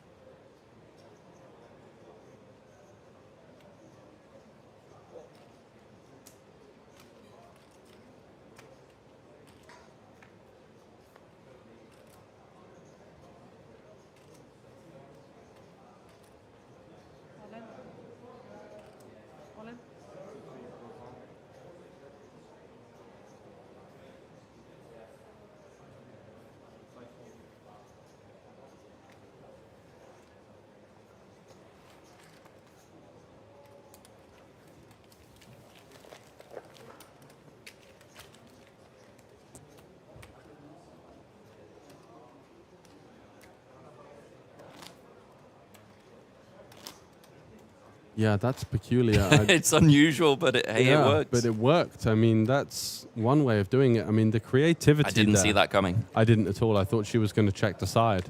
So leading all in on the river there with the King 10. Wow. One of the more fearless plays we've seen, and there's certainly been a highlight reel of similar situations, but that one just about takes the biscuit, I think. Very impressive and fearless play there from the chip leader now, Jenny Westmoreland, who is going to continue her momentum with an open, treating herself to a nice little ace-6 suited on the button. And why not? Why not treat yourself? Exactly. Lovely open, and she does run into a big holding here. The two big stacks locking horns, and this spot, as we have seen Jenny be quite stubborn versus 3-bets in the past. Ace-deuce suited, she called a 3.75x 3-bet from this exact opponent earlier on. Is she going to learn from that mistake, or is she going to potentially fire it in here? Jenny staring her opponent down there, trying to pick up on any form of comfort level, any kind of live read. Does the way that Linda kind of constructed that raise sizing seem strong to her? Or is she going to feel obliged to either call or 4-bet? All three options really on the table here with this kind of holding. She does call, facing the small 3-bet size, under 3x this time. What a spicy hand already. I know. Are we going to see an ace-high board just for max pain? No, we're not. And a very awkward board for both players. Does Linda from Finland have the gusto to follow this up with the c-bet? You do feel like the flush advantage is going to be with in position here, as Linda's going to have some offsuit hands, whereas Jenny's unlikely to defend hands like offsuit broadways that could maybe 3-bet from the big blind. So she does going to start with a bet. It's going to be a small bet. Looks like around about 25% of the pot. And the interesting thing here is, Scott, is that we've seen so much creativity from Jenny. Is she fearless enough to just find a random float here with ace high, looking to put pressure on later on? She does not find it. And that's fairly justified, I think, just with the ace high, the backdoor flush draw. And of course, when you have the ace of clubs there, it's a bit more likely that your opponent, if they did have some kind of ace king, ace queen, to have a diamond, which would obviously never fold. Very, very scary board there, my goodness. Yeah, and as you can see, the aggression frequency from Jenny, 43%, has certainly been one of the most aggressive players on the table, and pretty much doing everything she could to surmount a challenge to this ring. She came into the final table with 867,000, and we thought, right, this is going to be a one-woman show. She's just going to take the bull by the horns. She did run into some resistance from Marta from Lithuania, and also, of course, Linda with the nut flush draw versus set situation. Yeah. But she's done well to battle herself back. Before you came in to join me here, Scott, she was down to 300k, and now you can see she has 650. Look and at we this. are about to face potentially a rather large, crucial pot. Yes, jacks versus the ace-8. Jenny goes for the 3-bet non-all-in. I like this option. We get the opponent to potentially continue with worse hands, and also give the opponent the option to shove all in. Yeah, the rope and has been handed. I think Linda's going to take this spot based on this aggressive dynamic between the two players. I would not be shocked to see a shove from Linda in this one. It's not like we can really 4-bet non-all-in. No, I think it's call or shove mostly. Yeah. And she does just find the call, okay. Yeah, I don't mind I thought that. particularly with this aggressive dynamic, really expected we could see a shove if she assumes that Jenny has 3-bet folds, which I believe she has in abundance.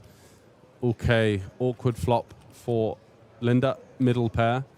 Jenny not going to be thrilled about the emergence of the queen, not holding a heart, but Jack's very likely to be following this up with the c-bet here, you feel, for the smaller size. Yeah, I expect sort of quarter pot and call on the flop. Sort of 100k. If you get shoved on, you kind of cross that bridge when you come to it. But, you know, getting hands like King 10 of clubs to fold would be a great win. That's an overcard, a backdoor straight draw, a backdoor flush draw that can't simply defend here. Yeah, Jenny does indeed bet 100k. Really, really impressed with Jenny's game. I think she's been bang on the money in a lot of situations. She's made a couple of loose pre-flop peels, but her aggression frequency and just her sheer gusto has been extremely strong. I think that's what gets you over the line sometimes, right? Sometimes you just need to have that extra gusto. It does if you are a little bit on the passive side. It's But she's reaching for a raising chips here. Oh, wow. Is this a min click? Yeah, so I'm not entirely sure what the game plan is here. Slightly more than a min click. She goes to 250k. Is she looking to make life easier versus hands like King Jack, Jack 10, potentially hands like Ace King, although she's doing extremely well versus most of those holdings. Yeah, but I think maybe just try to get those to fold out, right? Not allow Ace King, Ace Jack to realize equity gets something. Also maybe thinking she can have some Jack 10 suited combos, try and get those lively hands out of there as well. Very potentially. Yeah, this could be a very, very big encounter. Really, really bold check raise here from Linda. Jenny deep in the tank, staring her opponent down with the fearless face, and she is going to shove all in. Wow, what a find. What a find with the jacks here on the queen high board as Linda does get out the way. Great awareness again from Jenny here. I think she's playing a cracking game. What a lineup we have. 3 players left. Fire on the table. Incredible. For the World Series such ring. a high level of poker being played here, and we have 13, 23, and 38 big blinds in play. And Linda, who is our pick from Norway, is the short stack at present.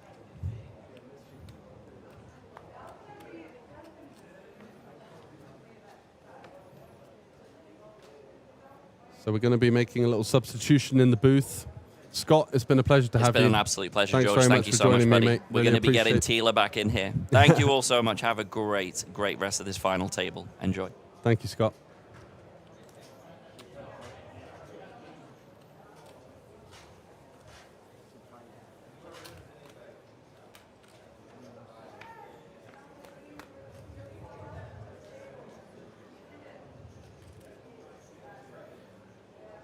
And as Scott hits the rail on the commentary duties, we're joined by Tila, our host here at the WSOP Circuit. How are you? With the smile as ever, bringing some high energy into the room. That's what we like to see at the tail end.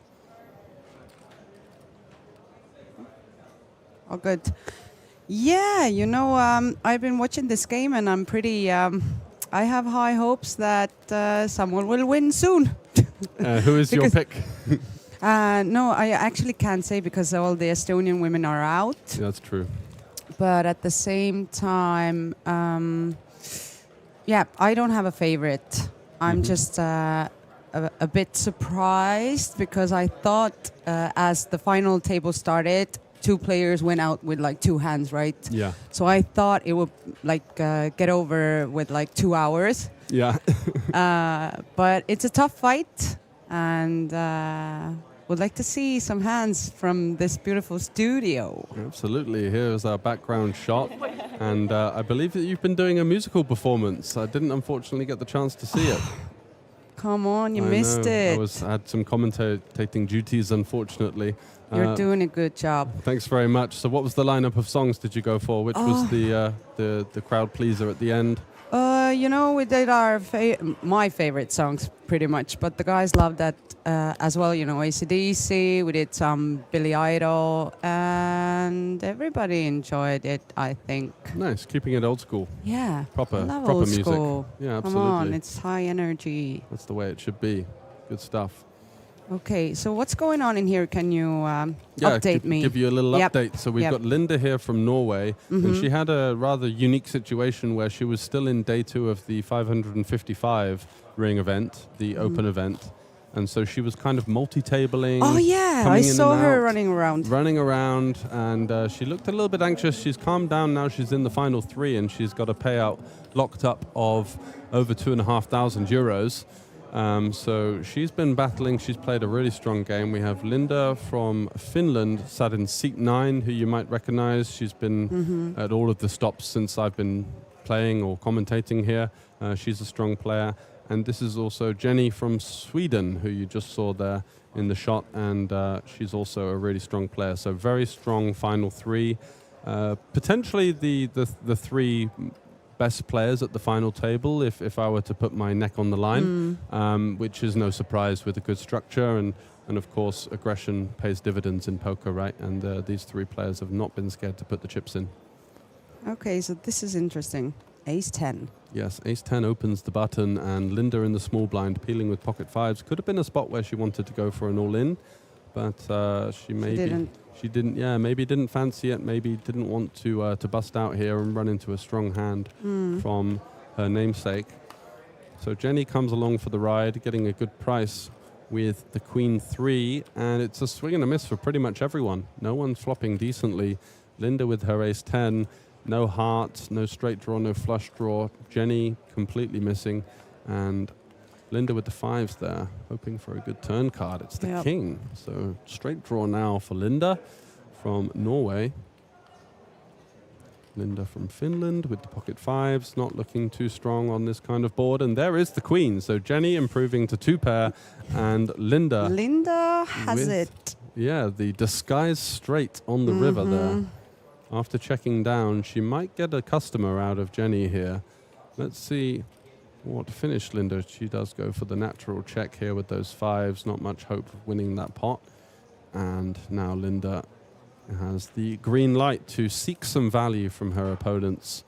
And I think it's a question of potentially one customer, definitely not two. I don't think Linda in the small blind here will be able to muster up a call here with the queen, the fives. And so it's Jenny. Does she want to get a cape on, find the hero call, or does she believe the story that Linda is telling, representing some kind of hand like Ace 10, Ace Queen, 10-9, straights, or... well, she's thinking it through. She certainly is. Checking it out. And What's going on? She's got a mean table presence as well. I can see that. Yeah, she's really... I would be scared. I know. It's very intimidating, isn't it? You know? Yeah. But it's... And she doesn't budge, and she's very aggressive, and she trusts her instincts. And on this time, unfortunately, her instincts are incorrect. Linda backdooring the straight. And it's a pretty sick run out for Jenny, as she's going to lose that chip lead. And it's now Linda from Norway, who is the Norwegian ladies champion, fighting for another ladies accolade here in the form of the €250 Queen's Final, the ring event. Yeah, it's very proud to see the first ring event here in Tallinn. For only ladies, absolutely. Yeah, for the ladies. Yeah, that's what I meant. It's a big step, because we had Deva in here earlier talking about the work that she's been doing off of the table in growing the ladies game. And I know I've mentioned before to some of you viewers, but just for you, she's increased participants from 3 to 6%. So that's amazing. Daiva is doing a really good job. Exactly. She's doing some excellent work. And she was a very passionate co-host in talking about the ladies' game. So here we have the Queen Jack offsuit from Jenny. And the finish Linda. Yes, finish Linda is the one with the pocket threes. I like that hand. It's almost my favorite. Pocket in threes? some spots, yeah. They never see it coming, do they? When you flop the set. Never. And Jenny does go for an aggressive 3-bet here with the Queen Jack, looking to lean on her opponent here. I believe Norwegian Linda will be out the way. She certainly most is. And it's over to these threes. They hit the muck. So she didn't have the same belief in the threes as you did. Yeah. Unfortunately, well, I can fold them. It's not like... But I still like them. Yeah. It's the certain spots when you can get in cheap and try and flop something big. That's what I mean, yeah. Are you playing the celebrity tournament? I did. Already? Oh, no. I went in and the table was really aggressive and loose. Okay. And as soon as I saw my ace queen, I thought, like, this is the spot. This is the where nuts. I can get, where I can get, like, triple up or just, like, steal something. Not steal, but, you know, get some aggressive players to give me their... donate. Yep, donate something. But I ran into ace king and... very unfair. Yeah, I was still hoping for the queen, you know. But no luck. Nope. Not even a sweat? Not this time. It's not Queens of Tallinn yet. Oh, that's maybe where you're missing out. Yeah. You need to come back for the This is queen why. next time. This is why it happened. Very unfortunate fate there. But Jenny does continue her aggressive play, and she's opening with the king 8 into the king 9 King of 9. finished Linda, yeah, which is a pretty strong hand from the big blind, getting a decent price to come along. And she's definitely... Yeah, gonna see a Yeah. flop. Little does she know. She's got the absolute best of it here, looking for a king high board, maybe king deuce 3, and the money will be flying in undoubtedly. Let's see what we contend with. So what's the most scandalous hand you've seen so far? Oh, we saw a really aggressive hand earlier between Jenny and Marta. Jenny in the picture now, and Marta, who's from Lithuania, who busted. No, Marta. Yeah. There was a 3-bet on the flop with Queen 7 versus 5-3 on Ace 8-6. So both of them had absolutely nothing, just raising and raising and raising until one person had to surrender. And that was quite an exceptional sort of psychological hand. You know, it was very much who had the gusto to fire through on the next bet would get it done. And it was Jenny who came out on top in that form. Intriguing. Absolutely. And so Jenny now turning an open-ended straight draw. And Linda here with this awkward king 9, an overcard, a gut shot. It does feel compelled to call the very small sizing from Jenny. And I think one of the reasons that Jenny bets so small is that when she does get a caller, she is going to see quite a weak range of hands continuing that she could maybe pounce upon on the river. So let's see if she's going to do that, because if she checks back this king 8, it's going to be bad news. The flush does get there, but she is going to find the bluff, and this is just classic Jenny. No problem. She's absolutely fearless, and her game plan has been based on aggression and fearlessness, and it's just paid off time and time again. No surprise to see her come into the feature table. She had 870,000 in chips. Oh yeah, the stack chip leader. Yeah, exactly. Yeah, so she had so many chips coming into the final table, and she's obviously with her game plan run into some big hands at points and kind of taken a bit of a hit. But here she is once again, up to 1.1 million. That's going to be the chip lead, and it's now Finnish Linda who is in the danger zone, as she is around about the 10 big blind mark. Yeah, but they've all done a really good job. You know, top 3 still. Exactly, and a shot at the ring, and obviously the prestige and the bragging rights of being the best lady here in Tallinn. Yeah. As I still always go like, I'm an Estonian champion, although it happened 2012. Something you to know, cling you can on to. always. I will be 80 and still talking that talk. Yeah. The grandkids, the great grandkids. Oh, everybody will hear. The first thing they hear when they come out of the womb. Yeah. Grandma Tele is the Estonian champion. When was it? It was 2012. Back in the day. Yeah. I mean, yeah, the WSOPC ring in the ladies' event, it's very important. That's very coveted. Something that everyone would love to get on their mantelpiece, that's for sure. Okay, I would love to see some action. I know, it's going quite slow now. I'm asking for it. Come on. Last time when I was commenting with Andreas, then every time I did that, I was calling it out, and every time it happened. It happened? Yeah. Okay. Like action. You have some supernatural powers in the booth here. No problem. Let's see it. And now. Visualizing the big hand, and we get king 7 off, and ace queen, there you go. I'm telling you. There's something. This is the hand I busted it in the tournament. Exactly. After 12 minutes. Coming back to haunt you. Yep. Did you have many big blinds? Oh, I already did some bluffs before. And so I think I had the starting stack was 15. I think I had like 9 left. I don't remember how many big blinds. Just to close your eyes and get it in, basically. Yeah. Okay, and it's so no fighting. We did manage to find a big hand, but we didn't find 2 of them. So let's see if we can do one better in this one. Get some of the action that you're craving. But you can almost be assured that Jenny will be likely to open the button. She's very aggressive. She's got the chip lead now. 2 shorter stacks that are almost fighting for second at this point with the current stack distribution. I think Linda from Norway has got a decent stack there of around about Ace 2. 20 big blinds. Yeah, ace 2. That's not a bad hand to open with from the button. Absolutely, an ace blocker and some playability. Let's just see. Yep. So yeah, Linda's very quickly folding, and finished Linda now getting really short. And the issue is now for her, these blinds and the ante, of course, coming around super quick. Taking a big bite every time. Swallowing up her stack. Kind of sat there waiting for a spot. She's played a great game at this final table. She unfortunately has been on the wrong end of some Jenny from the block aggression, which has been her nemesis. Don't be fooled by the rocks that I've got. I'm still Jenny from the block. Oh, you're a singer! Lost talent. You should sing. I'll be at the karaoke while bar commenting later this week. Oh, yeah. Yeah, I do Arctic Monkeys or Red Hot Chili Peppers. What kind of Arctic Monkeys song? Do I Wanna Know? Oh, Do I Wanna Know is That's my my favorite. Yeah, it's good, isn't it? No way. It's anthemic. Friends. Boom. Ace 10 here. And Linda is going all in. Here we go. Here's the action you were looking for. Oh my God, I told you. Ace Jack now. Yes. It's Linda against Jenny.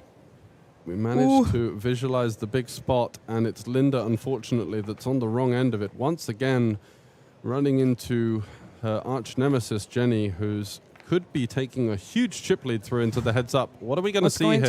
What's going to happen? Okay, King 9, the 4. flop Pretty is... safe. It is... Oh! The turn is a 10! The 10 out of nowhere and the 3 of diamonds Where on the did the river. 10 come from? Absolutely out of the skies. She's not too happy, I can say. No, but she's still got a good stack. Yeah, she's got no worries. She's got a very strong game. She's still got 25 blinds. The chips are going to be going around fast. I wonder what she's feeling right now. You can't see Seeing much. The 10. She's playing a very coy kind of table presence, but I'm sure inside she's doing... Heart is beating. Yeah, cartwheels. Absolutely. She's going to be buzzing. There you go. Now we see Yeah, a we little see bit a of smile. Come on, let's go, Linda. 3 left in the ladies' event. It's okay to show a bit of emotion. And she does report to some of our fellow workers here that she was, in fact, the benefactor of that double up. And she's going to be up to around about 600K or so, maybe a touch less, but very much in the game here at the 40K big blind level. And so it's all to play for. Once again, we've had this kind of to and fro jostling match between the remaining ladies. And once again, evening it up.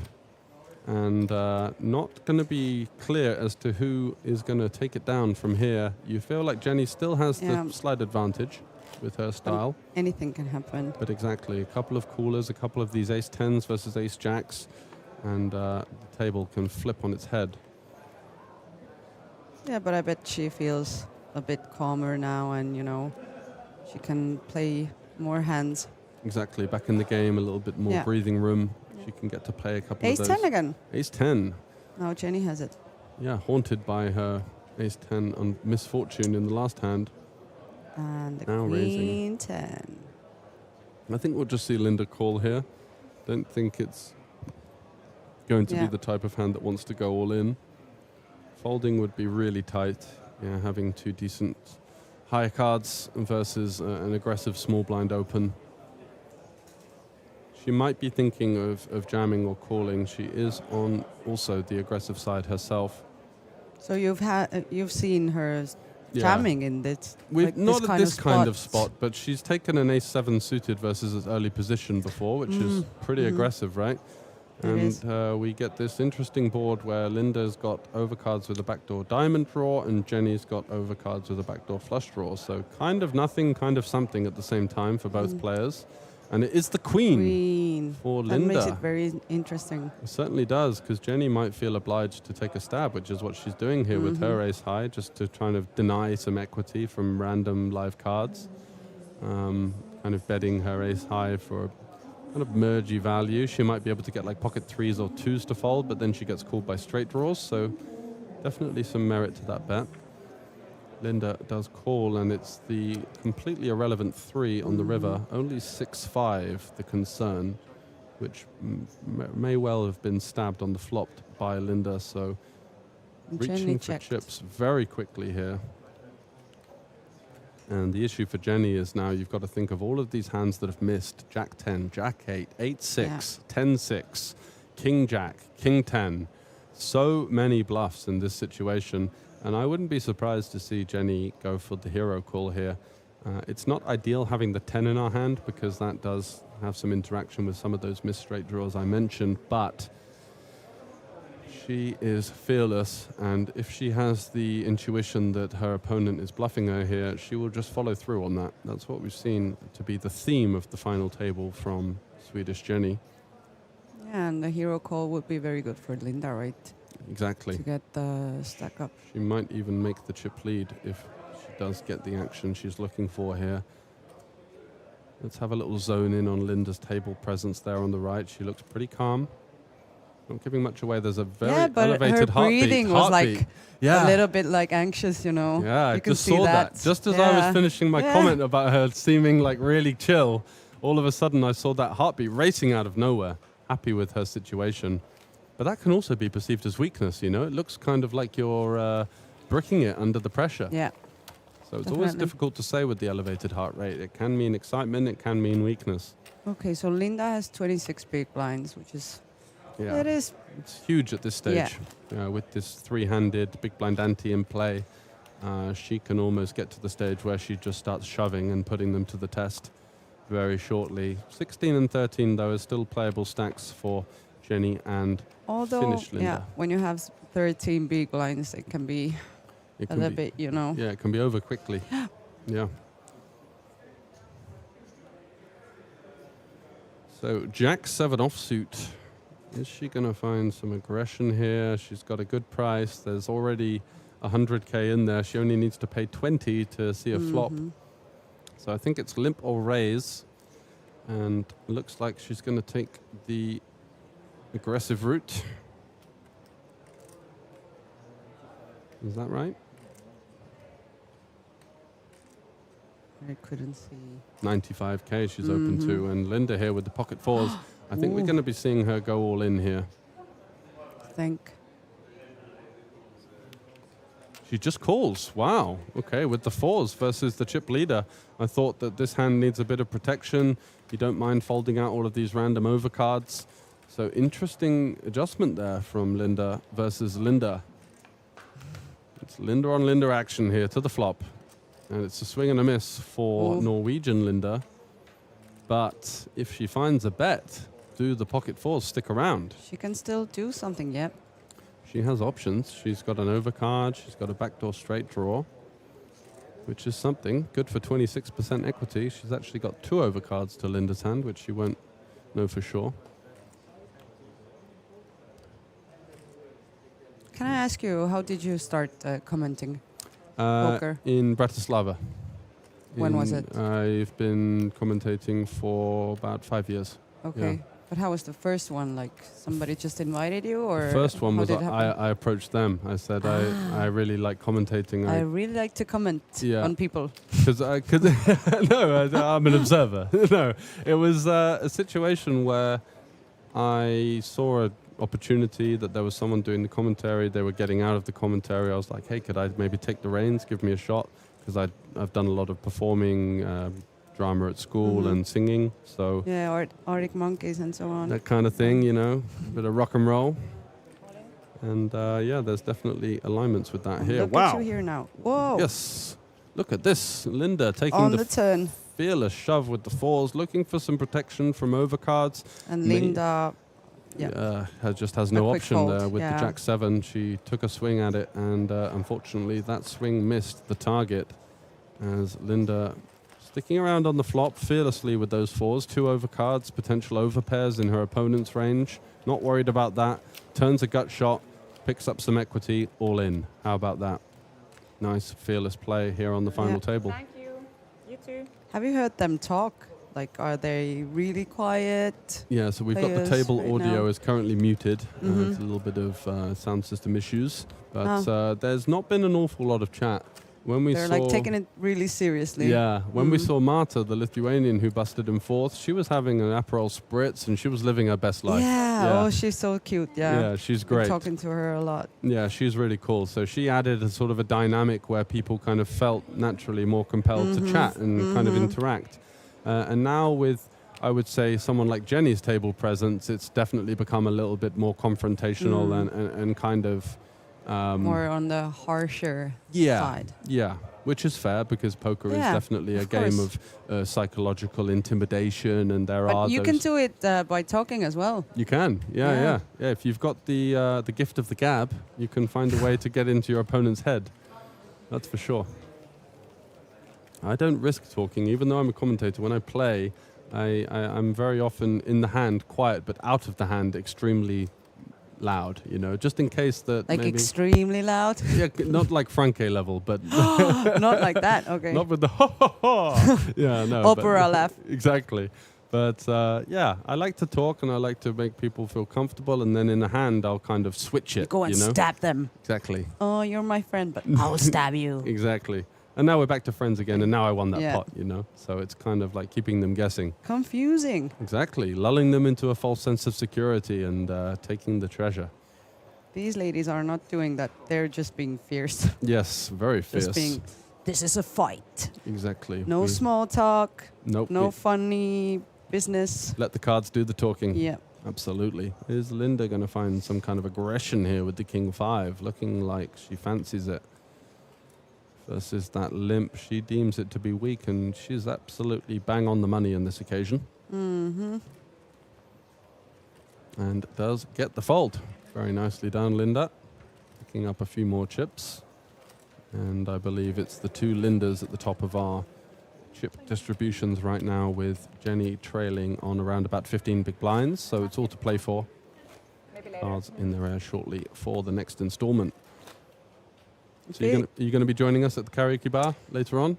Surely. I'm really waiting for that one because last year I went and it was really good fun. But this year is very special because I have a birthday on the 29th. Wow. So like when it's 12, you can go on the stage and sing the Arctic Monkeys. And like, That's it's Stella's birthday. Special Woo! birthday treat. Yeah.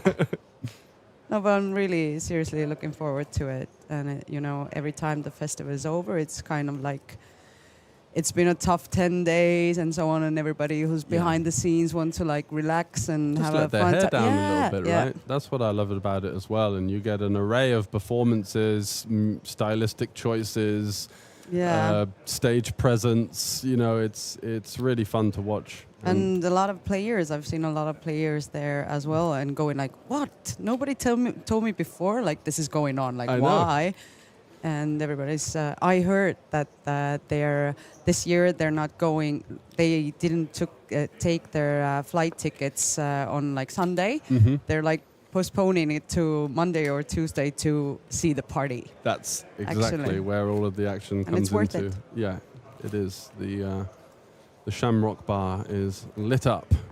But I mean, the ladies' fight could be quite long because it seems so kind of like even. Yeah, exactly. And no one really wants to make a big error at this stage. Yeah. We saw Linda flatting those pocket fours. She might have jammed pre-flop. She was waiting for a decent flop instead to capitalize on. So it's kind of almost a game plan of all three opponents on who's going to slip up first. And there's going to be someone waiting in the wings for that slip up. But as of yet, we see some, rather conservative play. Linda there folding the 10-8 offsuit. Pretty strong hand for a blind v blind situation versus any two random cards. Yeah. I'd have usually expected to see her continue in the hand in some form, but again, just kind of playing that waiting game, seeing what's going to happen. It's pretty even. 22 big blinds, the stack lead, like the chip leader, and then 17 and 16. It's very even. Yeah, this is the most even we've seen it across the entire final table. Actually, it's really neck and neck. Linda. Linda means beautiful. In which language? Spanish, I think. Yeah. No? Linda. Que lindo. Lindo or Something Linda, like that. based on whether it's a man or a woman. I think you're right. It might be Portuguese or both. Probably, yeah. Who knows? Not sure. Google knows. Yeah, certainly does. Okay, Jenny with the 10-7. She min raises, leaning on some of Linda's weaker holdings, although she's not budging with 4-3, so she's probably not going to be folding just about anything to this small opening size. Mm-hmm. Jenny does get the call out of her opponent, likely to be following it up with a lot of aggression, as we've seen. Kind of her stylistic approach is to go for these small raises, blind versus blind, follow it up with a bet, and if they miss, great, I take it down. Let's see the flop. And this is the kind of board that she's going to be employing a lot of aggression on. You can discount a lot of the stronger ace-x. Ooh, she goes for the check. Okay, interesting. Does she? And then oh, she I does think check. so, Okay, yeah. wow. I thought she'd be betting there. Deuce on the turn. Now Linda with a gut shot. Is it a... oh, no. She doesn't have... yes, she does. The 5. I can read the board. There we go. And it's a stab and a fold. So Jenny actually playing a different style that we've usually seen of her. There was me kind of guessing that she's going to be following that up with a bet, and she just waves the white flag, and that allows Norwegian Linda to take a stab with just 4 high and take it down. And it's going to be Norwegian Linda with the chip lead at the moment, I believe. 3 left, playing for 5,700 euros, plus the ring, plus the entry to the WSOP Plus winners. the interview with De La Vira. That's the prize package. Yeah. That's where all the value is, right? Yeah, it's always fun to talk to the winners and to ask questions like, how was the run overall? And the players, up until now, they've been very open. Yeah, that's to, nice, like, isn't share it? And I think emotions tell are high and they details. feel like they Yeah, want to share, yeah. you know? And they want to share in their fortune, their misfortune in some ways, but mostly Yeah. fortune. And that's cool. Yeah, but we've had so many like unrealistically lucky stories as well, where you go down to like, I don't know, 3 big blinds and so on, and then you still win the And tournament. spin it back up to the world. Yeah, Yeah. I love these stories. Okay, what's going down? It's Linda. Linda and c-betting. Linda. Yep, and it's finished Linda that's going to wave the white flag there with her just king high. Not really any equity on that board. She does have the backdoor jack 10, but that would be a little bit ambitious at this stage of the tournament. So these 3 ladies have locked up 2,510 euros, 3,600 and 5,600 are the remaining payouts. As we see them kind of tiptoe around each other a little bit at the moment. Not an awful lot happening, so not much to commentate on, but you do feel like the big hand is coming up. Slurring Exactly. somewhere. It's ominous. Yeah. Waiting in the shadows. But I mean, even if they play equally and evenly, the blinds are getting bigger, and you know, There's you have nothing like you can do yeah. to hide, right? Yeah. Exactly. It's just a byproduct of the tournament structure. Something will have to happen at some stage. As we see Linda reaching for raising chips here in the small blind. And she's going to raise her 10-8 suited. So she folded 10-8 off in the previous orbit, now raising 10-8 suited. Feeling though, oh no, I thought she raised there, but looks like she's called. Oh, she's calling. Okay, and Jenny with the Queen 9 is... what is... I think she's all in by the I looks was of it. just, yeah.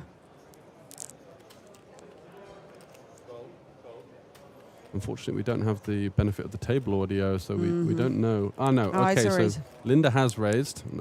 Thought she did have raising chips, and Jenny has defended the Queen 9. So off to the races, and it's 2 clubs on the flop. So Linda with, you feel, the more playable of the 2 holdings, 2 overcards and a flush draw. Likely to be following it up with the bet. Very happy to get hands like Jack high, King high, Queen high to fold. Obviously not going to be budging any ace-x out of there, as they're going to have the wheel gut shot, but certainly a lot of better hands to get out of there, and that's exactly what she achieves. Nicely done, Linda. And it's now Jenny on the short stack, and we're only going to have a couple of minutes before we get to the 25k, 50k level. So it's Jenny from Sweden who the 2 Lindas will be looking at. Yeah, I wonder what Jenny is thinking. Like, she was the chip leader most of the time, what I saw, and now it's like... Yeah, that's an interesting point. You have to kind of dissociate yourself from your ego, which is telling you, I should have won this tournament by now, and I should have won this hand, and I should have held with the ace-jack versus the ace-10 that we saw. Very difficult to keep your emotions in check, especially when you're playing on the stream table. It's very hot, you know, so it's like these pounding lights. It is. Yeah, do sort of sap your energy levels in some ways. It does, yeah. Okay, sixes. Yep, sixes. A lovely hand on the button, and we'll be calling the shove from Jenny, but we don't see one. So it's Linda on Linda action, and Linda from Norway gets out the way. So finish Linda in a bit of a resurgence here. She picks up 100K, dead money there. 2.5 big blinds, but edging ever closer to her. It's a good addition, yeah. Yeah, absolutely. Surmounting a challenge to her namesake. Okay, let's call in some action. Action!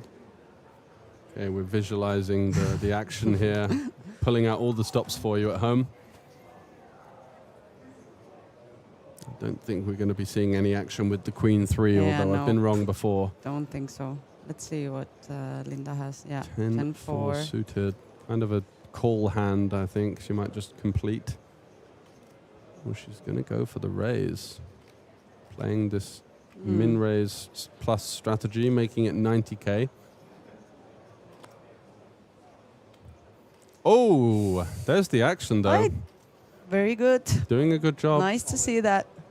And finish Linda ships it in, not perturbed by that small raise, as that's been happening quite frequently in this situation. And with two hands, she has quite a bit addition to her stack. So huge pickups there, right? She gets to take her own big blind and ante back, which is nice because that can really dribble away at your stack. Going to be having a deck change here. Right, who's your favorite to win from now on in? So level seriously at the top. Can't say because it's very they seem very equal and very like they all have their strengths and nobody's like how do you say it in English? Nobody's like on the top like nobody's head and shoulders above, but there's also no weak links. They're very evenly matched, I would say. So I agree with you. But I'm going to have to take a name. So.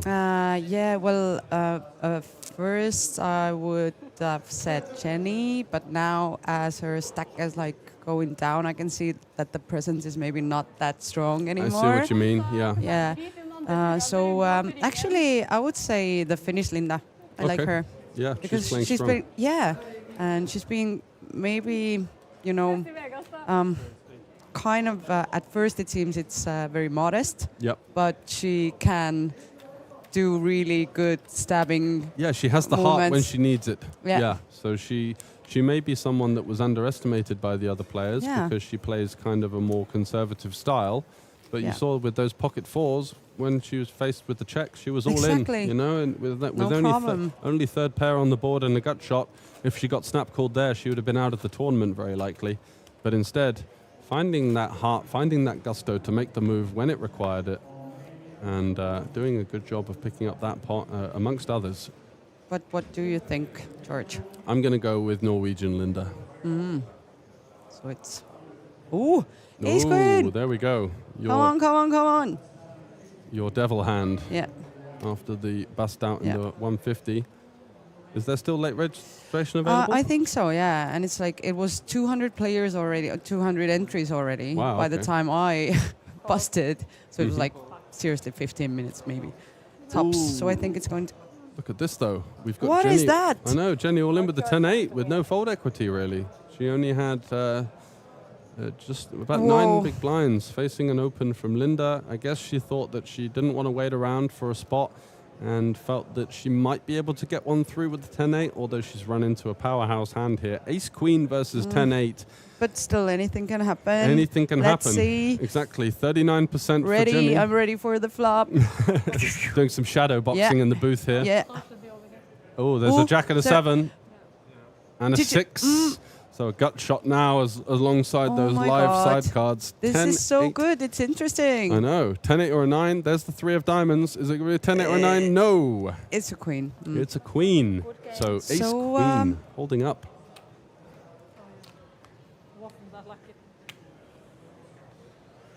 Okay, so that's going to be the end of things very shortly as we're going to have a 15-minute break. So let's just recap. So we've seen the 2 Lindas now make their way. That's what we said. You said Linda, I said Linda. That's what happened. We're spot on, and we're going to get everything sorted for you guys. After about 15 minutes or so, it's going to be Linda on Linda violence. Who's going to win? Only time will tell. Join us back here at the WSOPC in Tallinn in around 15 minutes. We'll see you then. I'll see you.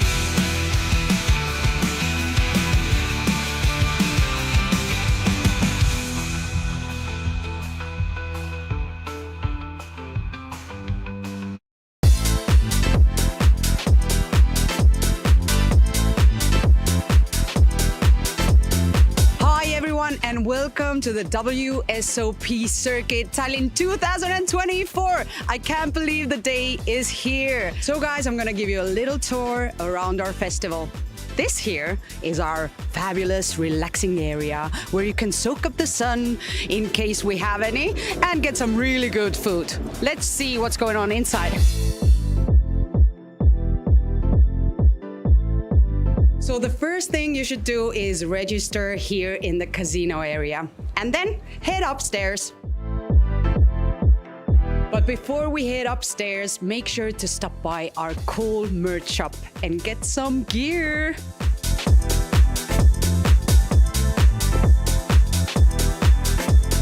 We're at the upstairs bar and here I have my favorite drink.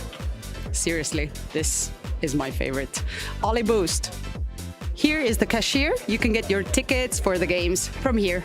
So this is our amazing TV table, and we'll have live streams every day from Tuesday to 23rd of July. So make sure to tune in to OlyBet.tv. So this is the main room where all the action goes down. Check it out. What are you waiting for? Come and join us and be a part of this amazing festival.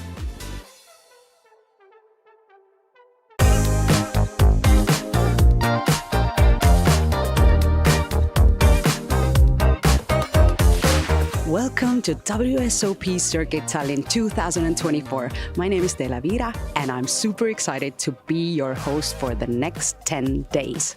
From the moment the doors opened, the tables have been packed with a diverse mix of seasoned pros and eager amateurs, all trying their luck. The atmosphere is electric, with poker players from different countries coming together to compete in 53 different tournaments. Today marks the beginning of what promises to be an unforgettable series of tournaments, with everyone aiming to make their mark and take home one from the 12 WSOP Circuit rings. The opening event, the €250 no-limit hold'em tournament, has already seen some thrilling hands and bold moves, setting the stage for an epic festival. So stay tuned as we bring you all the highlights, unforgettable moments, and behind-the-scenes action from the WSOP Circuit Tallinn 2024. Get ready to witness poker history in the making, right here in Tallinn.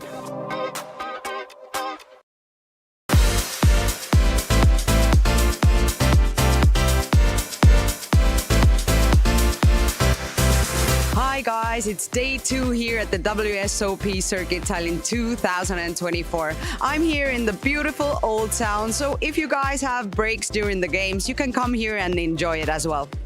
We started the day off with the WSOPC €250 no-limit hold'em Flight 1C, which saw an impressive 185 entries. Players battled it out through intense rounds, and many have successfully bagged their chips for day 2. It's shaping up to be a highly competitive event. Next up, we had the €350 no-limit hold'em Progressive Bounty. This event reached 123 entries and provided some exciting bounty action. Players were not only aiming for victory, but also hunting each other for those extra sweet rewards. Later in the day, we introduced the 250 euro open face Chinese pineapple event, which by the way is my favorite. This unique game brought a fresh dynamic to the festival. As the evening rolled in, we hosted another flight of the WSOPC 250 euro no-limit hold'em, Flight 1D. The enthusiasm continued with more players joining the battle, aiming to secure their spots for day 2. That's a wrap for today. Stay tuned for more updates and highlights as the WSOPC continues. And I'll see you guys tomorrow. Hello, my friend. Hello. You just won the 8th game and the WSOPC ring. Please tell me, how do you feel right now? Actually very proud because I lived in Finland 10 years. They're very good in mixed games. And everyone knows I'm fish. And now I run a decent-sized mixed game tournament thingy. And everyone knows I'm fish. So to do 8th game with a ring and actually win a 3-hour heads-up battle, I'm proud. I'm not that bad. I agree, you're not that bad at all. Was there a hand that you're like super proud of? None. I was lucky all the way. What about the deuce to 7 triple draw? You got the nuts? I got nuts several times. If I'm super honest, I think I was not playing bad, but I was lucky when I sucked out 2 persons. They were angry with me. In the final 5, I took out everyone, including 3 Norwegians, and they have oil and they're rich and they're so good in 8th game. Sorry my English, but I took them all out. So yeah, I sucked out. I was lucky. Here's the chips. Here's the ring. But also you gave me feedback. Franke, be serious. Yesterday, you remember when I almost went crazy? Yeah. You said, now you win. And I did. It's always me a little bit, you know? I went winning, and I'm very proud. I'm happy. How are you going to celebrate now? I think I will drink tea. Thank you so much. I'm proud of you and congratulations. And maybe you'll get another ring this year. Also, you have like some options. Endless. And there is another 8 ring events still available. So I will fight. I'll do my best. I'm not the best poker player in the world, but I give a match. Hey, you have the ring. You're very good. I'm quite proud. Good luck to you. Thank you. Yeah.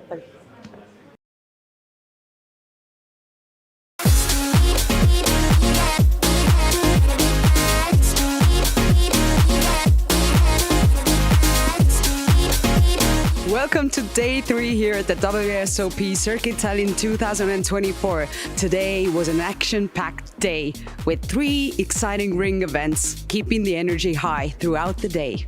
First up, we had the second and final day for the WSOPC 250 euro no-limit hold'em ring event number 1.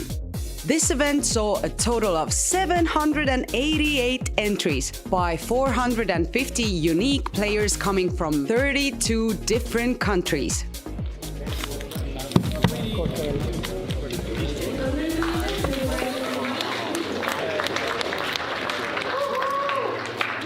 The first place winner set to walk away with an impressive 31,620 euros.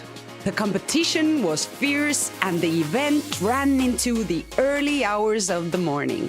We also kicked off the ladies pre-roll and the WSOPC 350 euro 8-game day 1.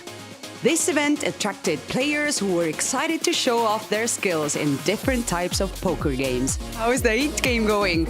Well, it hasn't gone so well so far. I'm making a re-entry now, but it's a lot of fun and nice people. So I'm looking forward to go into my second bullet. That's a good thing. It will go better, I'm sure.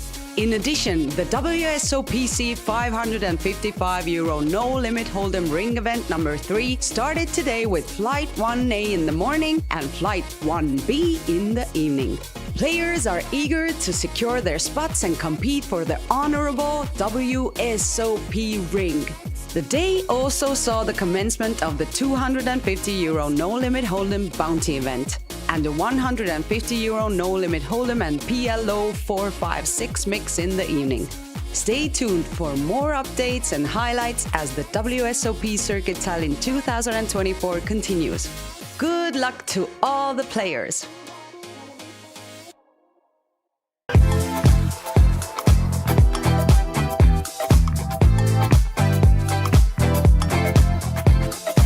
Welcome to the WSOPC Tallinn 2024. It has been an absolutely crazy day here at the Hilton Tallinn Park Hotel. Let's take a look at what happened. First of all, we want to congratulate the winner of our first ring event, the €250 No Limit Hold'em, which ran into the early hours of Monday morning, was won by the Latvian Eriks Krūmiņš.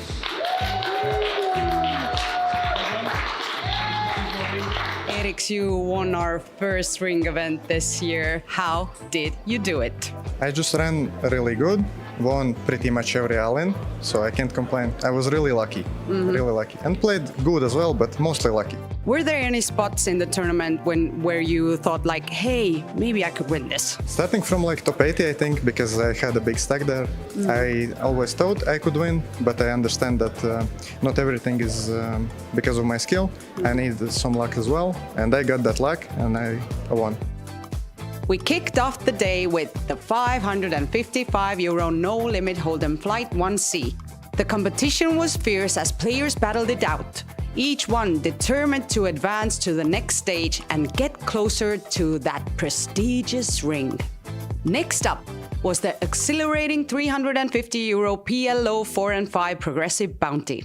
This unique event, featuring €100 bust-out bounties, kept everyone on the edge of their seats with its intense strategy and high stakes.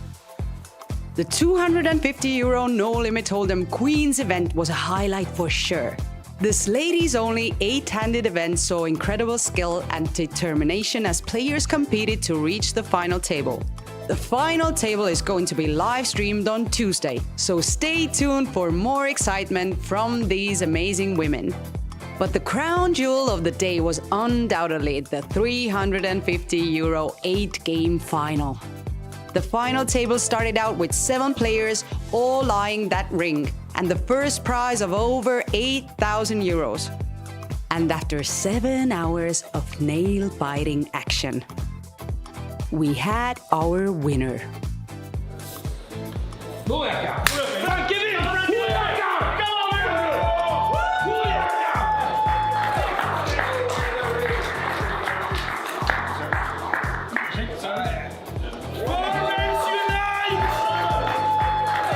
Please tell me, how do you feel right now? Actually very proud because I lived in Finland 10 years. They're very good in mixed games. And everyone knows I'm fish. And now I run a decent-sized mixed game tournament thingy. And everyone knows I'm fish. So to do 8 game with a ring and actually win a 3-hour heads-up battle, I'm proud. I'm not that bad. I agree, you're not that bad at all. Was there a hand that you're like super proud of? No, I was lucky all the way. And that's a wrap for day 4. The WSOP Circuit Tallinn 2024 is just heating up. So stay tuned for more updates and highlights. I'll see you tomorrow for another thrilling day of poker action. So the final table of the first ladies ring event here in Tallinn is starting really soon. And Mirjam, you are one of the finalists. How are you feeling right now? Oh, really nervous, waiting for the good chance to triple up. I am starting my final table from the last position as a smallest stack. And yeah, I heard it's 5 big blinds, right? Yes, exactly. So your strategy is to... Hoping to get good cards and all in. Is this your first WSOPC event that you're playing? Actually, I've played in Morocco also. Yes. And in case you win the ring, it might happen, right? Even if you have 5 big blinds. How would you celebrate? Oh, go home and sleep because the last night couldn't sleep much. I'm joined by the chip leader, Jenny Westerlund of Sweden. First, welcome to the final table. Thank you very much. And this is a 2-day event, so you played day 1 yesterday. Yes. Have you had trouble sleeping coming in as a chip leader? A little bit. I slept for like 4 hours and I woke up and had to force myself to sleep again. But yeah, I'm a bit nervous. Yeah. Commanding chip lead, is that affecting your thoughts coming into this one, your tactics? No, not really. Just going to play the player. Yeah? Yeah. So what about stories from yesterday? Do you have anything special that made you the biggest stack, or was it numerous hands? Not really. It was just small pots here and there. Yeah. A lot of good cards. Lucky, I guess. Yeah. So I know this would be your first ring, of course, winning. What are your thoughts? Nervous? It would be amazing to have another win to my record. Yeah. Biggest win so far? No. It will not be? No? No. What is your biggest win so far? My biggest cash is when I came fourth in Nordic Masters, but my biggest achievement was 3 WPT titles in 1 week. Oh, wow. Yeah. So, yeah. So that's why you say adding another title then. Yes, exactly. Right. Well, best of luck and have fun at the final table. Thank you very much. Thank you.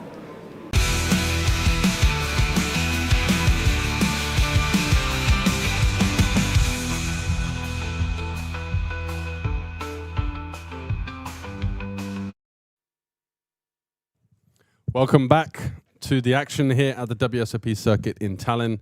You are joining us for the heads up, and it's Linda on Linda action.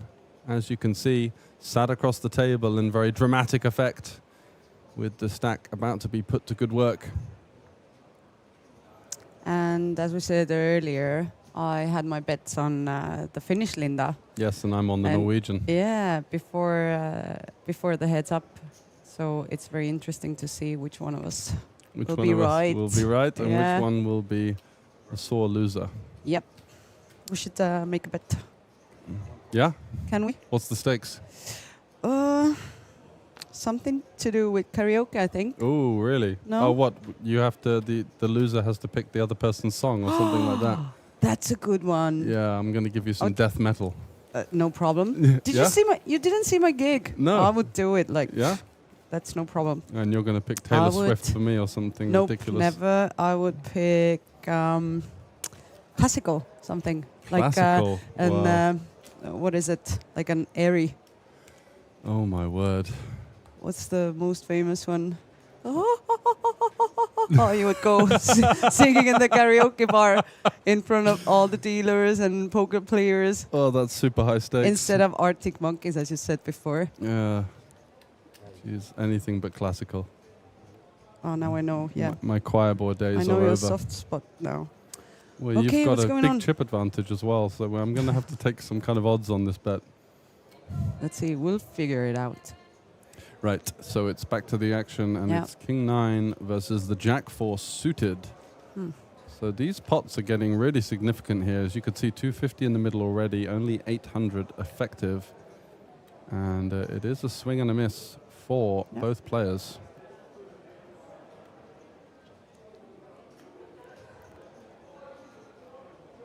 What will she do after the check?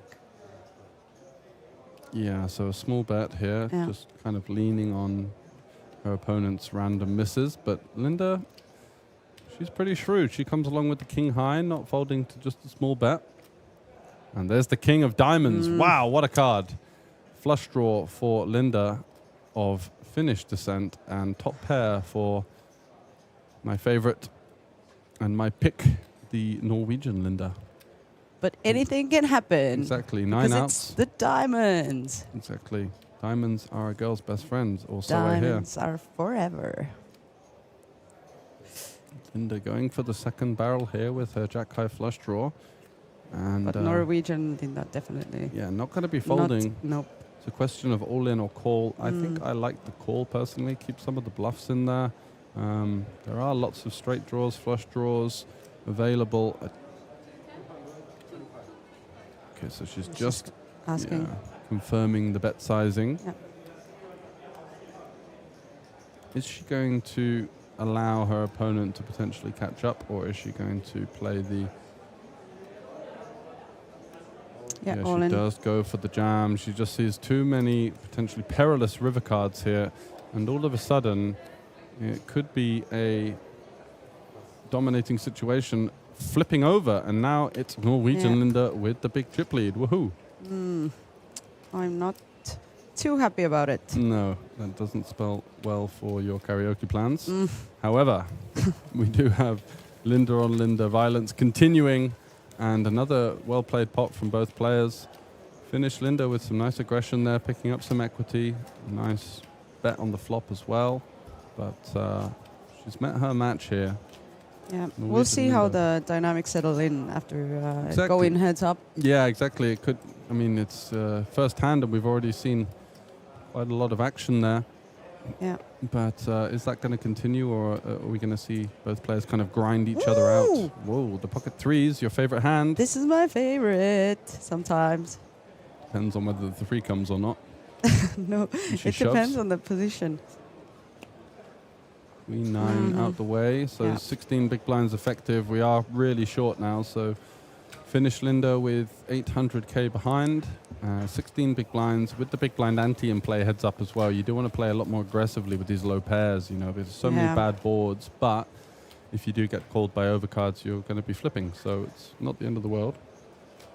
Yeah, I'm getting scared a bit for my Linda. It's looking like momentum is shifting in my favor. Oh, I don't like it at all. I don't like to lose.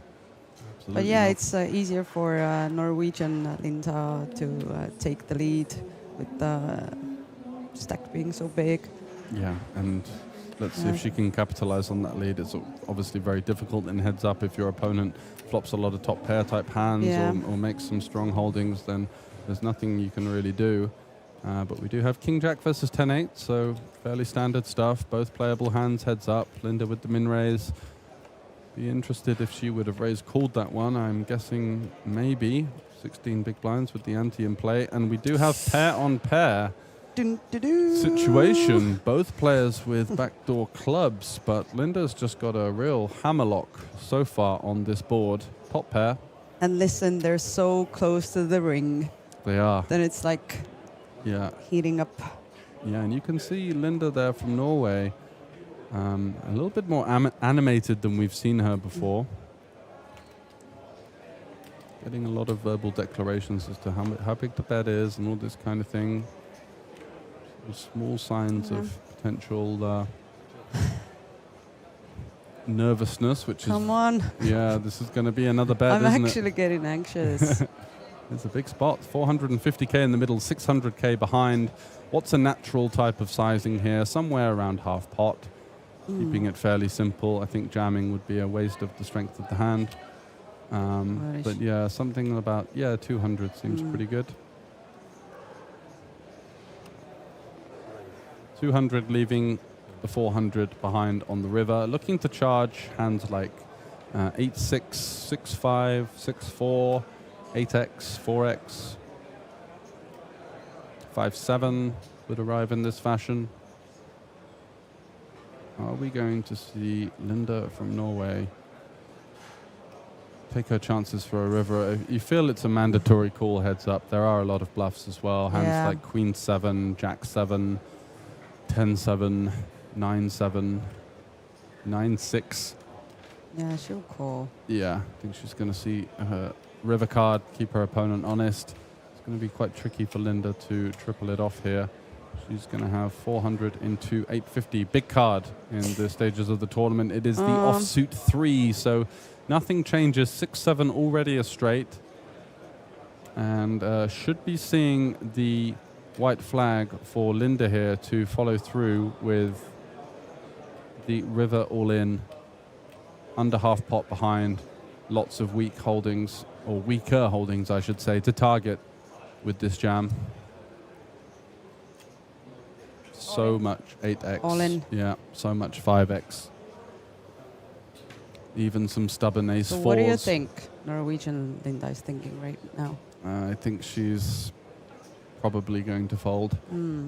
But it's by no means an easy spot. The issue is There's but- just, yeah. But I mean, the Finnish Linda hasn't done these sorts She's not of been so like, crazy. Yeah, that's what I. The raise and then the triple barrel all Yeah. in. Is it likely to be a bluff here? Is she going to have a hand like Jack 10 just for a pure air ball? I don't think so, personally. Based on what we've seen, I kind of am in agreement with your standpoint, and we do see a Just nice fold. disciplined fold. So, But still, some momentum. we got some addition to our stack. Absolutely. So team Finnish Linda, Finnish let's Linda go. in the lead. Norwegian Linda taking a hit there.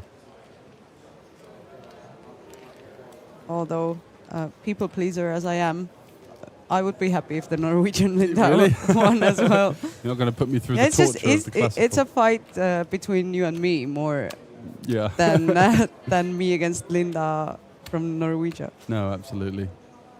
Both players have played an exceptional game to make it to this point in a rather prestigious ladies event. Actually, the biggest ladies event ever outside of Las Vegas. Seriously? Yeah. What? That was confirmed by Maureen earlier on, who is also doing Wow. lots of work with ladies poker, both on and off the table, traveling around, growing the game in the same form as Diver. Yeah, I'm like feeling the tension because like every hand potentially It could can- finish this, yeah. and It's so difficult heads up, right? One person gets ace king, the other lady gets tens, and the money's in. You know, Yeah. and that can happen at any moment. It doesn't even have to be with such strong holdings. You know, ace 10 versus ace 8, the money's going in. Yeah. So it's very much a question of who's going to be on the right side of the fortune in the cards, and who picks up the big hand in the big spots, and also gets action from their opponent.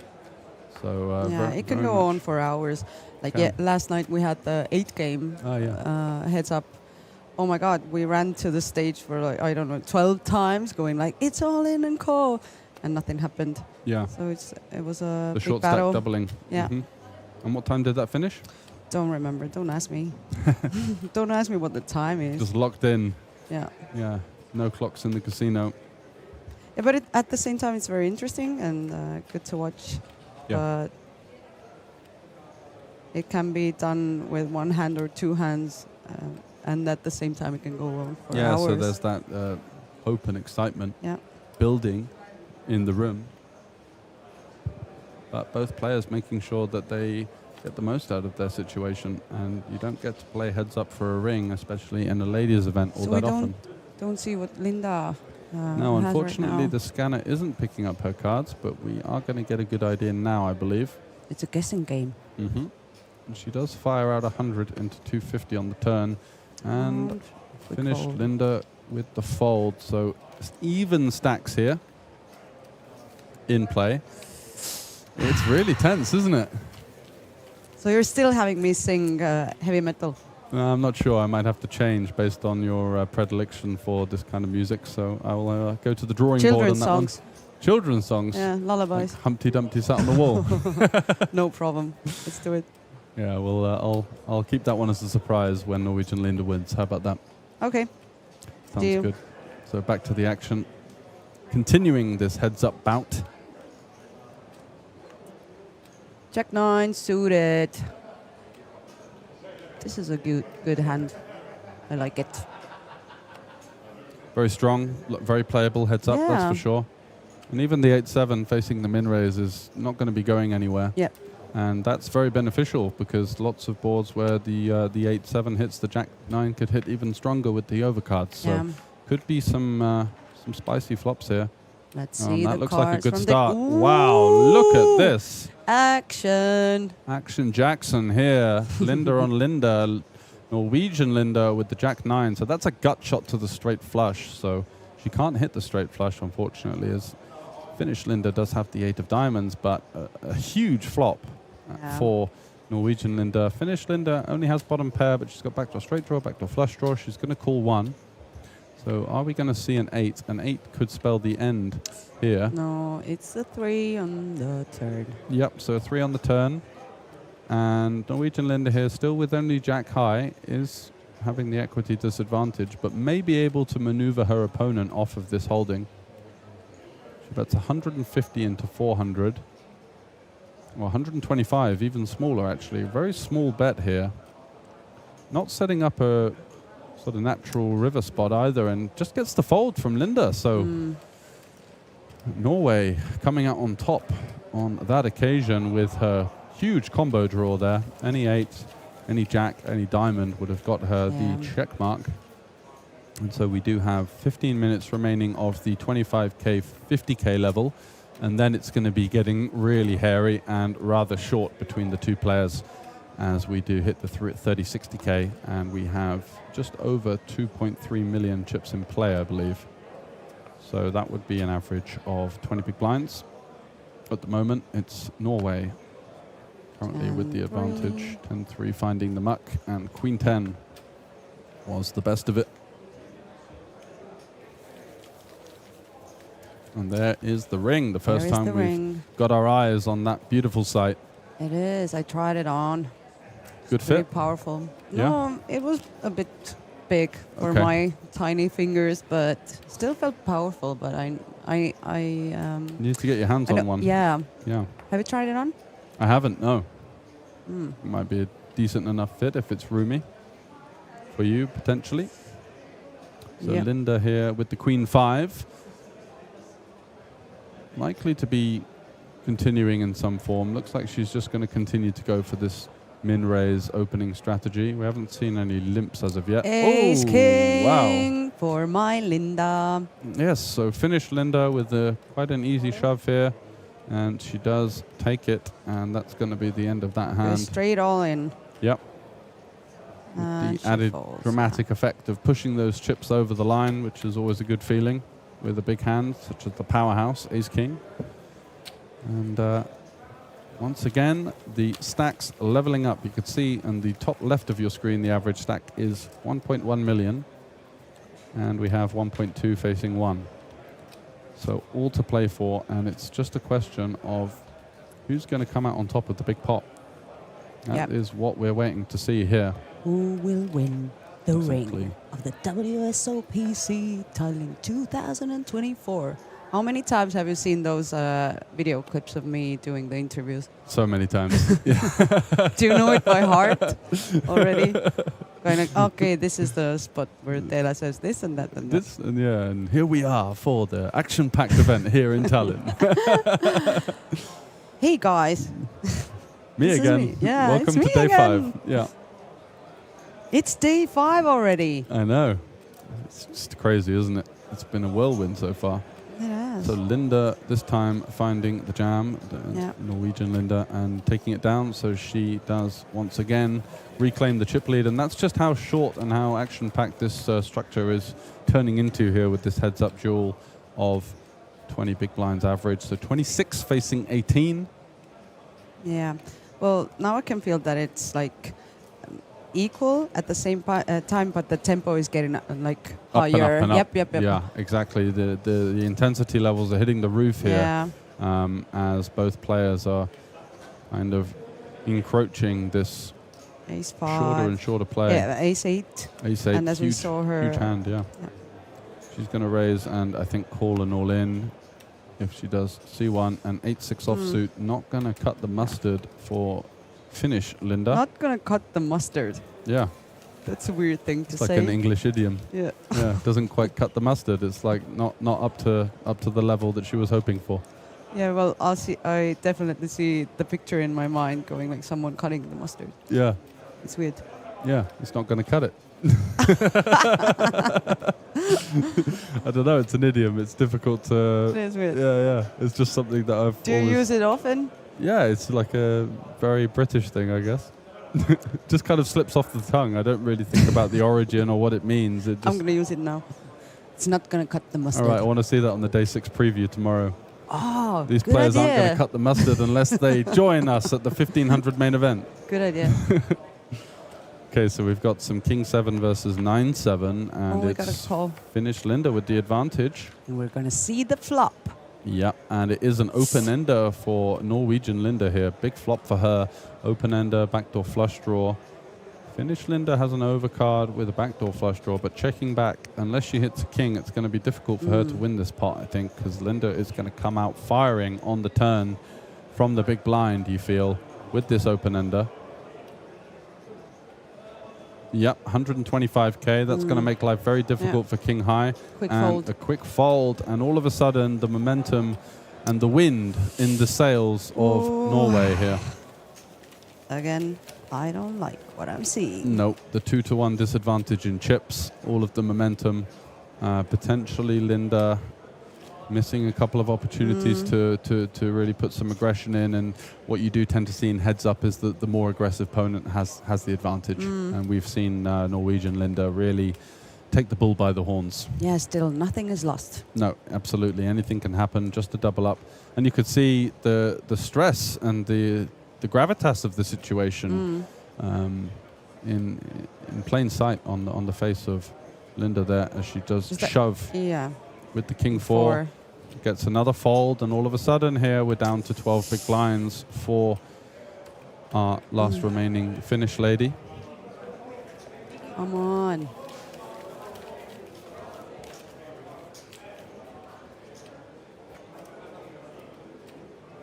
You can cut the tension with a knife. Yeah, I can feel it. Is it a feeling of impending doom, or is it a feeling that you're going to get the double up that you need? I think it's not going to end soon. No. So this is why I think we're going to see a double up. Here we go with the ace-4 suited, likely to be getting the money in some ways. Does Quickly. shove. Are we going to see a call? 10-8, 10-8, no. Unfortunately not.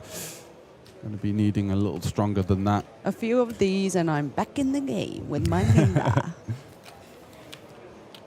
The shadow boxing ritual to help your remaining contestant. This is my energy, and I'm getting the energy up.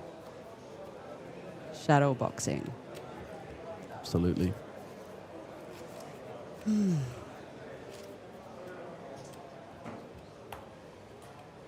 I saw the ladies' ring is different. Ah, really? Yeah, as the What, it's got other like ones. something encrusted on it, or? Like different kind of design, yeah. Okay, lovely. Was that We saw that on the table, right? Yeah, but I haven't seen the other ones yet. Yeah. And so we get the limp pot here, Queen Deuce versus 6 Deuce, so fairly standard Might be stuff. interesting as well. Could be, with a couple of deuces on the flop, it could be all over, but that's rather rare. Yeah. And it is going to be a swing and a miss for both players, so likely the in-position player to have the advantage here. Quick checks from both. 10 on the turn, the Queen High still remaining as the best of it. Is Finnish Linda going to find some rather unorthodox aggression? She Taking doesn't. it very And easy. there's a 5, so with her 6 there, she's got some interaction with hands that she could represent, maybe a 6-4 or a 6-3. And she doesn't have any showdown, so this could be a decent spot to fire out a bet. Oh, she does miss the opportunity. Yeah, I think that would have been a nice one to steal that pot. Just showing down the 6 high there, kind of resigning to losing the hand in some ways. Very weak range of your opponent when they check back the flop and the turn. Very unlikely to have anything strong. But sometimes it's hard to find these spots when it's like... So much pressure, right? Yeah, just in case that your opponent's trapping you or something like that. It's never out of the question, but it's very important to take these spots when they do arrive, because she has been kind of dwindling in terms of her stack for a while now. And yeah, just missing out on the chance for those 3 big blinds there can prove costly in the long run. So, and now she's left with the 7-4, so that's going to be a fold, and all of a sudden the onus is back on Finnish Linda to find something else. It could be all over here at the Ladies Ring event in Tallinn. 250 was the entry, and the 2 players have locked up. How many entries did we have? 90? 90, yeah. So a pretty bumper prize pool and field for a ladies event, one of the biggest outside Vegas, or the biggest, we found out earlier on. And the first ring event here in Tallinn. For the ladies. For the ladies, yes, exactly. For the ladies.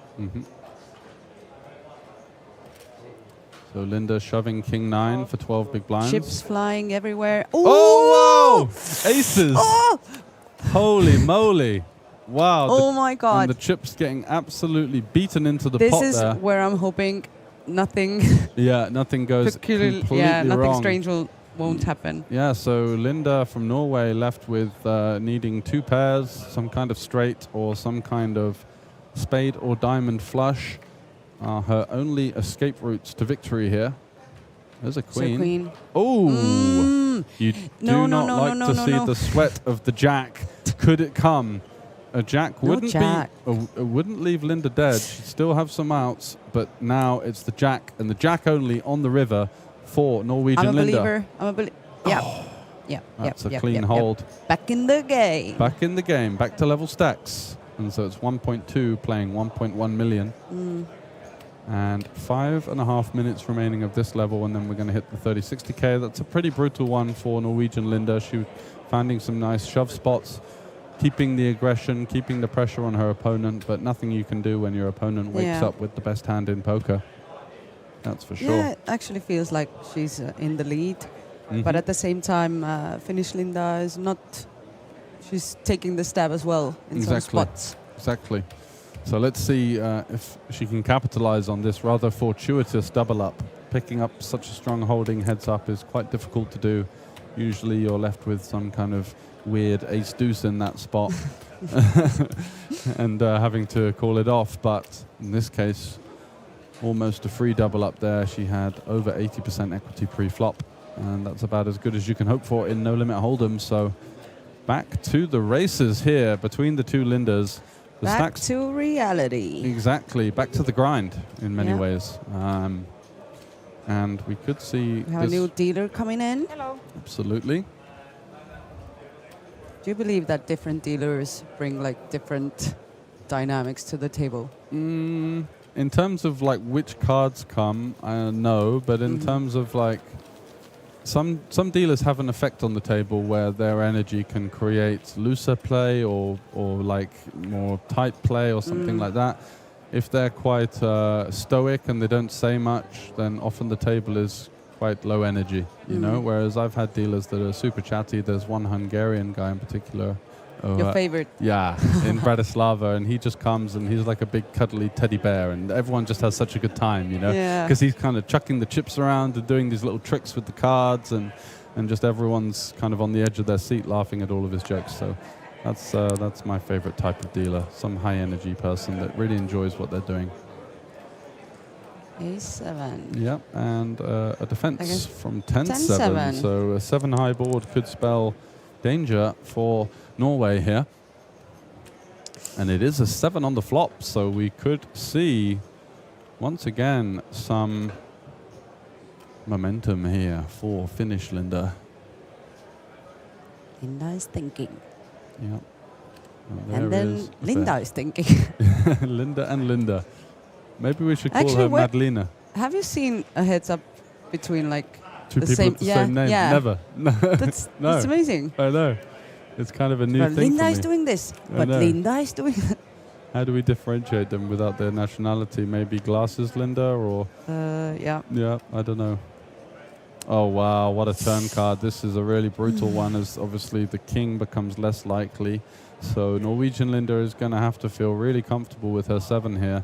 And Finnish Linda is going to think she's got the absolute nuts. She's got the best possible 7. She's likely to maybe find some check raises from King X on the flop.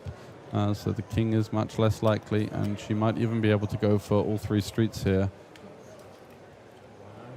Let's see if Linda from Norway can find a real hero fold. I just don't think it's really possible. You just have to call and pray that your opponent slows down on the river, basically. But there's still so many draws available.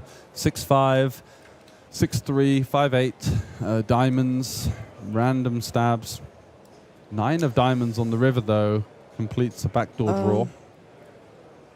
And now some, potentially hands like Jack 10-9 get there. Okay, so check. Yeah. And Ace 7 is going to get the job done for Finnish Linda. And all of a sudden, what happened in 10 minutes? It's all turned on its head. And definitely Finnish Linda has been the benefactor of some really nice variants here. She's got that small little cooler there with the 7 versus the 7, and then aces versus king 9 all in pre-flop.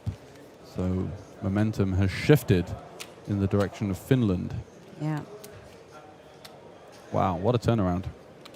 How do you feel right now? Professionally, neutral. Personally, but like gutted. our bet-wise, yeah. Absolutely gutted. This is not going to cut the mustard. No, it's not. In fact, I'm going back to the UK tonight. Yeah. So I saved myself the embarrassment. However, Linda here with her King 6 6 suited. yeah. Might just be jamming here. Oh, she's going to go for the open.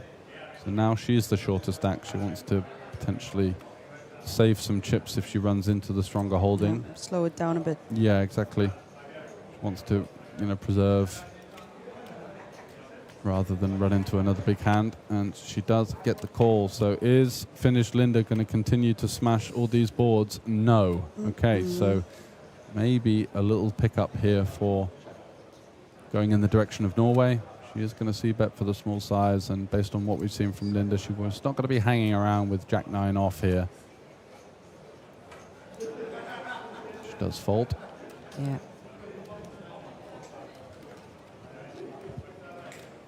And the heads-up battle continues.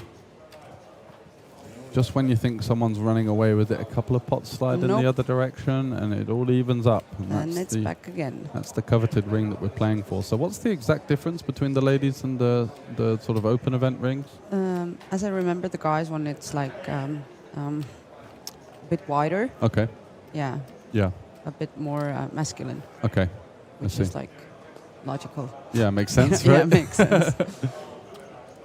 And I don't remember actually, like, is it in the front? Is it like the same? So what if a lady wins the open event? Then do they get the smaller ring sizing, or are they allowed to change it, or is it just smaller? Definitely, but not the the ladies design. one. Yeah, I think so, but I'm not sure. That makes sense. Yeah. So Linda opens it up with the Queen 8 suited, and that's going to take it down. We're up to this new blind level now. So Norwegian Linda only with 11.5 big blinds, and you can see she's smiling. Yeah, a smile, but almost a forced smile in some ways. It was an interesting smile, I would say. It wasn't necessarily the most natural. Okay. Yes, like okay, I'm still alive. Yeah. And that's kind of what's going on in her mind at this stage. She's had almost one finger in the ring, but had to give it back, and now is maybe looking for a refund. But potentially things can happen. We've seen stranger things, of course. And Ace here 10. is Ace 10. That's a big pickup for her at this stage with 120k out there. She's going to go for the min raise. Her hand is so strong, she feels she wants to go seek some extra value. No, she's going all. Okay. Yeah. So she looks at the structure, realizes that we've moved up to 36k, and she just says, you know what, I'm going to just play for all of it instead. And I think the issue for Norwegian Linda is that Finnish Linda isn't necessarily so aggressive pre-flop. So if you wanted to trap the Ace 10, Finnish Linda isn't the type of person that's just going to jam it in with King 5 offsuit. She's going to kind of check back. So maybe jamming is the play, just to get the worse Ace X kind of holdings to call it off. You see, they're showing the ring even more. So it's like focusing make it more. Is that a sign from above that it's about to be over? I surely hope not.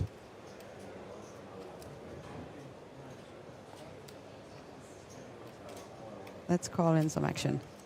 It's time. We'll see. Gunning for blood. Ooh, that's a nice hand. That is a nice hand. 7-6 suited. Very pretty. Connected. Pretty hand. Exactly. You can make a lot of straights. Just going to go for the min raise. And gets instantly jammed it in her face by Norwegian and Linda. The quickest fold ever. Yep. The quickest shove and the quickest fold ever. So don't waste much time with that one. That's about a 20-second hand. And on to the next one as stacks once again evening up here in this ladies' showdown, playing for the first ever ring awarded to a lady in Europe. Unbelievable. Unbelievable stuff. 15 playing 21 big blinds. We've seen both players be south of 10 big blinds in this heads-up match. It was always, the momentum was riding with Norwegian Linda, but you know what? Finding the aces, finding the ace 7 versus 10-7 on king 7 x king will help you.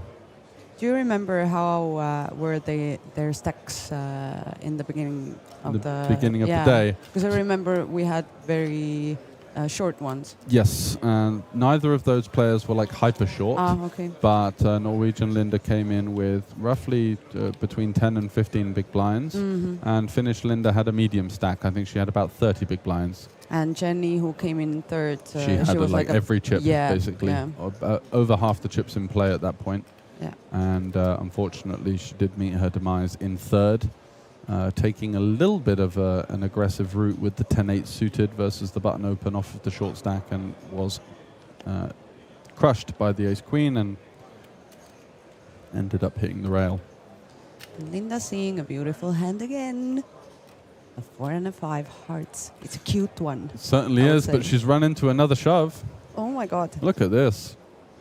Oh, and she can't call. No, she can't. She's just got the 5 high, and she might have to change her strategy now because she's getting shoved on quite a lot. So does she start to limp now and save the extra big blind? Because it seems like Norwegian Linda, who is picking up some hands to be fair to her, but Finnish Linda will not know that, and she may feel like she's getting run over now, or that Norwegian Linda is thinking that she doesn't want to play with any kind of middling hands pre-flop, which would be a fair assumption. The only hand that we've seen all in from her is aces, so it's definitely been sort of on the more selective side of the hands pre-flop. Jack 9 though. Definitely making a move. Yeah, could be limping, could be raising. See what she goes for.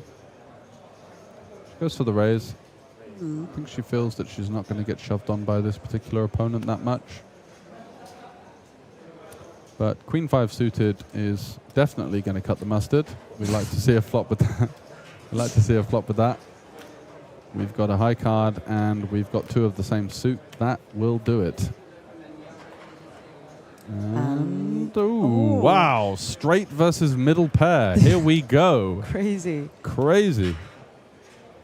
Those equities are wrong. It's going to be a huge equity favorite for Linda from Norway as she continues with her standard small sizing, which she's been advocating quite a lot so far. And Finnish Linda won't give up. No, and she doesn't want to see a 5 or a queen, otherwise she will be gifting a double up here. On the turn, though, double flush draw. Loads of draws out there in the form of spades, diamonds, random jack X, ace X, 9X, all have straight draws. So I don't think we're going to be able to fold to this second bet with just the Queen 5, although Linda has been slightly conservative in some of her selections in terms of hand choices so far. So she may feel like she is up against a pretty strong hand here. Lots of hands beat us, but also lots of bluffs available. Very tricky spot in No Limit Hold'em when you could be dead, but you could also be up against a pure bluff and be doing very well. So it's kind of a situation where we're way ahead or way behind. 170.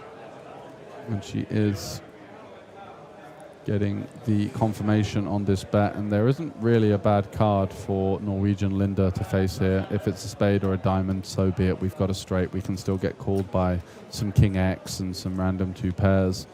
A 3 of spades on the river. I don't think Norwegian Linda is going to slow down here, and it's going to be a test for all, or pretty much most of the remaining chips.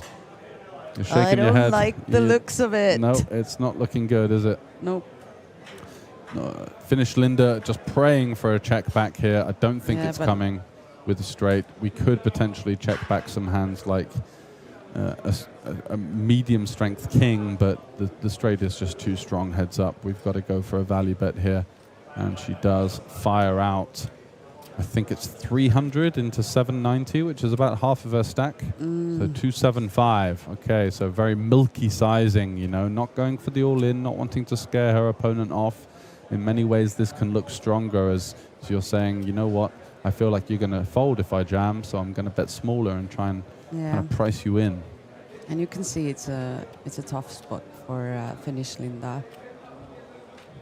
Yeah, and the issue is with this smaller sizing is that Norwegian Linda could very well bet a hand like ace-king or king-9.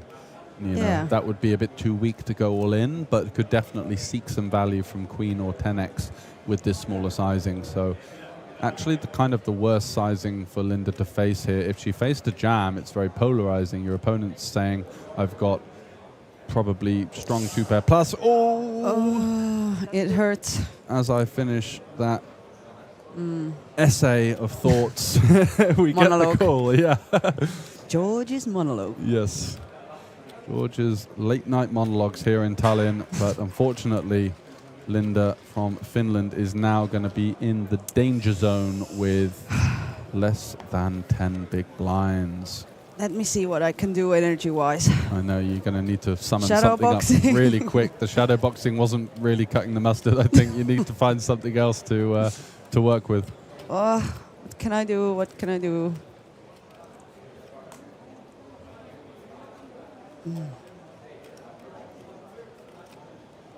And after a topsy-turvy heads-up match, the momentum in the sails of... Topsy-turvy. Yeah. I learn new words. You're getting a sort of colloquial English lesson here. Next time I'm doing an interview, it's going to be so weird. And I'm definitely going to mix those like up. Yeah, please do. Not get it right, and then it will be horrible. That'll be a pleasant surprise watching the day 6. What was it? Video. Topsy-turvy? Topsy-turvy, up and down. This is going to be topsy-turvy today. It's going to be a jam-packed topsy-turvy day of action here at the WSOP Circuit in Tallinn. Oh, I'm getting worried. Yeah, and another fold there whilst we were laughing about random English idioms does mean that Norwegian Linda puts one foot ever closer to that ring. Yeah, Ooh, but at the same time, still. There you go. So you get some respite. Linda had the jack-8. She wouldn't have been able to call an all-in, but Norwegian Linda with the 5 deuce off, just going to relinquish one. Doesn't mind her opponent taking back the big blind and the big blind ante. She'll be coming for it in the next hand. Hope so. Yeah. You do feel that our Finnish player, Linda, there needs to make a move. Otherwise, she's going to get gobbled up by the blind and the ante coming around so fast. So I believe she's got around 10 big blinds. And she finds king deuce. Is she going to go with it here? She does snap fold. I think that's a little bit conservative here. Any king heads up for less than 10 big blinds is with the big blind ante. I think we've just got a jam. I know it's uncomfortable, but we need to try and preserve our stack and our chances of winning the tournament. If we fold a king, which is obviously the second biggest card in the game, heads up, 2 players, you know what I'm getting at. No, but women have good intuition. Yeah, that's true. And I've seen on the table in the women field, they use it a lot. Yes. So that's the definite strength of a female player compared to a male. That I feel like females are having much more self-awareness in many areas. So 5-4, it's kind of tricky. We don't really want to fold because we're getting such a good price with this these antes. So she's actually going to go for the... I feel like this is an exploitative open raise. She feels like her opponent is overfolding in the big blind. And we haven't seen Linda defend, finish Linda. She hasn't called many of these medium strength holdings, kind of waiting for the goods. And I think it's drying up fast. Exactly, and I think Norwegian Linda is kind of pouncing upon that and doing a good job of continuing this aggression. And that's going to get the job done unless Finnish Linda can find a big hand as she did with the aces last time. She's probably got about 2 or 3 more opportunities before her stack gets completely swallowed up by this ever mounting blind and ante. There we go, Queen 10. Queen 10. This is definitely a shove. Yep. 5.5 big blinds, sending it in, and 7-5. That's Not good. quite. We got the blinds. There we go, woo, woo, up to woo. 480k. So let's go. 8 big blinds, facing the 1.8 million, which is good for 30 big blinds. So 30 versus 8, an overwhelming chip advantage, favoring Norway. And just a small matter of a couple of €1,000 and, of course, the coveted ring. The coveted ring. Yes, very important. I really want one on my mantelpiece.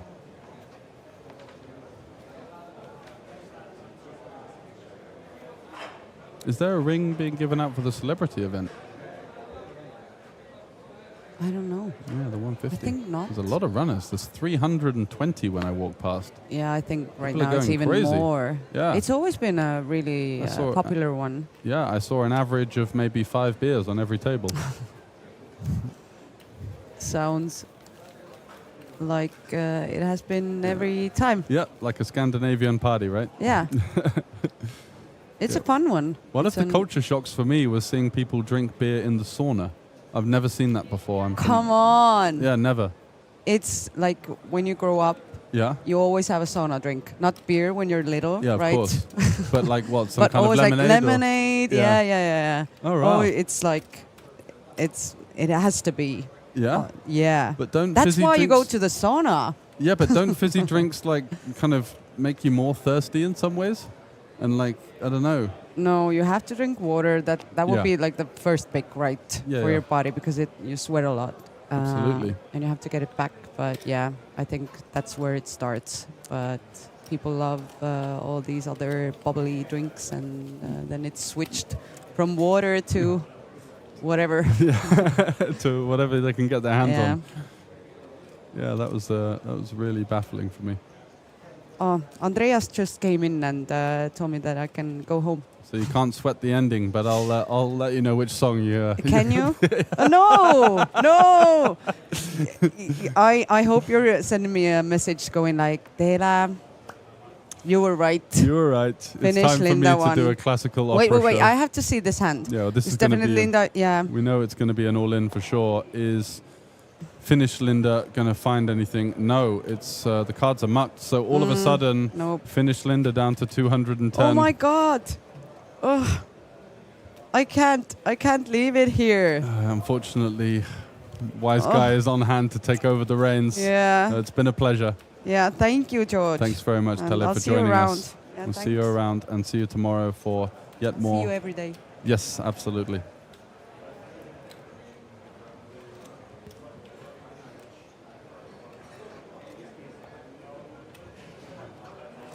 So as things are looking like we are reaching a closing or a close here in the women's event, the 9-5 hits the muck and Linda from Finland is only left with a perilous 3 big blinds. Andreas, Wise Guy, how are we? I'm back. You're I back was with here a bang. 5 minutes to start it off, and now I'm back to finish it off. And I think this is easy for me now, so it's like I gotta Kyllä, hän ei learn only tarvi one niin name. paljon apuja. Yes, Linda. Yeah. It's the battle of the Lindas. It Linda is. on Linda violence, and we've seen Norway versus Finland. And to give you a summary of the heads-up match, it's been a one-sided duel, I feel. The Norwegian Linda has been much more aggressive, taking down a lot of pots fearlessly, and she's done a good job of trying to close it out.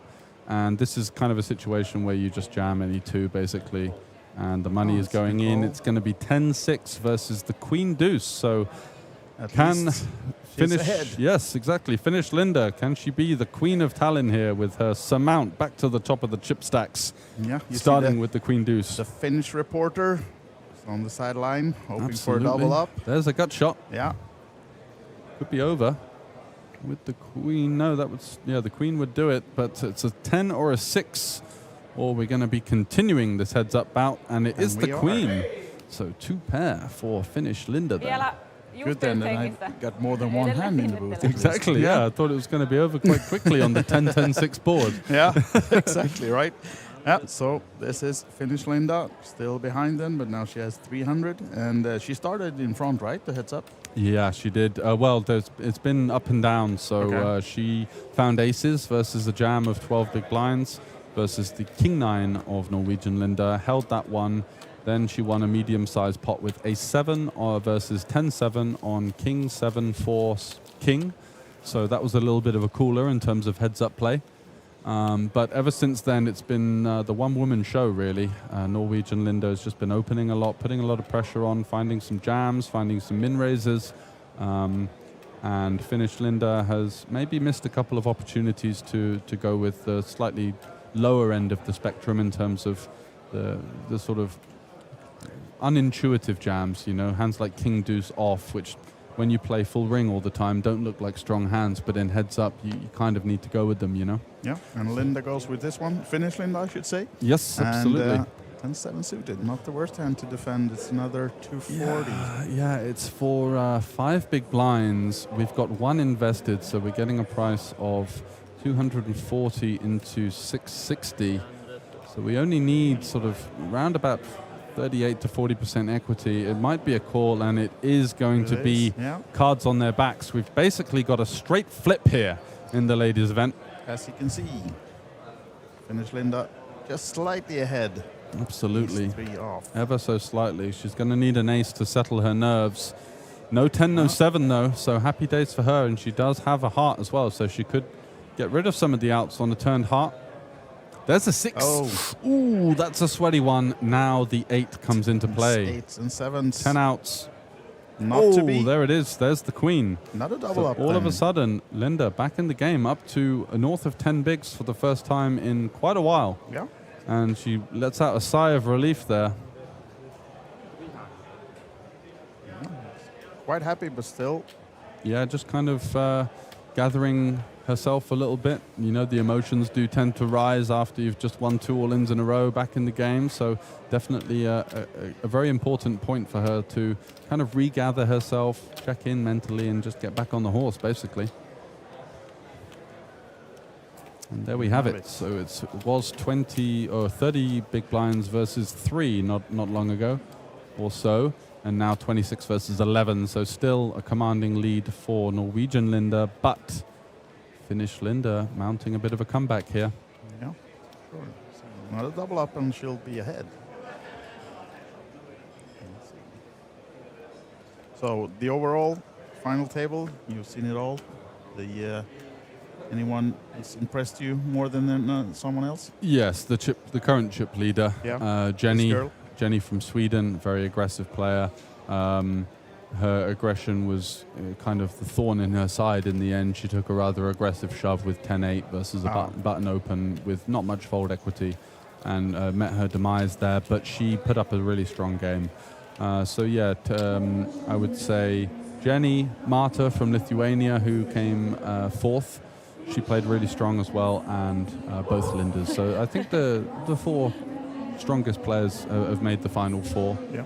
So that's been, you know, something that you see here is they've naturally been 2 of the players that have kind of, or 4 of the players I should say, that kept the onus up and kept the aggression on.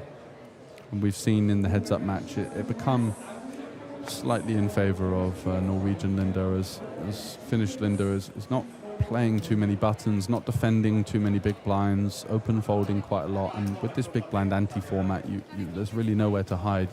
You have to kind of play these uncomfortable holdings, you know, in the form of a limp or some kind of min-raise, just to keep your stack topped up. Otherwise, if you're not defending the big blind or not opening, then you're going to really need to just wait for a really strong hand. And unfortunately, it doesn't really come around that often in heads up, right?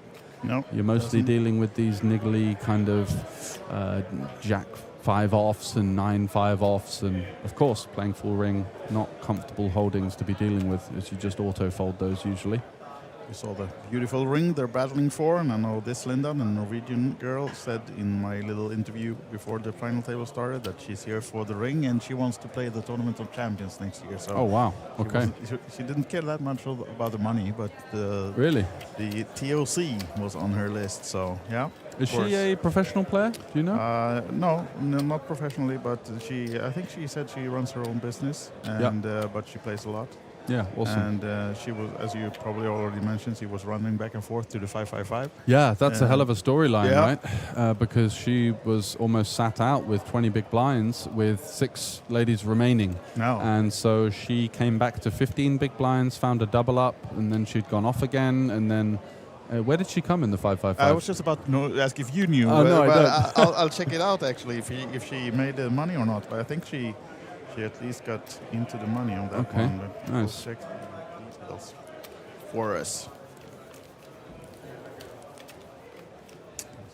Yeah, because that would, I mean, obviously relinquishing her chance to win that tournament will hurt, but winning this ring event, getting the free roll entry, and also, of course, the 5.6 thousand euros is I'm sure going to be something that she'll be quite happy with, regardless of that outcome. I can tell you that she finished in 71st place. Oh, what's that a cash for? About 1100? 11, yeah. Yeah, just short of a pay jump, but yeah. Yep. And it was 78 paid, so just inside the money. Wow, okay, so she managed to kind of make the most of both of her stacks in some ways, because I was kind of speculating with Scott and, of course, Maureen about what you do in that situation. Yeah, and it's hard, we right? didn't really have a definitive answer No, for I it. understand that, because it's tough. Very tough. And I think Norwegian Linda will be finding this King 3 off that we've seen Finnish Linda maybe not take. Actually, she's going to continue with this exploitative sort of open raise, feeling that her opponent isn't going to be aggressive enough with the jam, so she just gets to kind of have the fold equity and also save some chips if she does run into a big hand. I think that's what her strategy is at this stage. So we have the King 3 versus the 9-8. Again, 2 middling cards facing a 1 high, 1 low. And it's a swing and a miss for Finnish Linda there. You do feel like a c-bet is likely to come on this type of board. Something like 1 big blind, 75k she goes for, so a little bit of extra meat on the bone, but we'll surely get the job done. So down to 480 now then, Finnish Linda. Yeah, once again, kind of perilously edging lower and lower.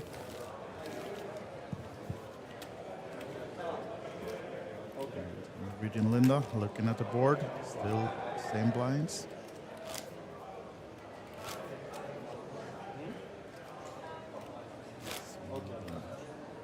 Will be Finnish. It's more aggressive, or she maybe Sorry. staying a bit. She definitely needs to find a spot rather quickly once again.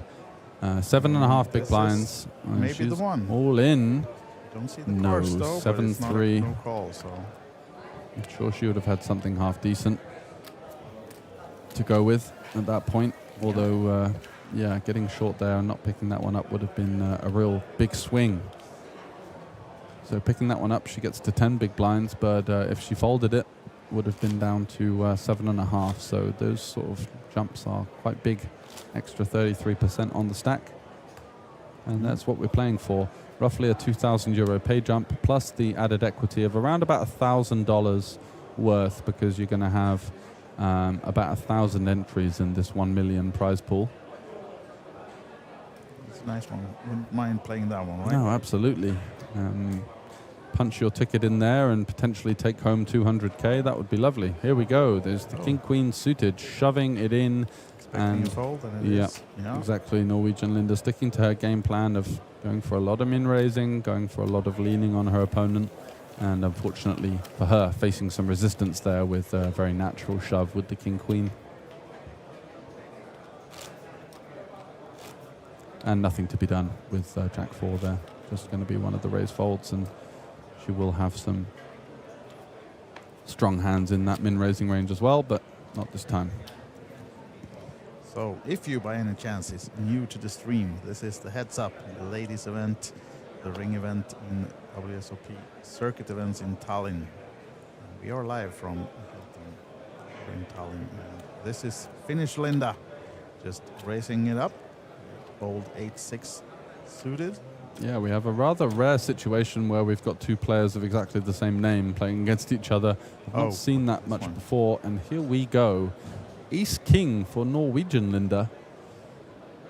And only a matter of time before the chips are going to be pushed into the middle, I imagine, and she does take that down, so continues to exert her pressure on her opponent. Yep. And Finnish Linda, unfortunately, finding the wrong spot to get creative with the 8-6. Exactly, and running into a big hand, as happened in the previous one. So it's a bit of jousting between the two players at this stage.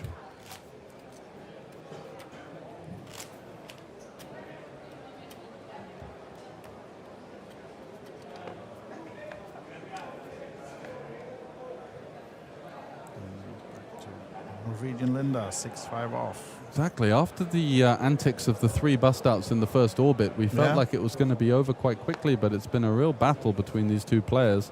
And 6-5 offs being sent into the middle there. Really fearless stuff. Love to see it. Definitely understanding her opponent quite well, I think. Yeah.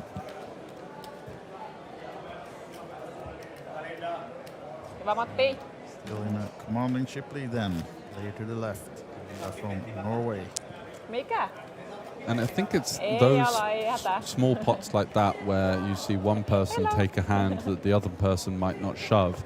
It's the big difference, you know, because it's such a big momentum shift, picking up 2 big blinds or leaving it on the table. Here we go. Linda all in for 490k. Oh, King 7. And Norwegian Linda has King 7. King Very 9. close spot. Yeah, she does fold. She got too eager to show us the cards. Yeah. Linda from Finland. Must have been something half decent there. Yeah. Maybe that's a tell, right? She's all in so quick. She yeah, doesn't even have the... Has a little flick at the cards. I'm all in. Yeah. No time to put them in the box for us. Yeah, conventionally the King 7 would be a call there for versus sort of what you'd assume the mathematically correct shoving range to be. If you had Dominic Nietzsche on the rail, he would say it's a call, man, or woman. You got a call. And here Queen 10 suited, very likely to be getting the chips in. Yeah. One of those hands that I think benefits from shoving because you get the weak King X and potentially even some weak Ace X to fold, but she's going to go for the raise call by the looks of it.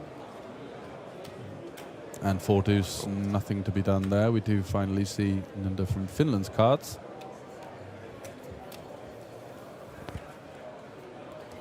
So still 2 remaining here, the Battle of the Lindas. As you can see on the chip counts, 29 playing 8 big blinds, 1.8 million 80. Versus the 490k stack of Linda Madlina. So aggression frequency has been quite high between these 2 players. We did see Linda have the chip lead, the Finnish Linda, for quite some time during the final table. She was playing this 4, 5, 6-handed rather well, opening a lot, very aggressive. And that's what's got her to the final table. And let's see if she can mount a comeback here. She does have the King 9. Is she going to face? Oh, no. So we've had a lot of all-ins and not a lot of calls so far. And actually, I just pulled up the information I got from the players. Oh, yeah. Being such old as I am, I don't remember what they told me like 6 hours ago. I did write it down, so I can tell you if you haven't already talked about it, that Linda from Norway is actually the reigning Norwegian champion for ladies. Absolutely. Yeah? Yeah. You knew that already. I think that one was mentioned previously, but it's quite something if she can find another coveted ladies title in a short time frame. And how about Linda from Finland? She's an auditor. That's what she do for a daily living. She's an avid golf player with a handicap of 17. Wow, okay. Lives in Tampere, likes to travel and being in the summer house in the summer, and she loves taking some ice baths. Wow. And so Linda with the Ace-8 offsuit here, going to be shipping it in. And it's a very natural jam and does get it through. She plays golf. Yeah. Plays a lot of golf and loves ice bathing in the winter with sauna. Ah, yes. I think some of the information popped up actually from time to time on the graphics. Yep. So I do recall seeing that. And that seems to be a big thing here in Northern Europe, that's for sure, which I love as well. You do, It's just great. Yeah. You just strikes me as a man who likes his ice baths. Yeah. A bit of a sadistic streak within me, you know. Just Exactly. I want more pain. Yeah, and I'm the type of guy who doesn't jump into the water when it's 20 degrees. No? Hot, so yeah, basically. More or Happy less. to sit and watch the world go by instead. Yeah. Why not? Why not? So there we have it. Another fold from Linda Madlina, although she probably was going to get called on that occasion by the King 10. I don't think we can relinquish such a strong holding, even for 8 big blinds. And there is that coveted ring. Is it going to be Norwegian Linda getting her finger in that one? Would be an easy one if it was to be engraved, though. We could already have Linda on it. Yeah, exactly. An hour ago, right? The engraver could have gone home early. Yeah. He doesn't have to do the night shift like us. So King Jack suited. Surely we're racing or jamming. Yeah, I Goes think for the jam. I think Finnish Linda is really short now, so just going to be jamming it in, and here we have it. At least it's an all in the call, but it's Linda from Finland. She's ahead, of course, with the ace-deuce, so might be the big double up for her. Could be. She's faded disaster and managed to be quite lucky in these all-in situations. She's won her previous 4 all-ins, I believe, as the short stack. Is she going to continue that run? Swing and a miss for both. Still ahead, well ahead with the ace-deuce. Oh, it's a jack on the turn. Big change. Now, Linda from Norway. Oh, there we Wow. go. We have our winner in the ladies event, WSOP Circuit event in Tallinn. Ladies event, the ring winner is Linda from Norway. What a fantastic duel between the two Lindas, and unfortunately one of them had to come out on top, and in this time the ring is heading back to Norway. It is. So wow. Both the Norwegian champion and now the reigning ladies champion as well. And here we are in the studio. This nice little room that we are tucked in behind the final table. Absolutely. And yeah, it's been a day for you, George. Yeah, really enjoyed it. Looking forward to, of course, the 555 day 3, which is going to be tomorrow. What time are we starting streaming on that one? Oh, you put me on the spot now. Oh, sorry. We're going to have to get back to you with that one. In the mid-afternoon, let's say. But keep an eye out on OlyBet.tv. Yeah, I'm sure all of the you have all the information will be up there. We've got guys like Jason and the reporting team doing a great job over there if you're interested in the live updates of some of our outer table tournaments. Currently have the 150 celebrity event, which got an amazing field of over 350 runners, I think. Wow. Yeah, so just insane with some KOs. And we had the party earlier with Tele doing some great... not karaoke, but proper performance. Oh, you almost slipped, right? I almost slipped. She's going to have my guts for garters on that one. Yeah. So did you get her singing in the booth as well? No? No, not quite, although she did have her moments. So we had Tele joining me, Maureen earlier, and Diver, and it's been a pleasure to mix in with ladies of different backgrounds within and out of poker, talking about their experiences, and it's been a well-rounded, and thanks very much for you as well. Yeah, I think we're going to head over soon to see the winner ceremony and see maybe if we got Linda accepting the ring as well. Yeah, well, you'd hope so at this point, right? They've been battling for what is, I think, about 7 or 8 hours on this day 2 of the ladies event. We came in with 9. We lost 3 players really quickly. And then we saw that long 6-handed duel, which was kind of going on in battle mode for a good 4 or 5 hours. And then, of course, once we hit the 5-handed, some of the short stacks started to slip. We were left with the 2 Lindas, and on this occasion, it's going to be Norway that comes out on top. A very strong poker nation, and here we have the winner presentation. We have our ring event number 5 winner. May I present to you the winner of ring event number 5. This is the ladies event, and taking home the ring is Linda Nguyen from Norway. Of course, you can hear the presentation that Teresa just did. We don't do it in the booth, but at least you see the ring is handed over.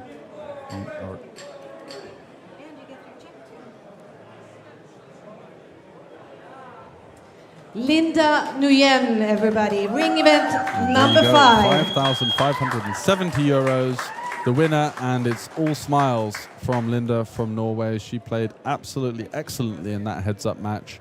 Was a little bit fortunate to catch that jack at the end, but she'd done enough hard work to maybe earn herself the right to winning one of those flips. She lost the previous 4, so it was very much a question of, is she going to get the job over the line? And that's what she's done. And we're going to have the announcement for the ring event number 4 of the PLO. So back over to Teresa.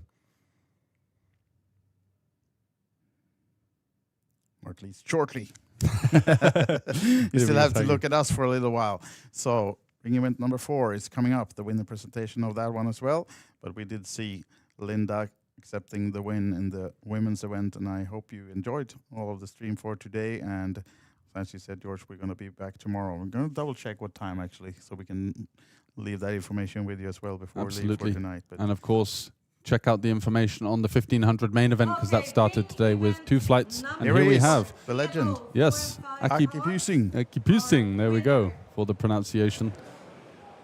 And Teresa handing over that ring. Congratulations, Aki Pusing. With a warm smile, and there it is. And this guy's been around for a couple of years, right? Yeah, just more than a couple, I think.